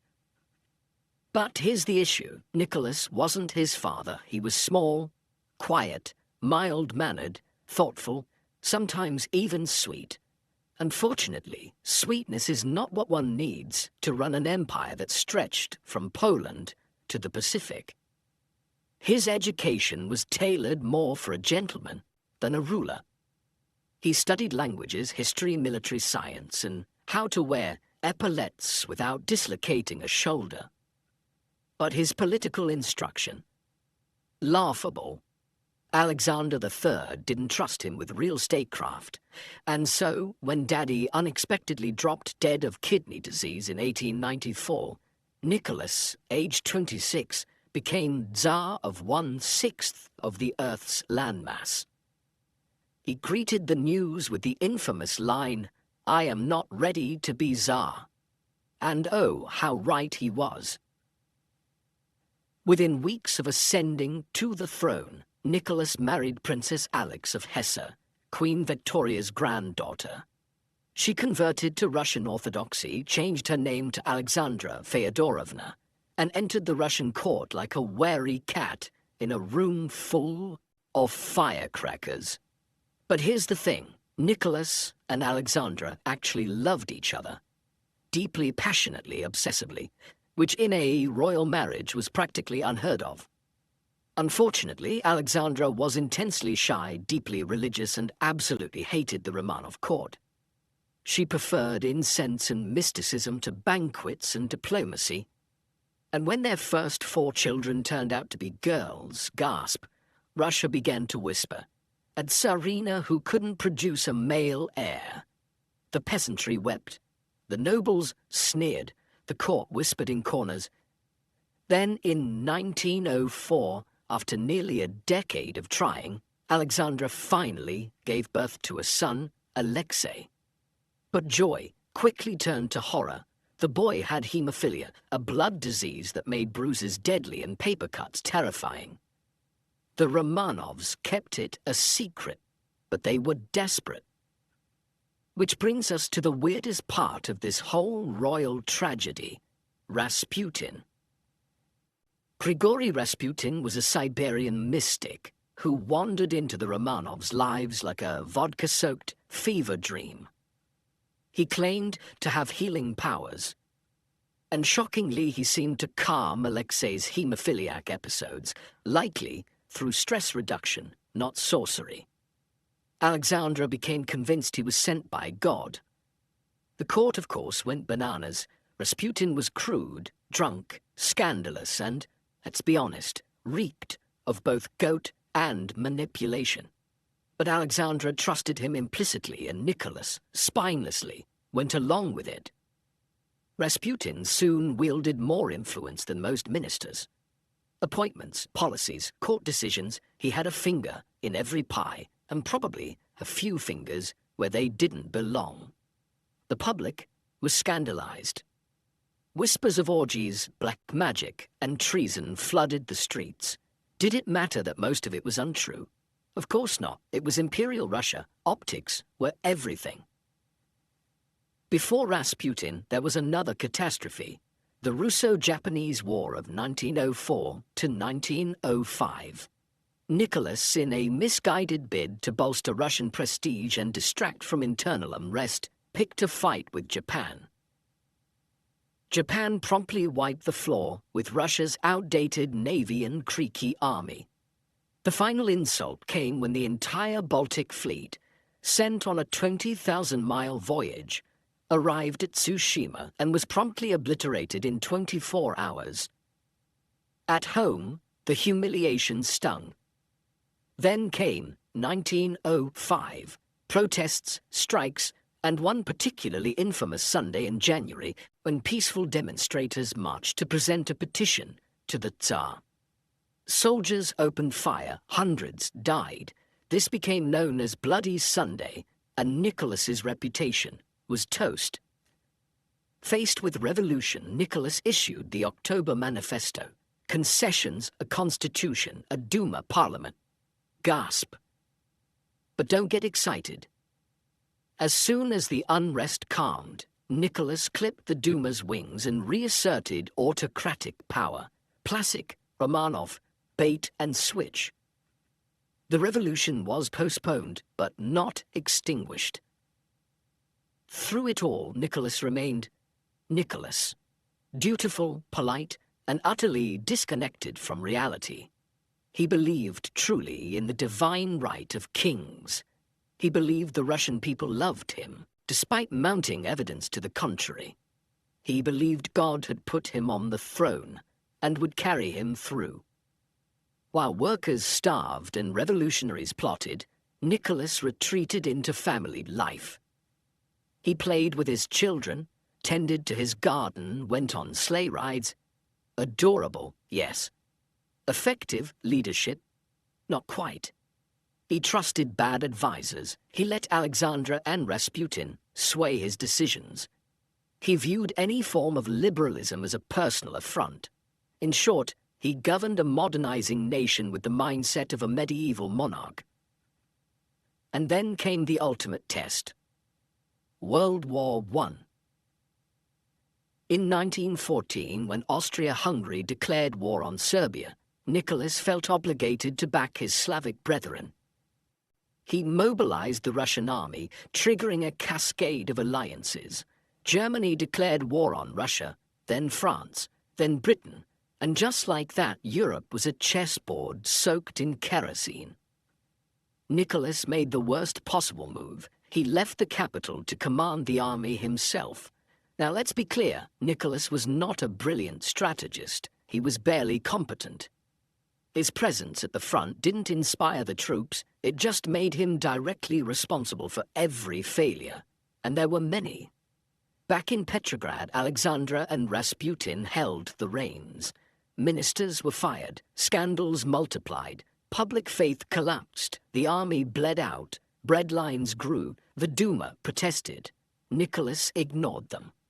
And then, in 1917, Russia exploded. The February Revolution began with women demanding bread. It ended with the Tsar on a train signing his abdication. Nicholas stepped down on March 2nd, 1917. He believed he was saving Russia from civil war. In reality, he was stepping into a lion's den. The provisional government took over. Then came the Bolsheviks. Lenin, Trotsky, red flags, hammers, sickles, gulags, the full Soviet starter kit. Nicholas and his family were placed under house arrest in Siberia. At first it was relatively mild, but then the civil war began and the Reds decided the Romanovs were a liability.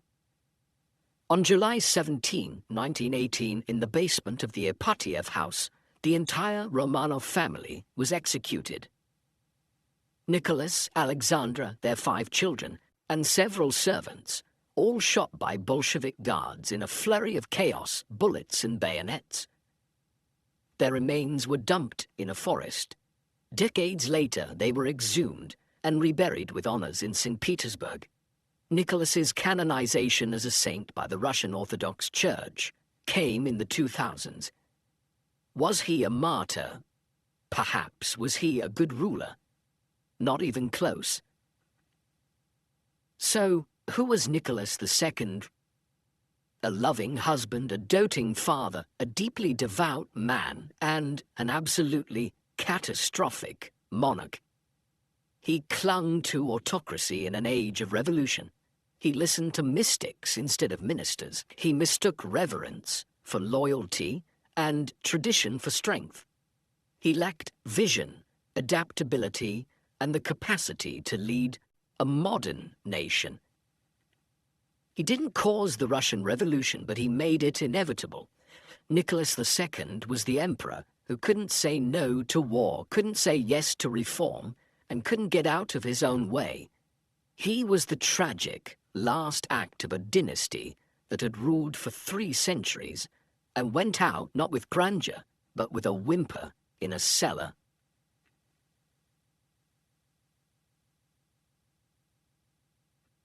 Woodrow Wilson, the professor who tried to lecture the world, the only US president who brought a PhD to a gunfight. Imagine, if you will, a man so intellectually convinced of his own righteousness that he tried to end war with a listicle. Wilson was the kind of leader who didn't just want to win the war, he wanted to grade it, revise it, and assign a 10-page essay on how we could all do better next time. And yet, beneath the moral high ground and academic prose lived a man riddled with contradictions, prejudices, and one of the most dramatic second-act flops in political history. Thomas Woodrow Wilson was born on December 28, 1856, in Staunton, Virginia, in the not-so-glamorous middle of the American South. His father was a Presbyterian minister who doubled as a Confederate sympathizer during the Civil War. So yes, young Woodrow grew up breathing in God, grammar, and lost cause grumbling. As a boy, he was bright but plagued by what we now suspect was undiagnosed dyslexia. Still, he devoured books and developed a near-religious obsession with ideas, structure, and order. His heroes, Jefferson, Burke, Hamilton, the kind of men who never met a sentence they couldn't stretch to 3 clauses. Wilson went on to attend Princeton, then the College of New Jersey, studied law at UVA, then got a PhD in political science from Johns Hopkins. That made him the first and only US president with a doctorate. And let me tell you, he never let anyone forget it. he became president of Princeton University, where he ruffled feathers with reforms, elitism, and a complete inability to suffer fools quietly. Then, in the grand American tradition of hiring academics to fix things they barely understand, he was made governor of New Jersey. There he surprised everyone by actually being good at politics. In 1912, with Theodore Roosevelt and William Howard Taft busy destroying each other in a three-way electoral slugfest, Wilson waltzed into the White House on a cloud of progressivism and good diction. As president, Wilson did plenty of impressive things. He created the Federal Reserve. He signed the Clayton Antitrust Act. He introduced the first income tax under the 16th Amendment. His domestic agenda was called the New Freedom, which, depending on who you were, either felt like a breath of fresh air or a polite lecture from your dad about bank reform. But let's talk about his Achilles heel: race. Wilson was a white Southern elitist, and no, that's not a spicy insult. That's just his biography. He segregated the federal government. He screened The Birth of a Nation, a literal Klan propaganda film, in the White House. He believed in separate but equal, with more emphasis on separate and almost none on equal. Progressive in economic policy, sure. Progressive on civil rights, not even remotely. When World War I broke out in 1914, Wilson's first instinct was to stay the hell out of it.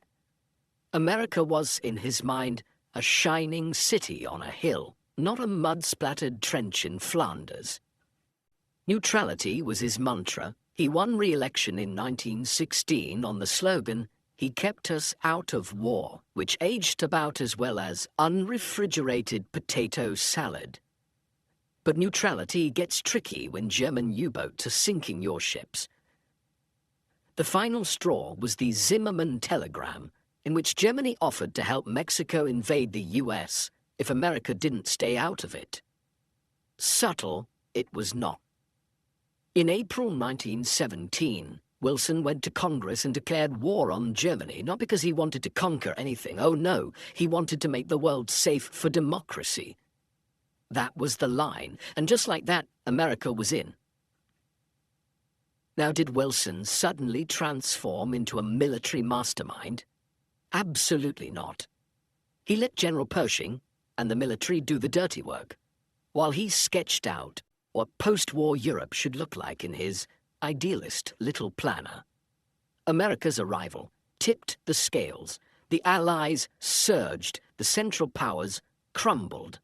By November 1918, the war was over. Everyone was exhausted, bleeding, and bitter, except Wilson, who was practically floating on a cloud of moral superiority. He saw his moment. While Europe fumed and starved, Wilson started crafting the 14-point, his personal TED Talk to end all wars. The 14 points were Wilson's magnum opus, a set of ideals more aspirational than enforceable. Self-determination for all nations, open diplomacy, freedom of the seas, and most famously, a League of Nations, a big international club where countries would talk instead of shoot. Wilson went to the Paris Peace Conference in 1919 like a rock star in a three-piece suit. Europeans swooned, crowds chanted his name. He was the prophet from Princeton. He genuinely believed he could rewire the world for peace. There was just one problem. Everyone else had lived through 4 years of trench slaughter and wanted revenge, not lectures.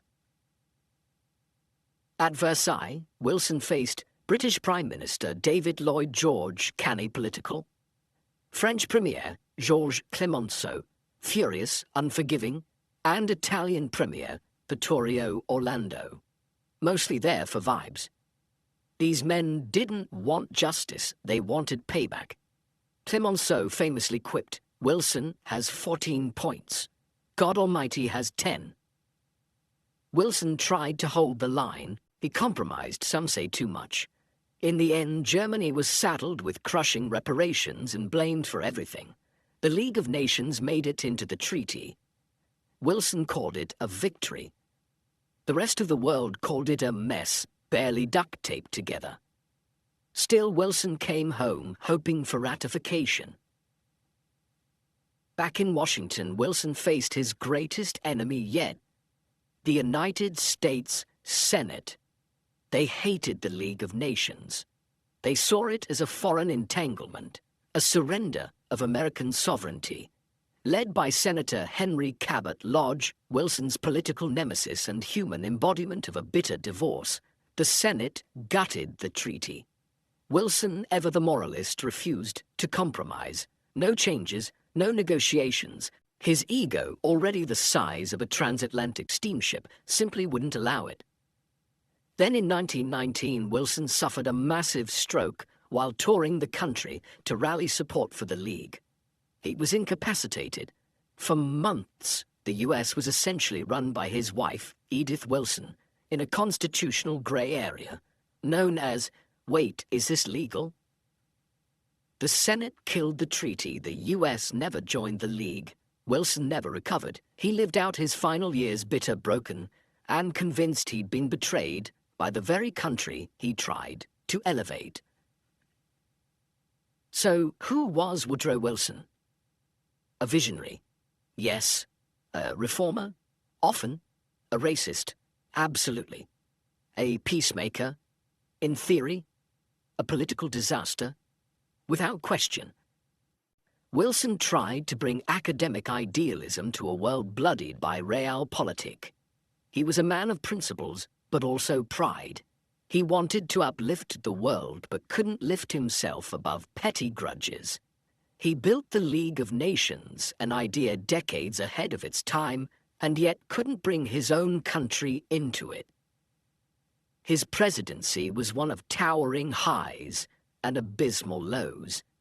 He expanded the role of government, shaped the modern presidency, and left a legacy so complicated, historians still can't agree whether to erect statues or tear them down. Woodrow Wilson came to the stage of world history like a professor lecturing a classroom full of knife fighters. He thought ideas would save us. Instead, they drowned in the mud of Europe and the swamp of the U.S. Senate. And yet, his fingerprints are still all over the modern world order. The United Nations, his idea with a better marketing team. Global diplomacy, still trying to match his vision. He didn't end war, he didn't save democracy, but he gave it one hell of a syllabus.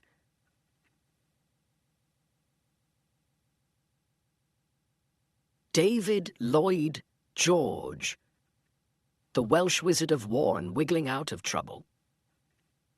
Now here was a man who didn't walk into history. He charged in, arm flailing, tie askew, yelling something about land, taxes and social justice, and somehow left with a crown jewel or two in his pocket. Lloyd George was many things: radical reformer, war manager, imperial schemer, incorrigible flirt, and a man who could argue a chimney into catching fire. If the other leaders of World War I were aristocrats drowning in epaulettes and moral paralysis, Lloyd George was the charming rogue who sold them the life jackets, inflated them with hot air, and then billed them twice. He wasn't born to rule, he wasn't supposed to last, and yet he somehow outmaneuvered kings, generals, and the ghost of Queen Victoria herself. Let's begin. David Lloyd George was born in 1863 in Manchester, England, but don't tell the Welsh that. He was raised in Llanystumdwy, a small village in North Wales, where his widowed mother and shoemaker uncle shaped him into a pint-sized political firebrand before he could say House of Commons. His background: dirt poor. His politics: radical. His accent: thick enough to stop bullets. And his ambition: unyielding. He trained as a solicitor, a lawyer for my non-Brits, and quickly developed a reputation as someone who could tear the trousers off a landowner in court and leave him thanking him for the breeze.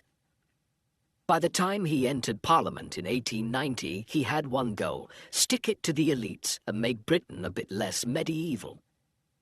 Spoiler alert, he kind of did. In Parliament, Lloyd George wasn't just loud, he was dangerous. He took on the landed gentry, the church, and the Tory party with the glee of a man who knew he wasn't invited to their dinner parties and had no interest in pretending otherwise. He rose quickly through the Liberal ranks, and by 1908 he was Chancellor of the Exchequer, Britain's top money man. His People's Budget of 1909 tried to tax the rich to fund welfare reforms, cue screaming from the aristocracy, and the House of Lords clutching their pearls. But Lloyd George didn't care. He called the Lords 500 men chosen at random from the ranks of the unemployed. And when they blocked his budget, he basically dared them to start a constitutional crisis. They did. He won. Classic Lloyd George. When World War I began in 1914, Lloyd George was quite frankly not thrilled. He had spent most of his career opposing war, colonial expansion, and military brass hats. But when war came, he adapted faster than you can say total mobilization. First, he took over as Minister of Munitions, basically the guy who made sure British soldiers had bullets, boots, and occasionally working guns. He turned factories into war machines, got women into the workforce, and made bureaucracy cry uncle. Then he became Secretary of State for War. Then in 1916, after the war effort stalled and Prime Minister, H. Asquith drifted into political fog, Lloyd George pulled off a political coup. With backroom deals, coalition whispers, and a few polite betrayals, he forced Asquith out and became Prime Minister of Britain. Yes, the man who once railed against imperialism and warlords now was the warlord, with better hair. From 1916 to 1918, Lloyd George was the face of Britain's war effort. Not in the trenches, he preferred fine tailoring and decent lighting, but in the strategy rooms, making generals sweat and allies sweat harder. He clashed with military leaders like Field Marshal Haig, who loved frontal assaults and unreadable battle plans. Lloyd George, ever the civilian skeptic, distrusted them deeply but couldn't remove them without causing chaos. So he did what he always did, worked around them, behind them, and sometimes in spite of them. He charmed the French, corralled the Americans, begged, borrowed, and politicked Britain through to victory. When the armistice was signed in November 1918, Lloyd George was hailed as the man who had won the war, without ever firing a shot himself. Cue the confetti, cue the re-election, cue the hubris. In 1919, the Big Three, Clemenceau, Wilson, and Lloyd George, assembled in Paris to carve up the world like a badly burned cake. Clemenceau wanted revenge. Wilson wanted idealism. Lloyd George, he wanted to keep the British Empire intact and his political career afloat. At Versailles, he played mediator. He calmed Wilson, soothed Clemenceau, and occasionally stabbed both in the back, politely, with footnotes. He knew the treaty was harsh. He knew it might lead to more war. He signed it anyway, because while he agreed with Wilson's 14 points in public, privately he was thinking, we didn't slog through 4 years of trench hell to give Germany a cuddle. He got British mandates in the Middle East, secured the Empire's influence, and came home to thunderous applause. It would be the last time everyone loved him at once. After Versailles, Lloyd George tried to build a land fit for heroes, but Britain was broke. The soldiers came home to unemployment, unrest, and not nearly enough heroes welcome. His post-war coalition fell apart. His handling of the Irish War of Independence alienated half the country. He tried to be the empire's CEO, micromanaging global policy from Downing Street with diminishing returns. By 1922, even the Conservatives, his own allies, had had enough of the Welsh whirlwind. They dumped him in the Carlton Club meeting like a bad stock option. He resigned. Just like that, the man who'd led Britain through its greatest crisis was out of power, and the country barely looked back. He had spent the 1930s with journalism and travel, and the writing of his memoirs. Lloyd George died of cancer at the age of 82 on March 26, 1945, with his wife Frances and his daughter Meghan at his bedside. So, who was David Lloyd George, really? He was brilliant, he was slippery, he was brave and vain and loud and clever. He was a reformer who used the tools of the establishment to change it. He was a wartime leader who hated war. He gave speeches that could melt stone and promises that often evaporated by morning. He modernized Britain, helped win the war, and shaped the post-war world. But he also let short-term politics trump long-term peace. He alienated allies, betrayed friends, and left just enough bitterness behind to haunt Europe for decades. He was, in short, the most effective politician in the room, and also the most dangerous man to trust with the keys. David Lloyd George was the man who said, "Don't be afraid to take a big step. If one is indicated, you can't cross a chasm in 2 small jumps." He lived by that rule. He leapt often, usually landing with style, and occasionally taking the chasm down with him.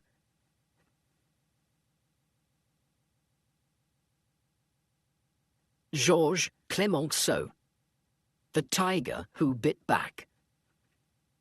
Now it's time to meet the French Prime Minister who didn't give a single fig, poached or otherwise, about your peace dreams, your 14 points, or your delicate American optimism.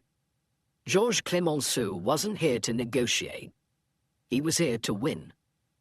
He came to Versailles not as a gentleman, but as a tiger, with scars, teeth, and receipts. You thought Woodrow Wilson was intense. You thought Lloyd George was shifty.